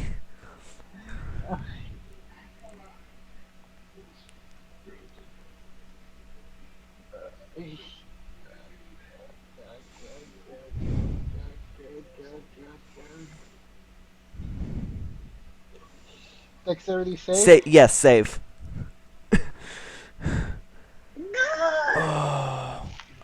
Why? Why? Why? Why is everything horrible happening? All right. Why? Let's see. I'm gonna say that's about 30 feet. You're falling. See, so that'd be 3d6. /R No 3d6. 11. You're taking 11 points of bludgeoning damage, and you land very disoriented. And in front of you, you can see a hand is outstretched to help you up. It is a paw of one owl Pompup. And Ow! Owl. Ow. Ow! Ow! He was Master. They were in Neverwinter, remember? Master. I'm sorry. He gives you a hug. Hey, quick question. How many dice of sneak attack do you have? Right now, Yeah. 96. Why? Well, let me just roll a thing. You are depressing us. Oh wait, actually no. 10. It's 10 of them. It's 10 of them. Okay, does 30 hit you? 30 hit me. Yeah, 30. Yeah. All right. Let's see. It takes 5 minutes for Sage to arrive. Plus. She is not going to be useful. You said 10d6, right? Yeah, 10d6 for level 19. All right, you take 43 points of piercing damage as you feel a stabbing pain in your in the backside, in like the side of, but towards the back. Looking down, you can see the one holding the dagger is Al. Oh, why? Oh my god. He smiles, and his brothers hop down from buildings behind him. He slowly backs up towards them. They begin to laugh, and their form starts to grow dark and merge.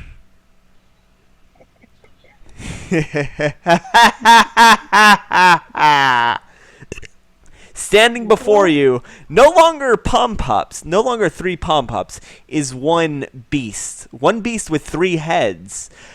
Though they do still have the markings of their former form.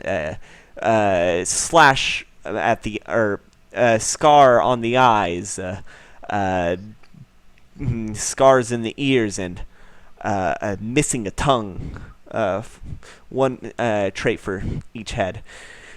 And standing before you is the Cerberus from the spring.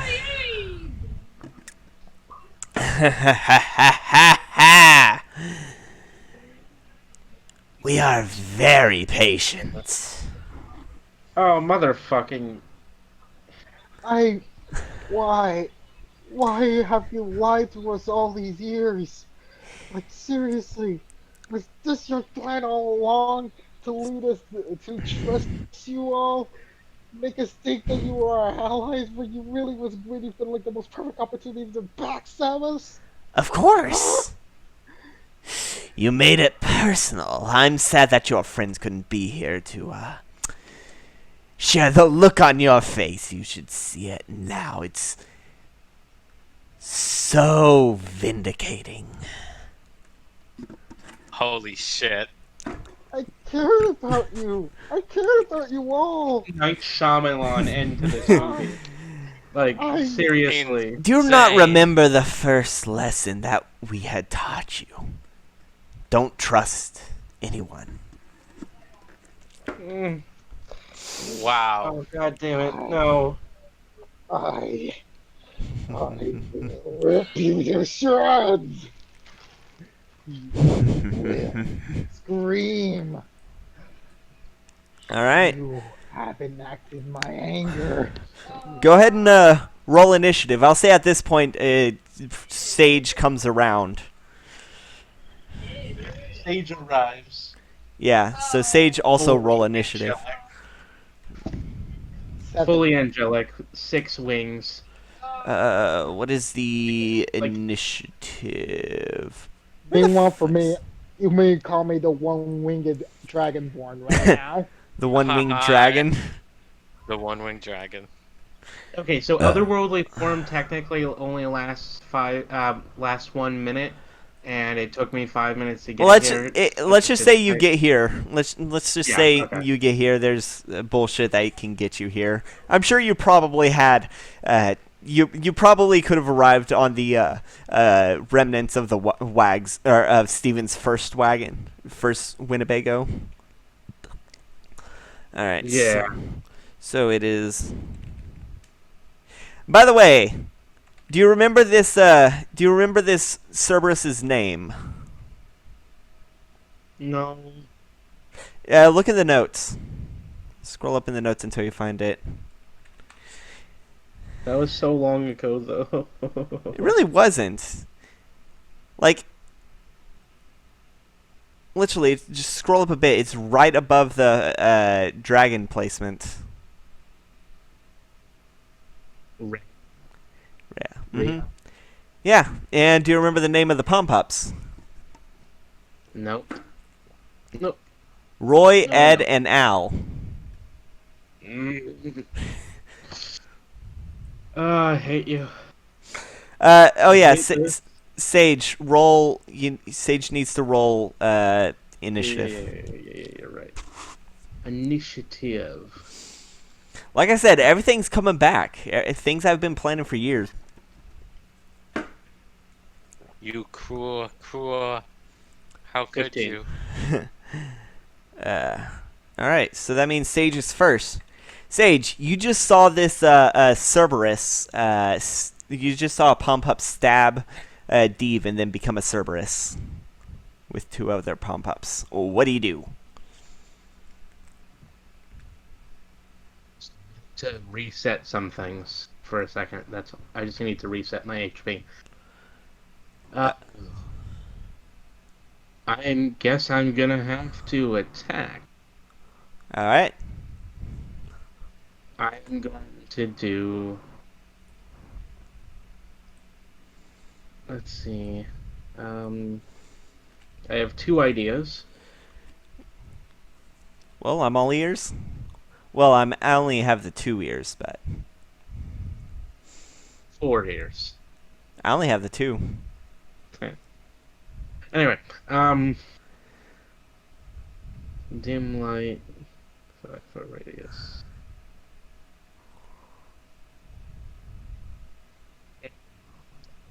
That's what I was gonna do. Right. Sorry. I totally know exactly what I need to do. I just need to find the thing. Where is it? Ah, there it is. Um, this thing is bad. It is thing. So I'm gonna cast Divine Word. Oh shit!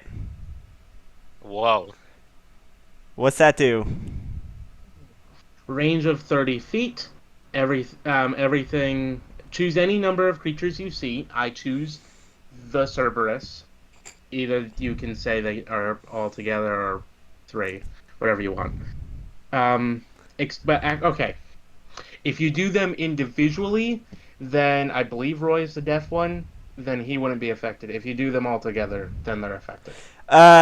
What do I need to roll?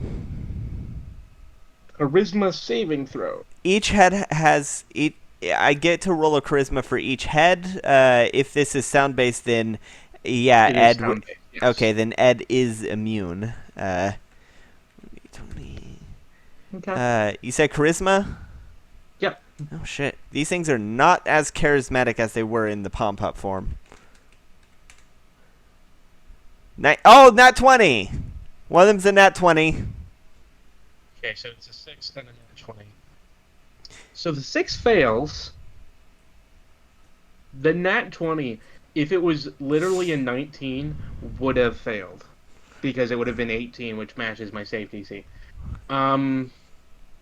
So, on a fail, regardless of its current hit points, I know that it's not one of these, but I'm just going to say this because I think it should count. So you can make that decision, but I think it should count. It says, regardless of its current hit points, a celestial, an elemental, a fae, or a fiend that fails is forced back It's a to fiend. its plane of origin. It is a fiend. Okay, so that third of it is forced back to its plane. I'll say that. It can't return for 24 hours. Now, hold on. Can't. It's one of those. This would be one of those things where if one succeeds, they all succeed. I think. Actually, roll percentile. If it's above 50, then I'll say yeah, it. Or if it's above 66, I'll say it does. Oh no, it stays. It definitely stays. That's a 10. That was such a good move on my part. Yeah. It became useless. Although I can actually do that several more times because Yeah. Well, for it's a future 7th level spell. for future use, I am gonna say this is one of those things where if one succeeds, they Yeah, all alright. succeed, and since That's one fine. of them automatically succeeds.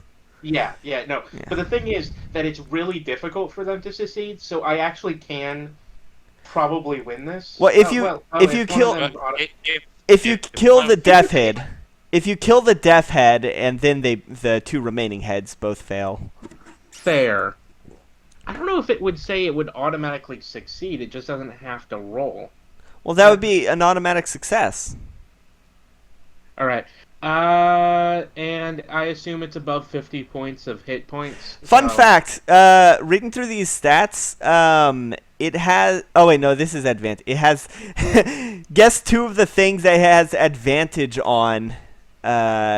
Save It has throws more than against. 50 hit points, like individually. That No, head that no, failed no. has more than 50 hit points. No, I was saying, due to its multiple heads, it has advantage on being deafened or blinded. No, but Which is funny because one head is permanently deaf and one head is permanently blind. yes. Yeah. But Yeah. So Answer is the that question. the is what? individually, the head that failed, that is more than 50 hit points, correct? Yes, they are all more than 50. Okay. Because if it was 50 or less, it would have been deafened. If it was 40 or less, Well, it would have been now- deafened and blinded. If it was 30 or less, it would have been blinded, deafened, and stunned. And if it was 20 or less, it would be killed instantly. Yeah, no, it's Divine Word is cool. Oh yeah.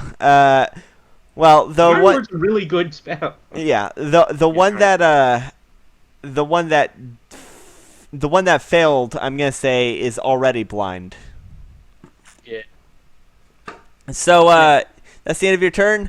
This thing probably didn't even notice you and is going to lunge after D. Or actually, no, it's going to fire a fire ray at Deve. 20 plus 11. 16. Does that meets, doesn't it? That's a glancing blow. So that means 6. Oh wait, Deve, didn't you increase your dex?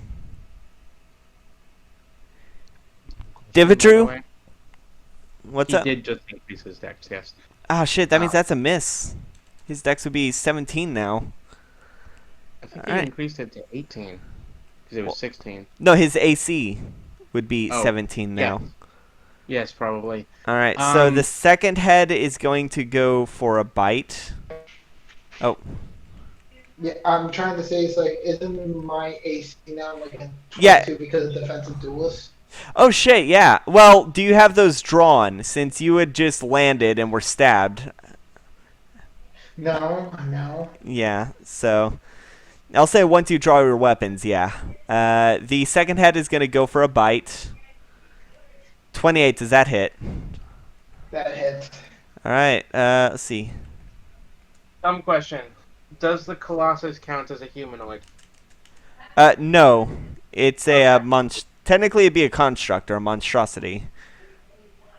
Good to know. Good to know. 7.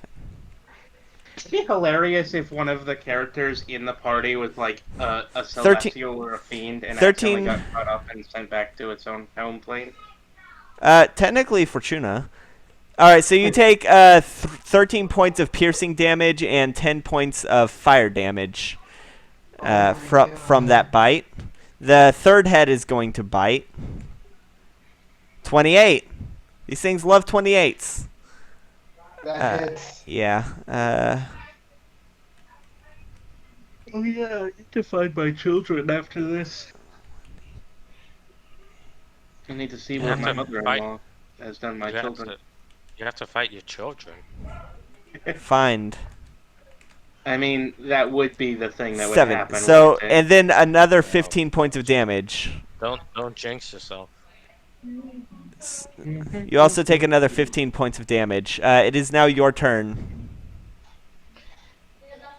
Man, this is a lot of damage that Deve is taking. I'm literally down to 22 health. Jesus, good thing there's a cleric right there. Yep. It's time. Aurora Borealis, come forth. Are you using them individually or fused? I'm using the fuse. All right. And on my other hand, I'm bringing out the Bane of Blood. Fuck yeah. I'm gonna go ahead and put myself in position to gain advantage. If the cleric's like basically like nearby the Cerberus right now. Yeah, I'll say that I'll allow it. Alrighty then. Plan. It's time to go ahead and strike it with the Bane of Blood. Let's go with advantage. Come on, nat 20.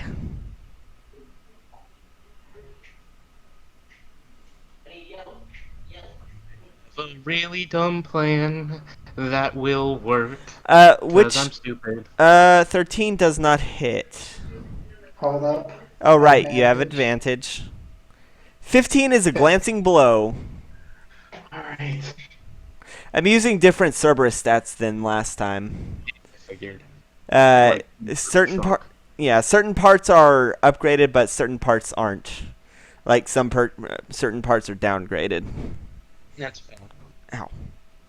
Because it's now a biped, so it has different things. Oh no, it's quad. Is it So, Yeah, it's quad.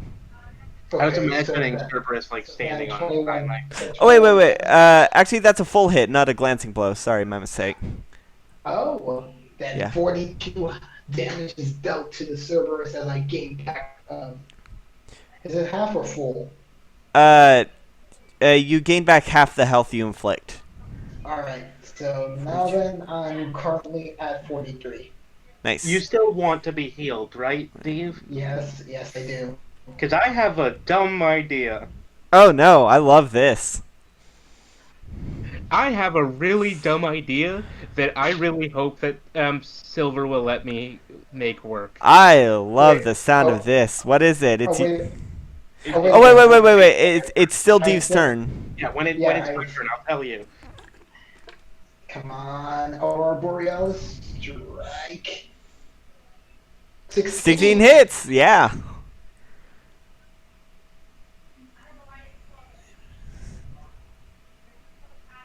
Strangely, this thing is not resistant to necrotic.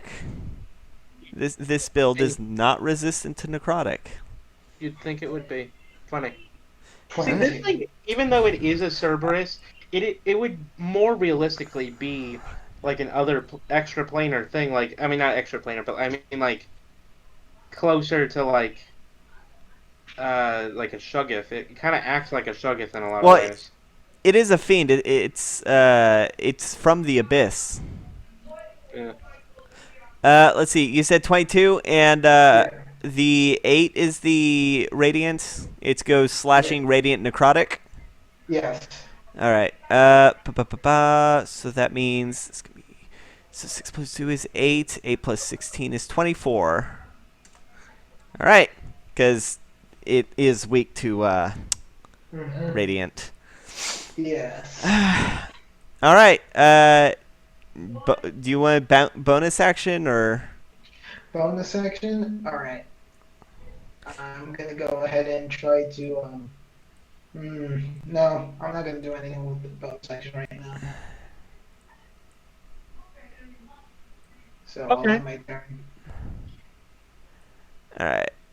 So my turn. That's probably a good idea because this thing does get advantage on any attacks that are, or it does get advantage on perception involving smell. So all heads would be able to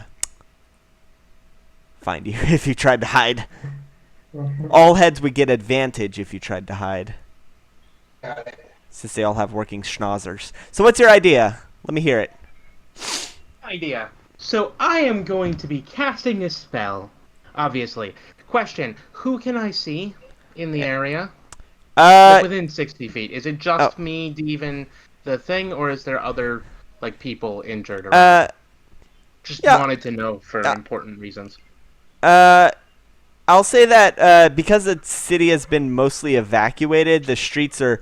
Most of the things on the streets are shadows. They seem to be. Alright. Lady Archer is about a quarter mile away, picking a lot of them off with her bow. Yeah, so it would be cool if I could affect her, even though, but she's too far away. So, Yeah. sorry, Lady Archer. Instead, here's my dumb idea. I'm casting Mass Heal. All right. The 9th level evocation spell that is for clerics. Yeah. Mass Heal. It gives you like 500 health points to divide. 700. 700 health points to divide amongst anyone you can see in range. Yes. So I am healing Steve to full, however much that is. Mm-hmm. Because sadly I can't give him extra health points. Yeah. That would probably call us cancer. You already did that today. What? Your inspiring leader speech. You already did that today. Gave him extra health points. You gave an inspiring speech and did the leader thing that gives extra health points. Anyway, so I'm giving him his max health back. Then I'm gonna do the dumb idea thing. You gonna try and heal the fucking dog? Yes, with 1 hit point. And you know why? Why? Because it has the because Holy Aura has the ability. I mean, not Holy Aura. Sorry, Mass Heal has the ability to be cured of all diseases and any effect that make them blind or deaf. All right, but you need. All right, but you would need regeneration in order to grow the tongue back. Yeah. But he is now not deaf or blind. All the right. blind isn't really as important, but the deaf is. Oh fuck. So that's my turn. You I'm going dirty to lemon. I'm gonna roll Constitution to see if the heads can withstand suddenly having their senses after 1,000 years. Oh yeah, that would kind of be hurtful for someone with super Yeah, sensitive hearing like that. yeah, they do. They get Okay. their senses back suddenly. You hear the two heads both bark, Oh my goodness. and the Roy's head blinks a bit. It still has the scar, but the eyes are no longer like glazed over. It can focus, and Al You have starts ruined pawing at my his ear. boys. I am doing this. This is gonna be fun. You ruined them yourself. Guaki started it with ripping off the tongue. Well, no, technically I started it with planning this all the way back in the beginning. Yes, but I wanted to keep them, but you wouldn't let it because it wouldn't work All for the right. story. That's why you wouldn't let me keep them.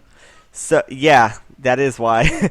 Well, Because they're you going already to. had planned. It's going to Al. No, Ed, the only one not affected by that, is going to fire a fire ray at you. Sage. That's a nat one. Fucking hell. The other two still getting used to their sense, still getting reuse to their new senses. Accidentally missteps and he falls over prone real quick, and that ends his turn. Deve, your turn. Alright. Now then, it's time for me Have to that like get happy face, like one of the. You remember that Oh no, really no. old smiley face meme? The like really old like yellow face with like a really giant grin. No, this isn't fucking What this. I'm thinking. This isn't a Forrest Gump smile. This is more like confused, angry. No, this is me Oh, you, Sage. Okay. in real life. Oh, you. I have a giant ass fucking grin. On Yeah. All right, Deve, your turn. Okay. My motion for attack is probably. Let's go and use like the Aurora Borealis for like one slash, and then I'm gonna go ahead and use the Bane of Blood, but can't really use its ability, so just to slash it. I'm gonna try to like hit with like the sneak attack on the of like the Aurora Borealis now. All right, go ahead and roll attack. With advantage, come on. Roll to attack.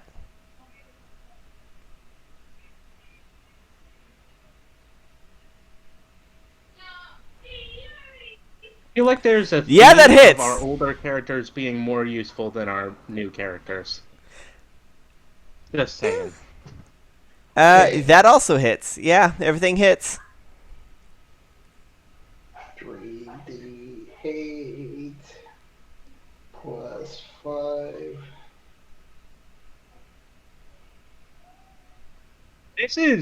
This is the one episode that I might like just share with people because This they is won't believe fun. me what happened here. I won't remember all okay, this bullshit that Oh happened. man, full max damage on the Radiant again. Yes. So that'd be 8 plus 16. That's 24 again, though. That's insane. Oh. Yeah, Helix to radiant on damage. the Radiant. It's weak to Radiant. Uh-huh. So it gets 24 plus Wait, 6 wait. is 30. So Oh wait a minute, let's not forget about the sneak attack on this. I forgot about that. Which, how much more does that add? I will say, if you want, this attack can decapitate one of the heads. Alrighty then. I'm If gonna you first want. do- if I want, yeah. I'm gonna go ahead and do Roy first. You can decapitate Roy. Oh. Yeah. Are you gonna Alright. keep his head as a trophy, you sick bastard? No. You know that's what that's what Fortuna would do. Yes. Actually, she would this'll- hollow it out and then stuff it and hug it forever. Actually, this will decapitate 2 of the heads.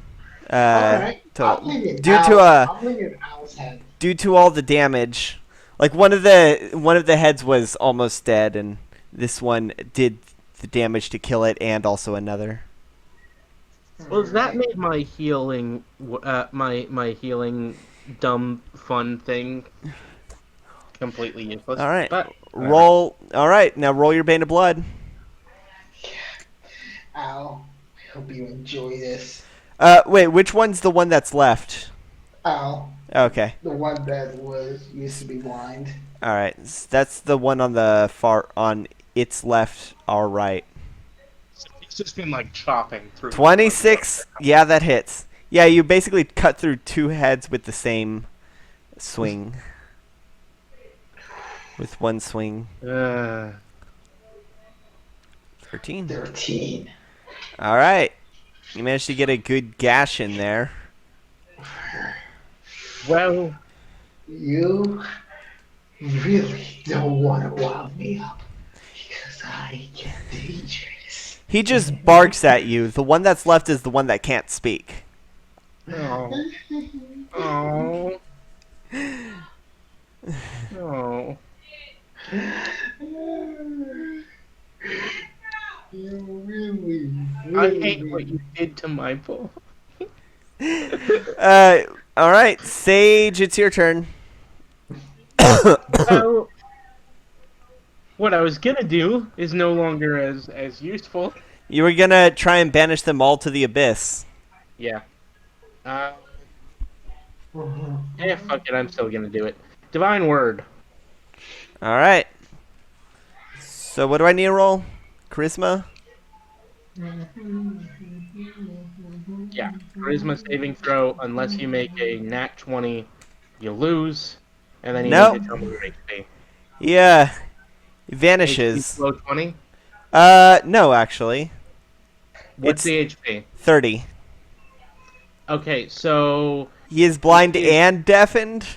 blinded, deafened, and stunned for 1 hour, and also sent to its home plane of origin. All right. It lets out a it lets out a scream as its eyes boil out and its ears pop blood, suffering the same sins as his brothers. And Oh my God, with if you- a bright flash and flames, he's gone. Oh my Having- god, it was poetic. Depressing thing that you have ever done to us. This is more depressing than Surzal trying to kill my mom. Like, I'm sorry, but like, the whole thematic through line of like the beginning in which Derringer was like wanting to learn from the Pom Pom Master, you just literally just made it into a whole second chapter of Derringer's revenge fantasies now. What have we done? Yeah, and now you've made it just as you gave the you forced upon it the things that defined his brothers essentially. He is now he's all in one now. Now, while y'all stew in that for a bit, I'm going to go to the bathroom because I just finished my big gulp. Oh my god. This is like the world. Like the world's gonna roll me. I'm so depressed now. I was not expecting this.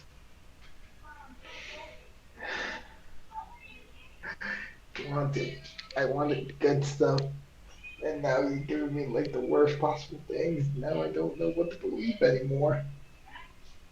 I thought that you could change, but no. You had to reenact that spark of flames, revenge, stoking it. For betrayal, backstabbing. That was good. I That- don't. I mean, Fortuna That's might have again, adored the trusting pop-up. people.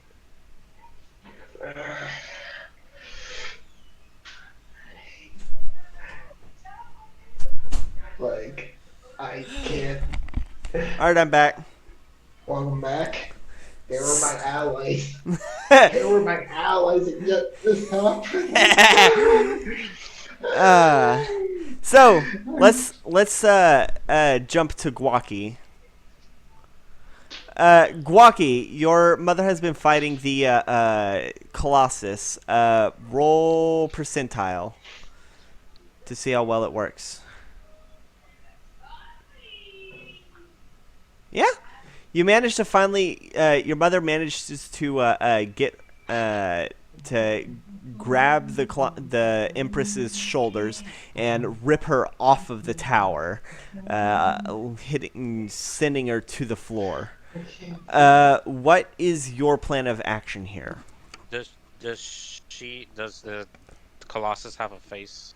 Yes, the face is the rat mask that Karsus would wear. What? The face is the rat mask that Karsus would wear.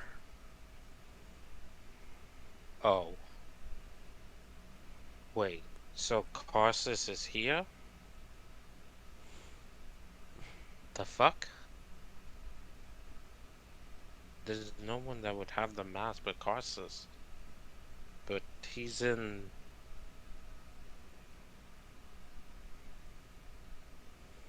that means he's here? The Fuck. the Colossus is not made. It doesn't seem like it's made of stone. It's made out of like darkness, and it dripped from the sky. Remember, it dripped yeah, from you're the right, abyss in the sky. You're right. Okay. I'm gonna try something. I'm gonna try to attack it. I'm gonna try to hit it. All right.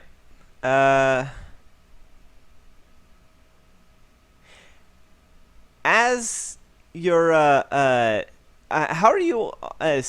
You're riding on your mother's back. How are you? Are you standing? Are you sitting? What's the situation? Oh, I'm like sitting like on, like I guess like on top of her neck, I would say. All right. You hear a tink as you hear like the a tink tink tink as you look and see something metal has fallen out of your pocket and is falling down below. I'm gonna go grab it. Well, it's falling down pretty hard. It doesn't. You I'm can't gonna really, go- judging by the glint, it looks like it's made of gold. It's not that big. I'm back, by the way. Yeah, I'm gonna try. Yeah, like I'm gonna ask my mom to chase down and grab it. All right. Roll acrobatics.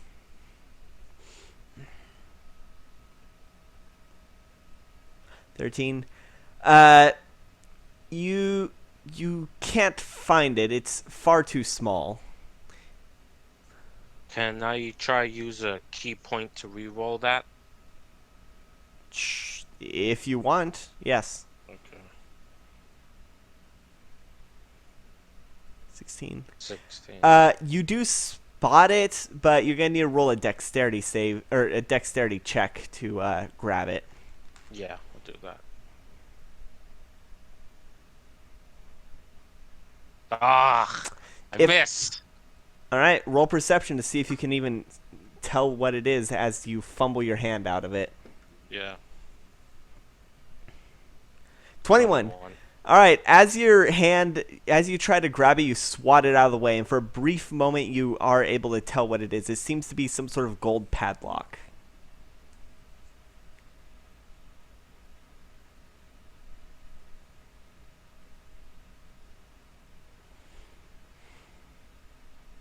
Oh.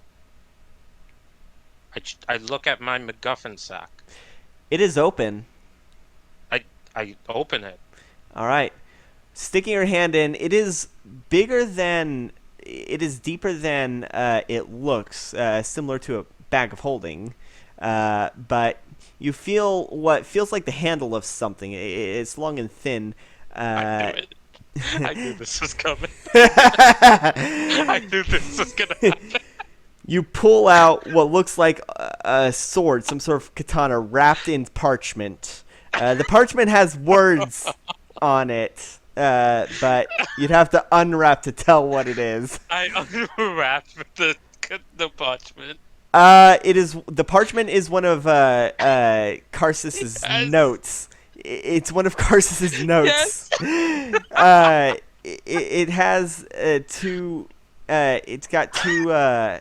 Both sides seem to have some sort of diagrams on it. Similar looking. It's got similar looking rune circles on it, but you can't make heads or tails. Maybe for Katuna can. But holding in your hand, the blade that was wrapped in it, it's the God's Bane, though. Not as you knew it. It is.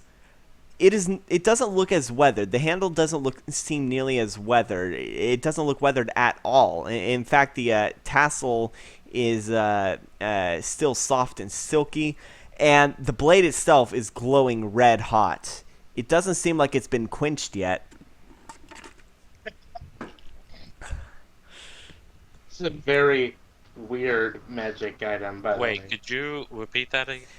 The blade of the God's Bane is glowing red hot. It doesn't seem as though it's been quenched yet.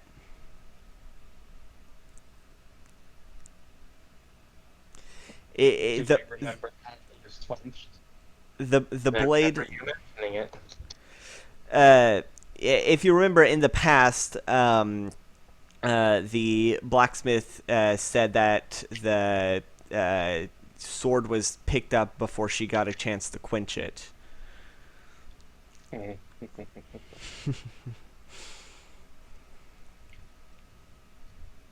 So, Guaki, what do you do? What's quenching again? It's when you dunk a piece of hot metal into water or something else like oil to cool it down after it's been forged.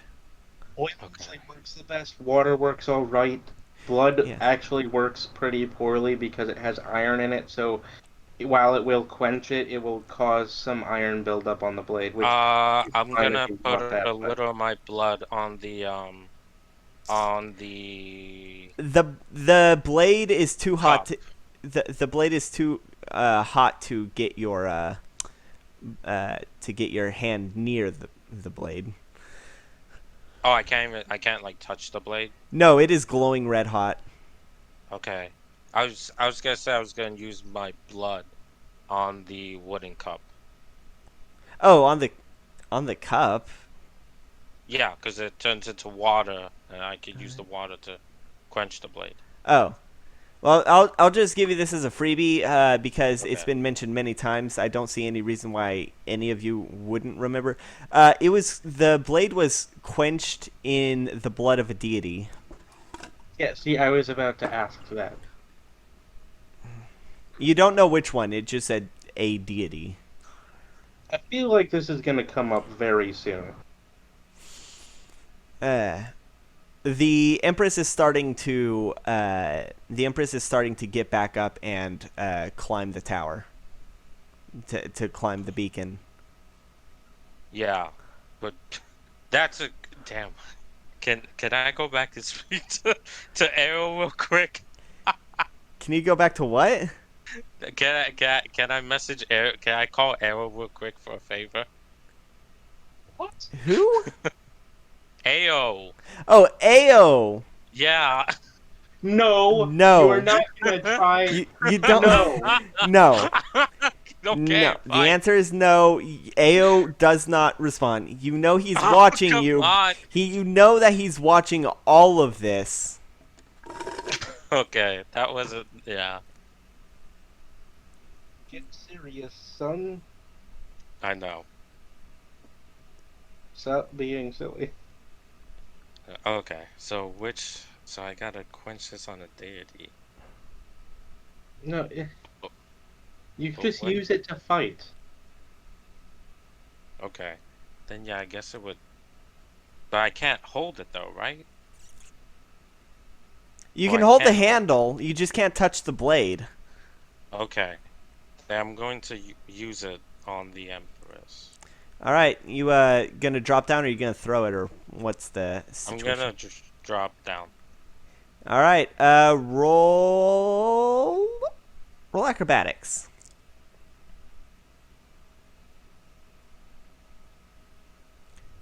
11.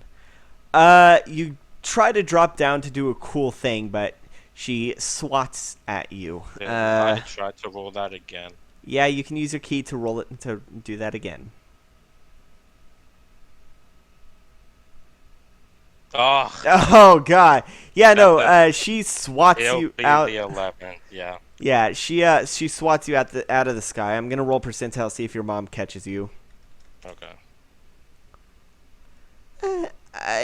She does, but it's pretty rough. You're gonna take 2d6 bludgeoning damage for fall. Okay. 7 points of bludgeoning damage as you painfully smack her.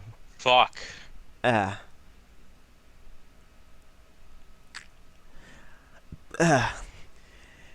I don't. Nothing I throw at this thing's is hurting it. I mean, except for throwing it. But All right. I'll try to throw at it. all right. Roll an improvised ranged attack, which is.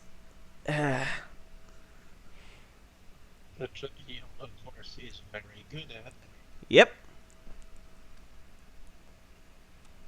What did you get? Oh, I'm gonna roll that again. These are all the nat ones that you've been saving up. Yeah, right. Wow. That's a 13. Yeah. Yeah, but that's still a 2. That does not hit. Yeah. Like a 13 does not hit. You Okay. you go to throw it, but there's the crosswind it is too strong, and it falls down and impales itself in the ground. The grass around the tower starts to quickly catch fire. God damn it. I'm gonna try to pick it up again. All right, Get rid of my grass. roll dexterity.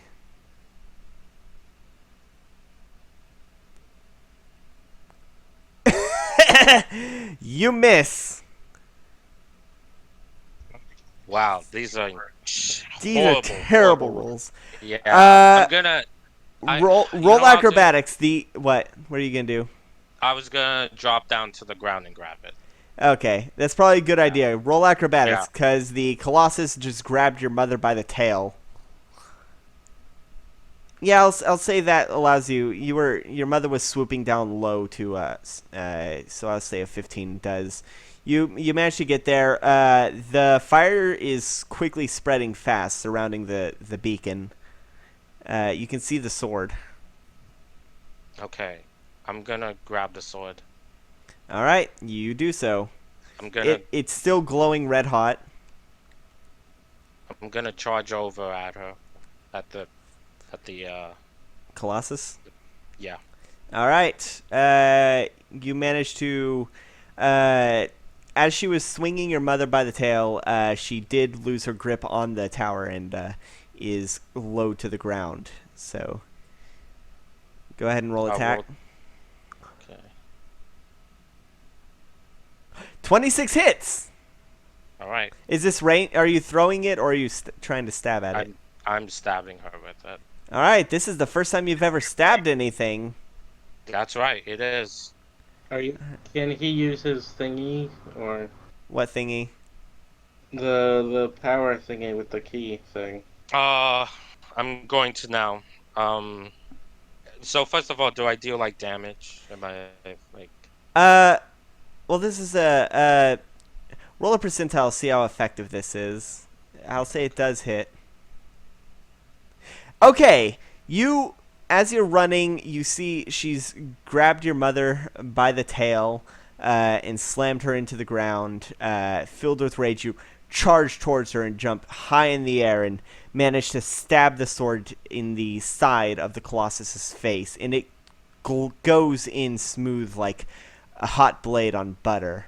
From the wound leaks out dark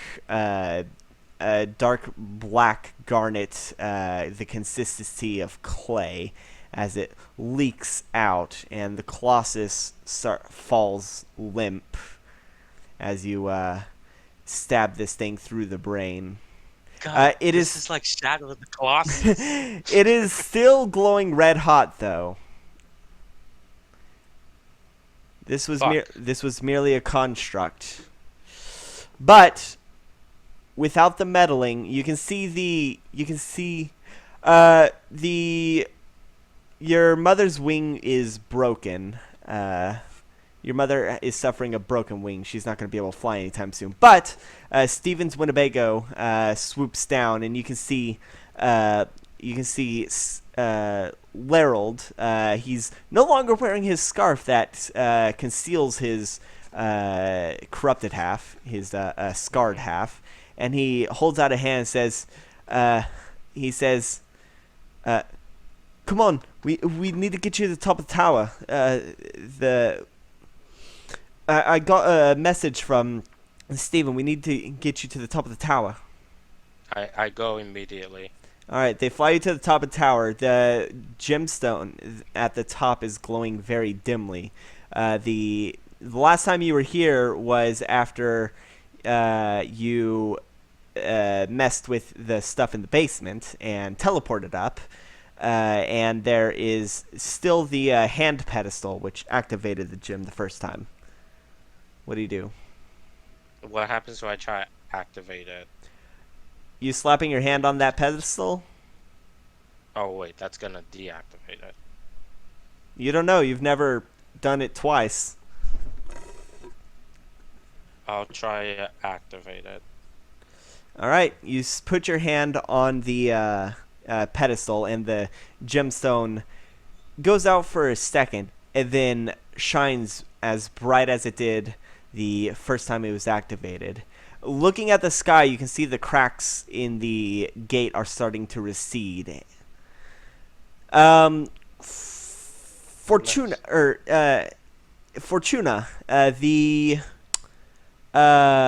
you are currently riding on Dr. Aegon.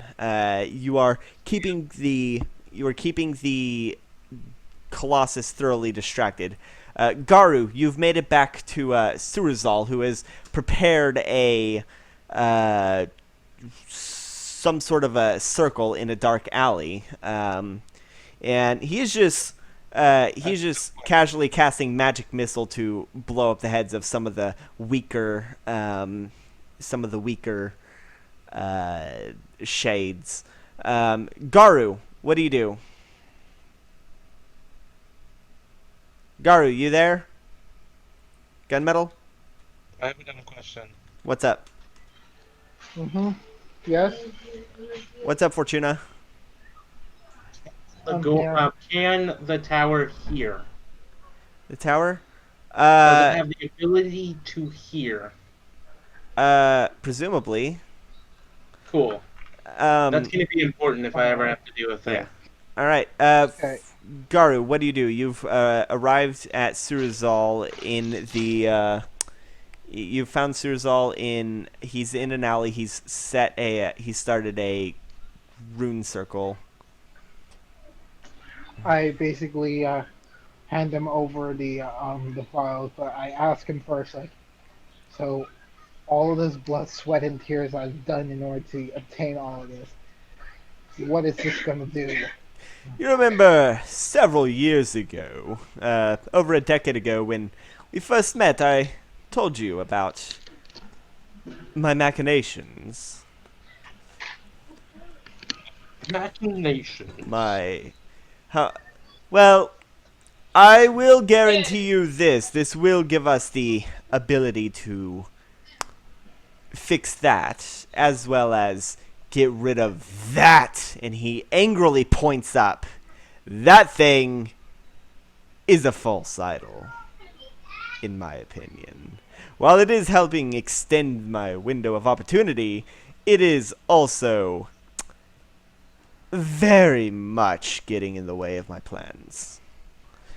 It would be mutually beneficial for us to Mutually beneficial. get rid of that. Now, if you don't mind, he holds out his hand. Alright. I hand him over the vials of Dark Fortuna blood. All right. Yes, this is far better than I was anticipating. He puts 4 of them in a bag of holding and uncorks the 5th one and begins to write ancient scrawlings on the outskirts of the rune circle. And he whispers in an ancient language, and the rune circle starts to glow very bright. And from his bag, he pulls out a fishbowl. The rune circles seem to lift in the air as water pours into it. And once all the blood, all the chalk, all the candles on the ground turn into dust and reform inside the fishbowl, he caps the fishbowl off and presents it.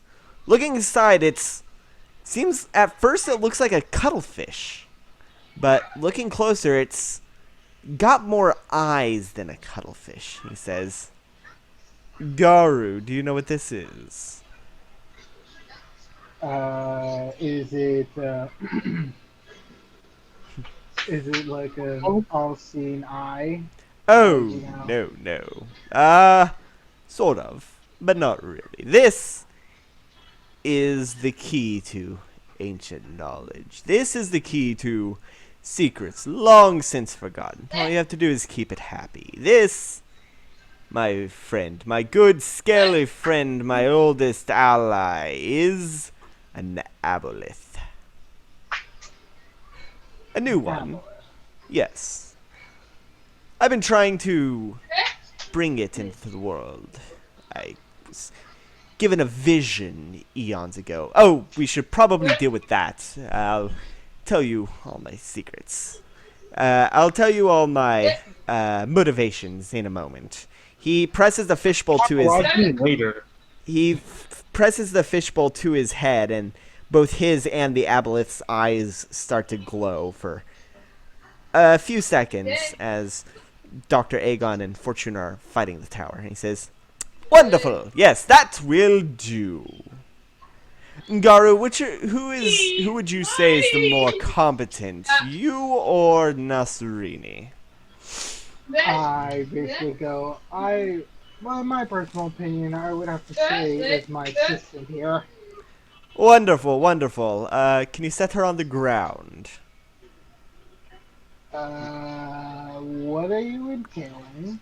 I assure you it'll be alright. It's nothing out of the ordinary for you. Alright, as long as you don't do anything The mortally, you is very ominous. mortally or traumatic to her. Oh no, I'm sure she'll enjoy this. He places his finger on Nasrini's forehead and begins to mutter some words. Nasrini begins to grow. Slow at first, but then bigger and much more faster as the magic envelops her. She grows 30 feet, 50 feet, 100 feet. Eventually, she becomes... Proportionally, she's still the same, but she's now the size of... She's the size she would be relative to if the Colossus was a medium creature. So he just used like the same spell that Rita Repulsa uses in all the episodes of Power Rangers, basically. Pretty much. He turned Nasrini into a kaiju. Yeah. So Garu, what does Nasrini do now that she's the size of a kaiju? Knowing the responsibilities of her increased size, she does the responsible thing and charges towards the tower. All right, and what does she do? Tower's distracted with dealing with Dr. Aegon and Fortuna, so you'll get advantage. Time to constrict. All right. Roll percentile.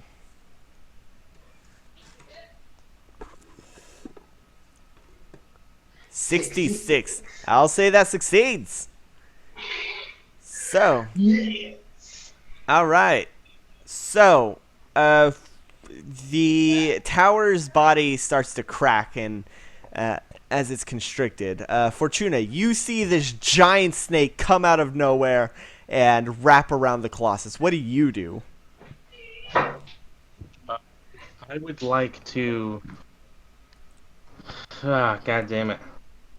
I was gonna do things. What was I gonna do?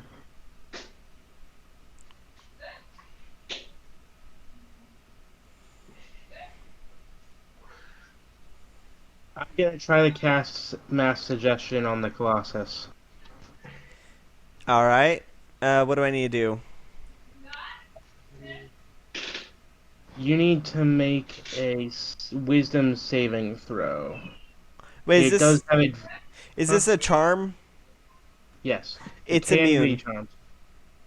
Clay golems can be charmed. Wait, clay golems? Ah, I went shit. and looked up clay golems can be charmed. They Shit, do I have was looking at. magical resistance I though, was. I so was they look. get Yeah, no. advantage. I was looking at iron golems by accident. All right. Yeah, no. If you want, No, it can be immune. I clay just golems condition immunities: charmed, exhaustion, frightened, paralyzed, petrified, or poisoned. where does it say that? Condition Huh. immunities, right under damage immunities. Huh. I was looking down at immutable form and that sort of stuff. Oh. Never mind then. Then I'll go to my other option, which I guess is just uh, uh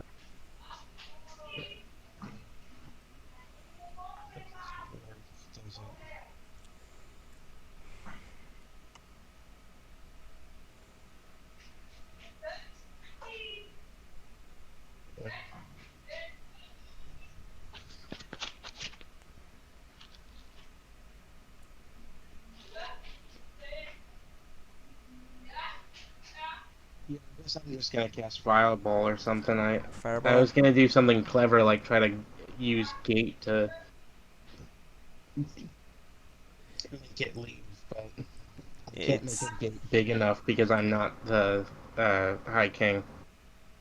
yeah. You would need an actual rune circle. Anything else you want to try?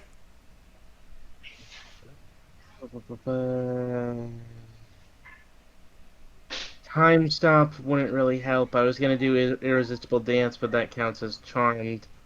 Um, Also, you don't want this thing dancing across the city.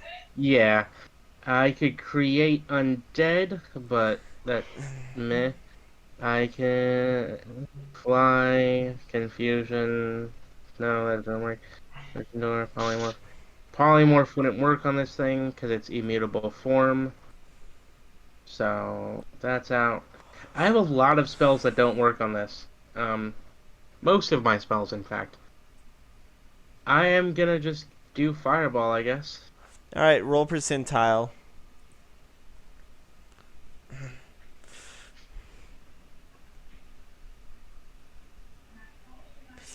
Uh, 52. all right, and I'm gonna roll percentile to see how good Dr. Aegon is. Come on, Aegon. 29. So, the both you and Dr. Aegon cast a fireball at the same time, or not cast. She breathes fire, and you cast fireball. You get a decent. You manage to. You get it into the arm, and that the clay inside solidifies, hardens, and the arm falls off. It is going to try to escape the grasp of Nasserini.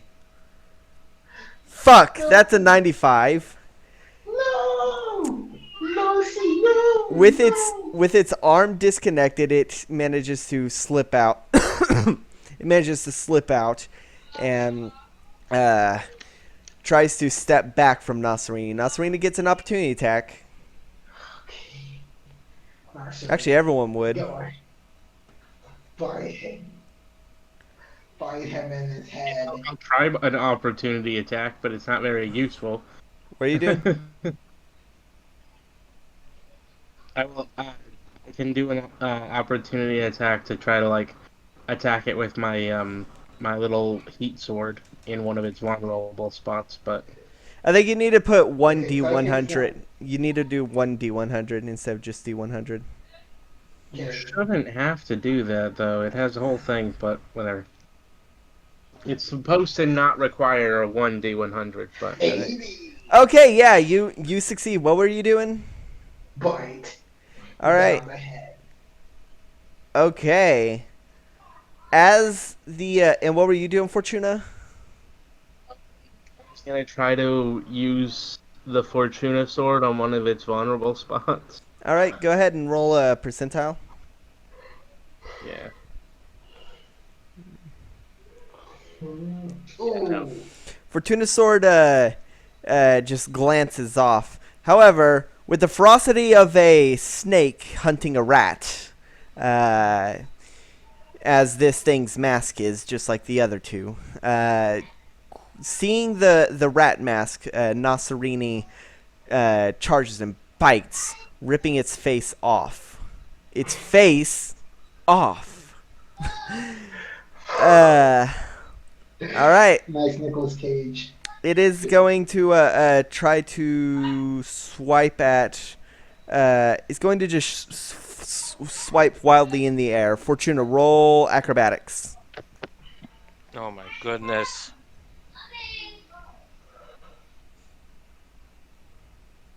Acrobatics are stupid high because Fortuna has stupid high of some stats.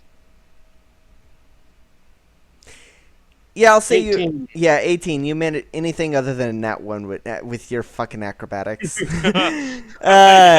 So, you managed to duck out of the way and avoid its hand. You managed to duck out of the way and avoid its hand.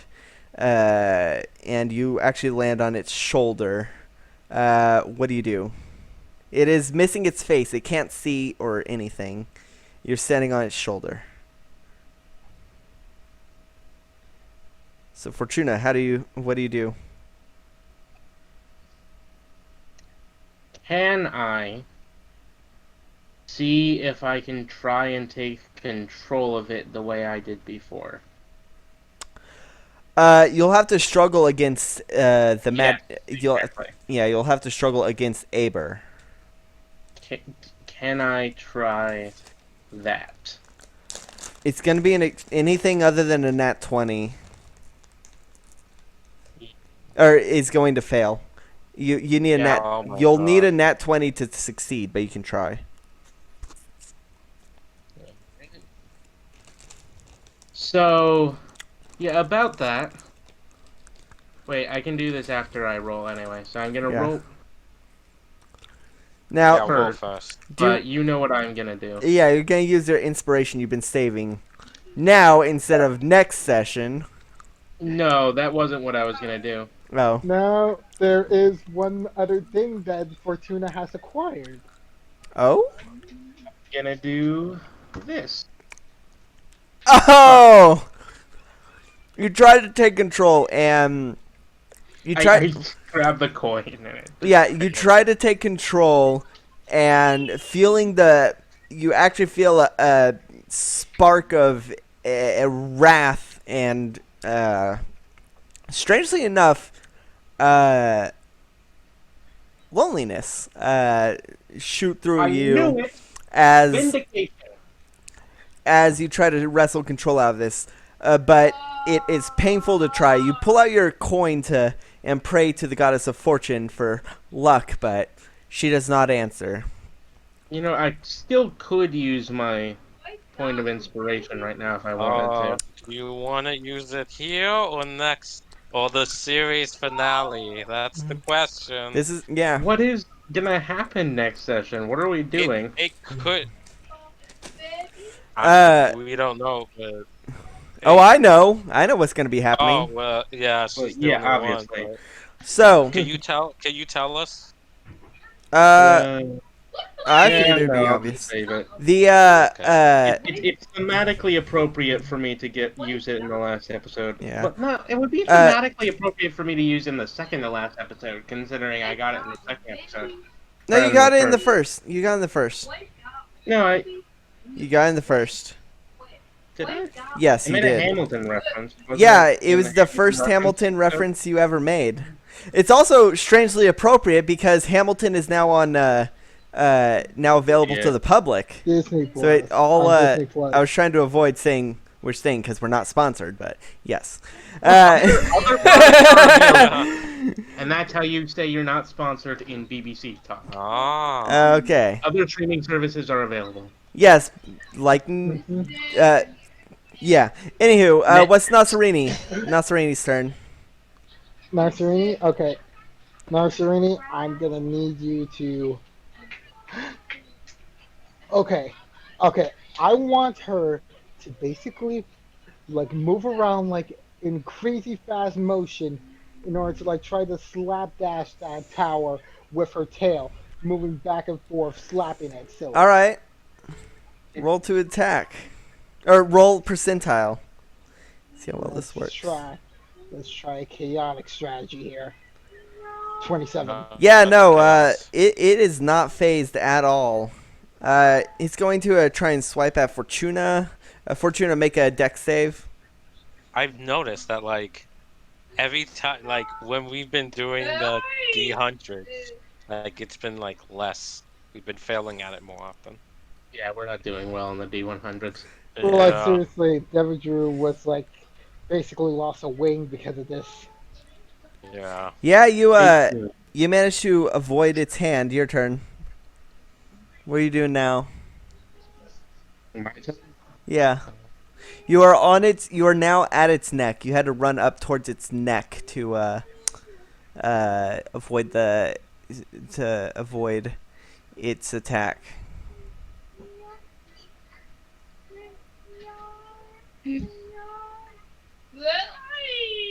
Mhm.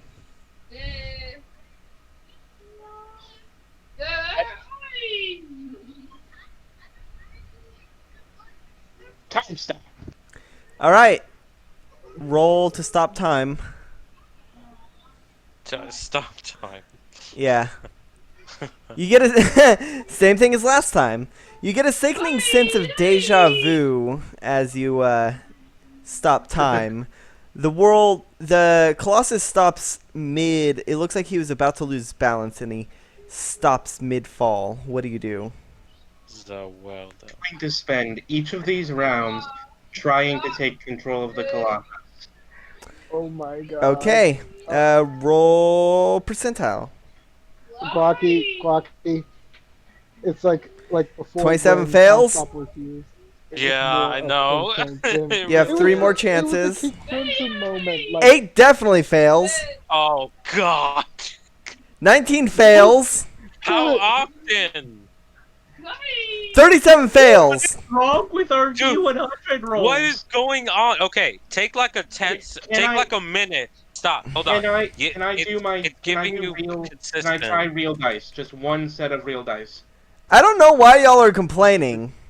Can I please try real dice? I test rolled a D100 and got a 92, which is I know, that. I saw. Well, I'm explaining for those who can't see.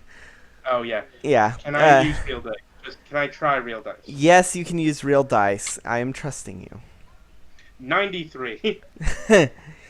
You The managed. dice roll- You managed to wrestle control just enough to get it to lift up its leg when it doesn't want to, and it starts careening towards the ground.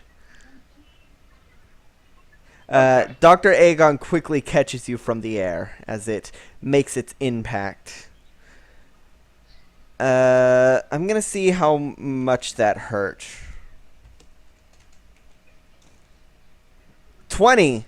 That fucking... Okay. The bigger they are, the harder they fall. As it careens down onto the ground, the damage it sustained from Nasserini, the fire, it's all added up.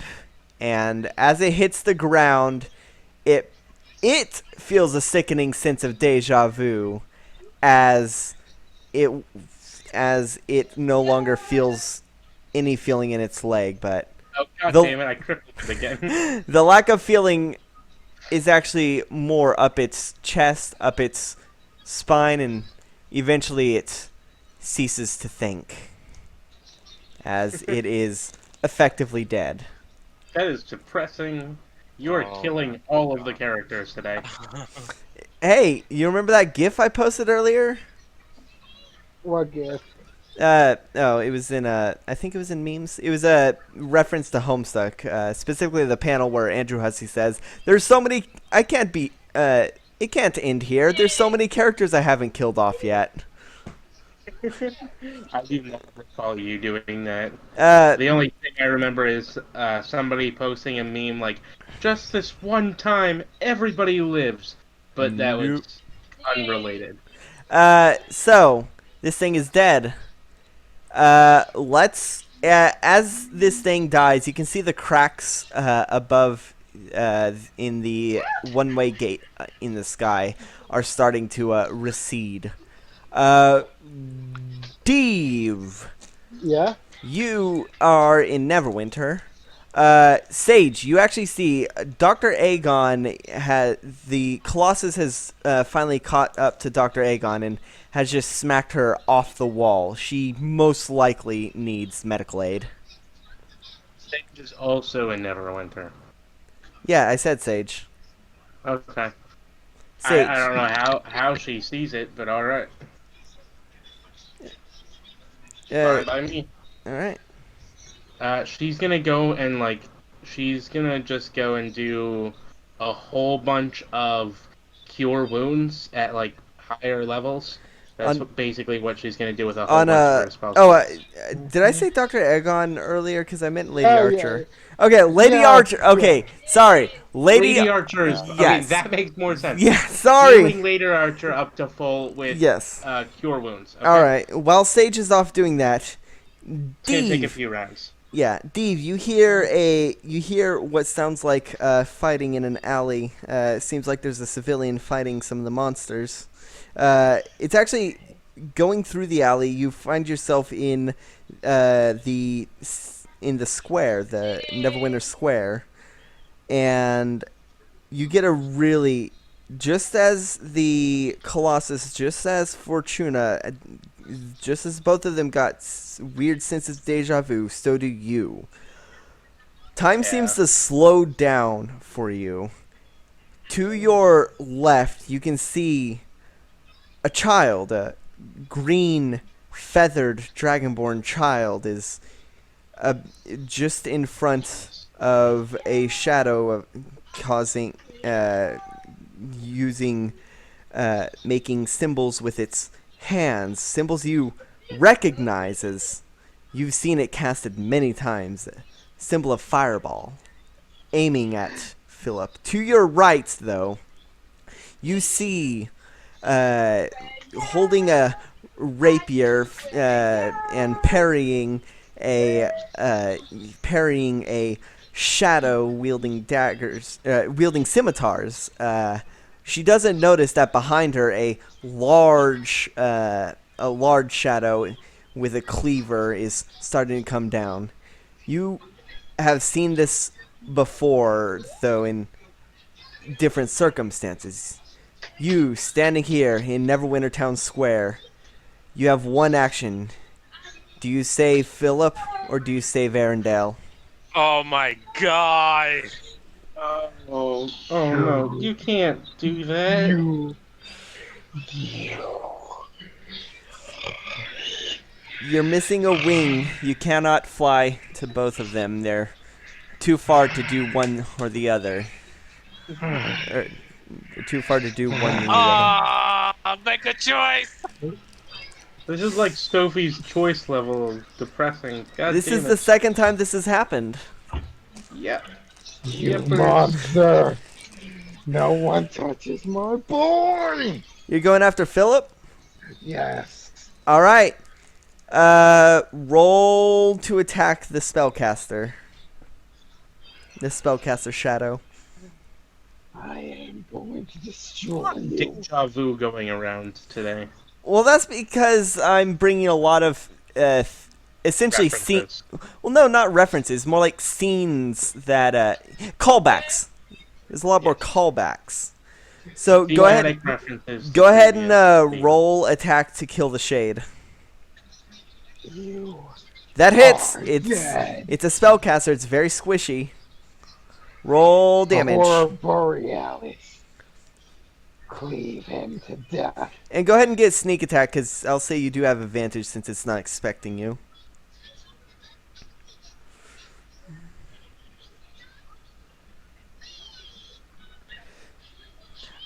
$51. 51. All right, you manage to, before it completes its spell, you slice off its hand, and then its head, and the remains begin to melt into a dark ichor as Philip looks upon you. You very bloody, very bruised, and then you hear the sound of metal hitting flesh and a woman screaming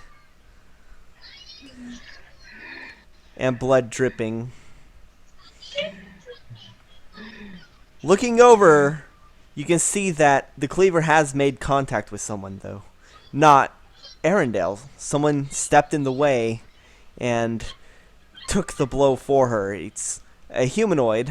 He is wearing a mask held together with duct tape, a cloak, very tattered, of black and blue and gold and white, and chainmail, very old, very damaged, and most apparent, a cleaver, partially in his shoulder, very deep.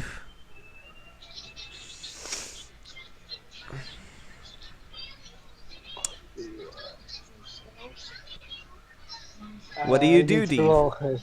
What do you do, Deve? I'm immediately charging in order to save them right now. All right, roll attack with advantage on the massive monster, the massive shadow.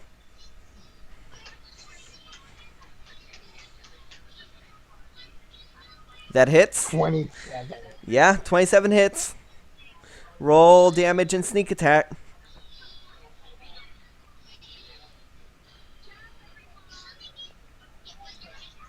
This is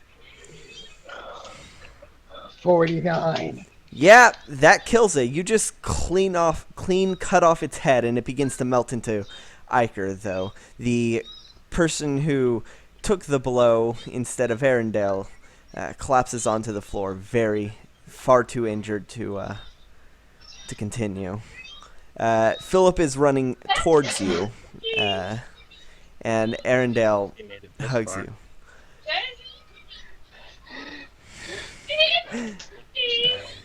You okay? You.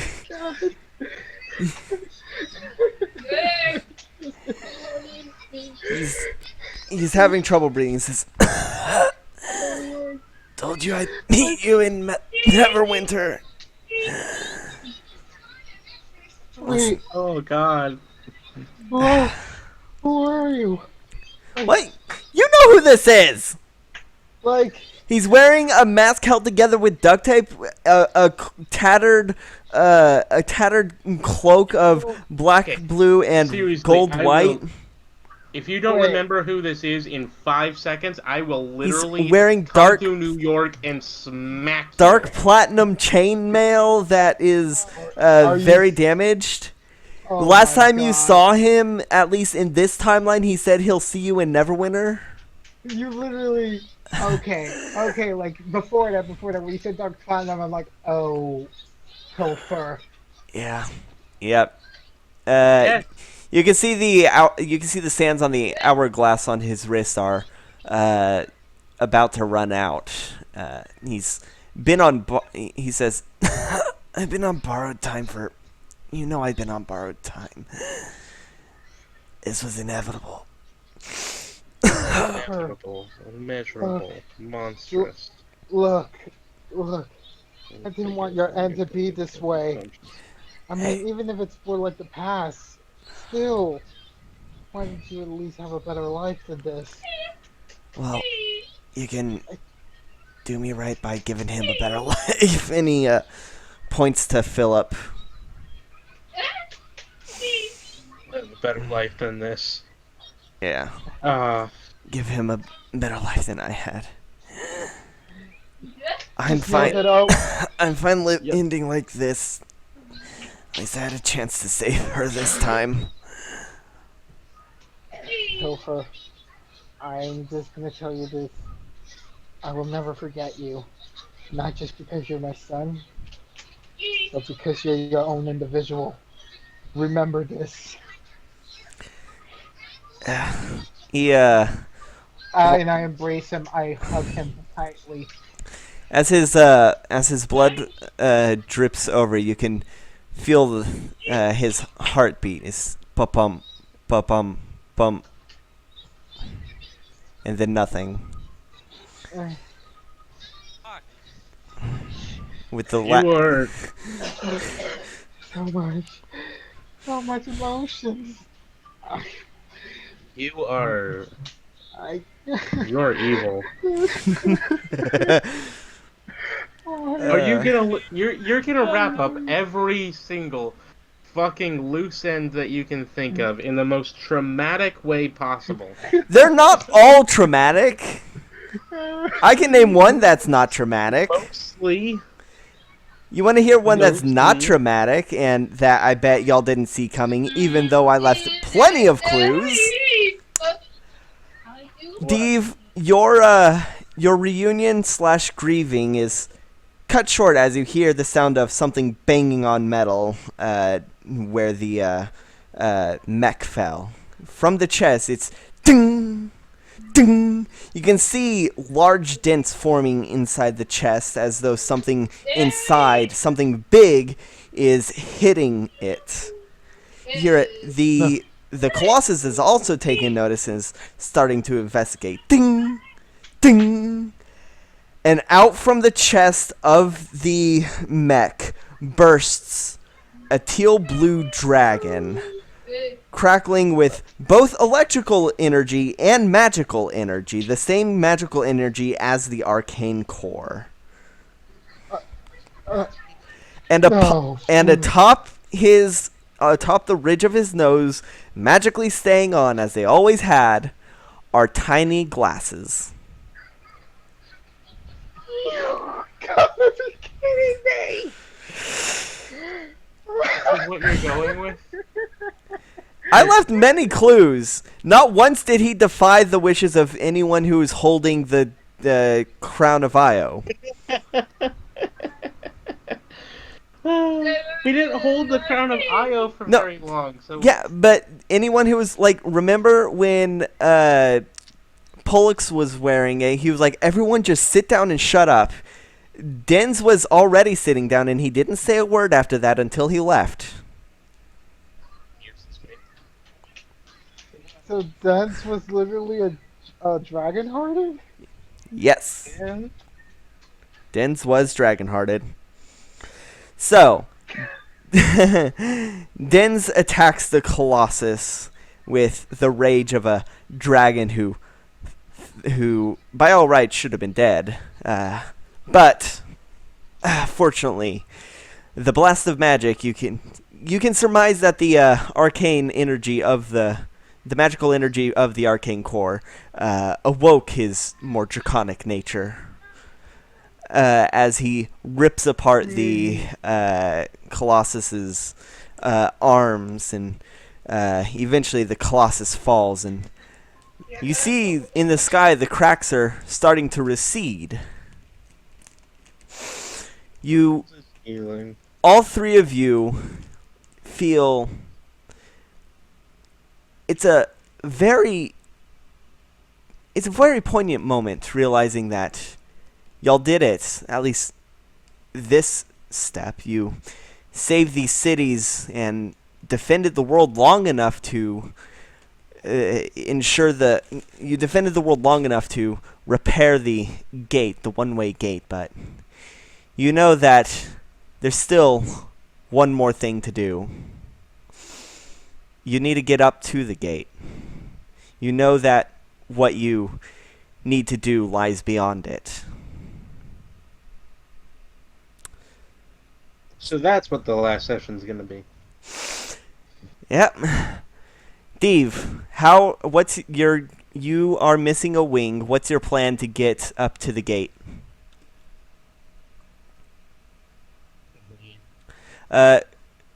Guaki, what about you? What's your plan to get up to the gate? Guaki! Gabby! We all. Gabby?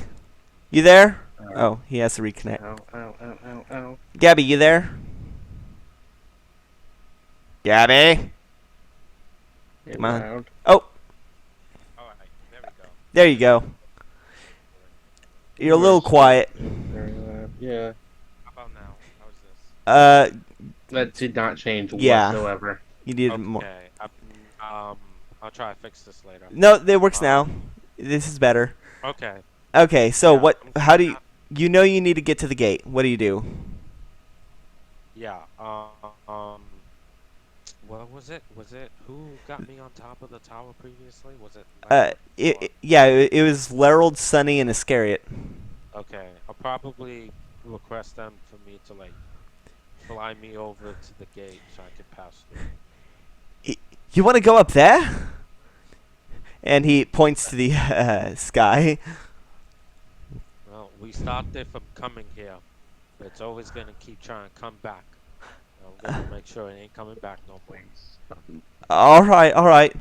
They fly the Winnebago over to you, and you climb upon the ladder on its back as they head up to the sky. Fortuna, how do you get to the gate?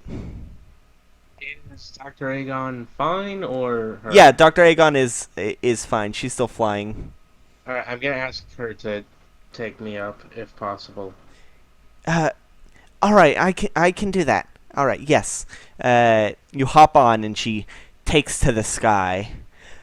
Deve, what is your plan to get up there? You are sans one wing. We still haven't introduced her to Guaca's Oh. mom yet. Have Yeah. we? No, you have not. We really need to introduce We can do that in the Dr. epilogue. Aegon. Cause Guaki's mom has got it going on.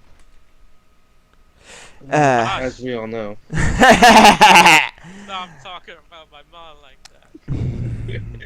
As we all know. Not cool. Yeah. She's 1,000 years old. No. All right. Deve is absent, so I'll say that Deve probably asks Dens to fly him up. All had the option to just Yeah, ask a dragon friend to fly us up. yeah. Except Which would have been Deve. the most dramatically symmetrical Oh, Deve, thing. how do you get? Yeah. You are sans one wing. How do you get up to the gate? I rush over to like Dens and tell him, Dens, I know this is like a tearful reunion and such, but I need to get up there right now. Can you fly me up there? Yeah, I can. By the way, did you see this? Are you seeing this? Yes, I am. I am incredibly jealous of you.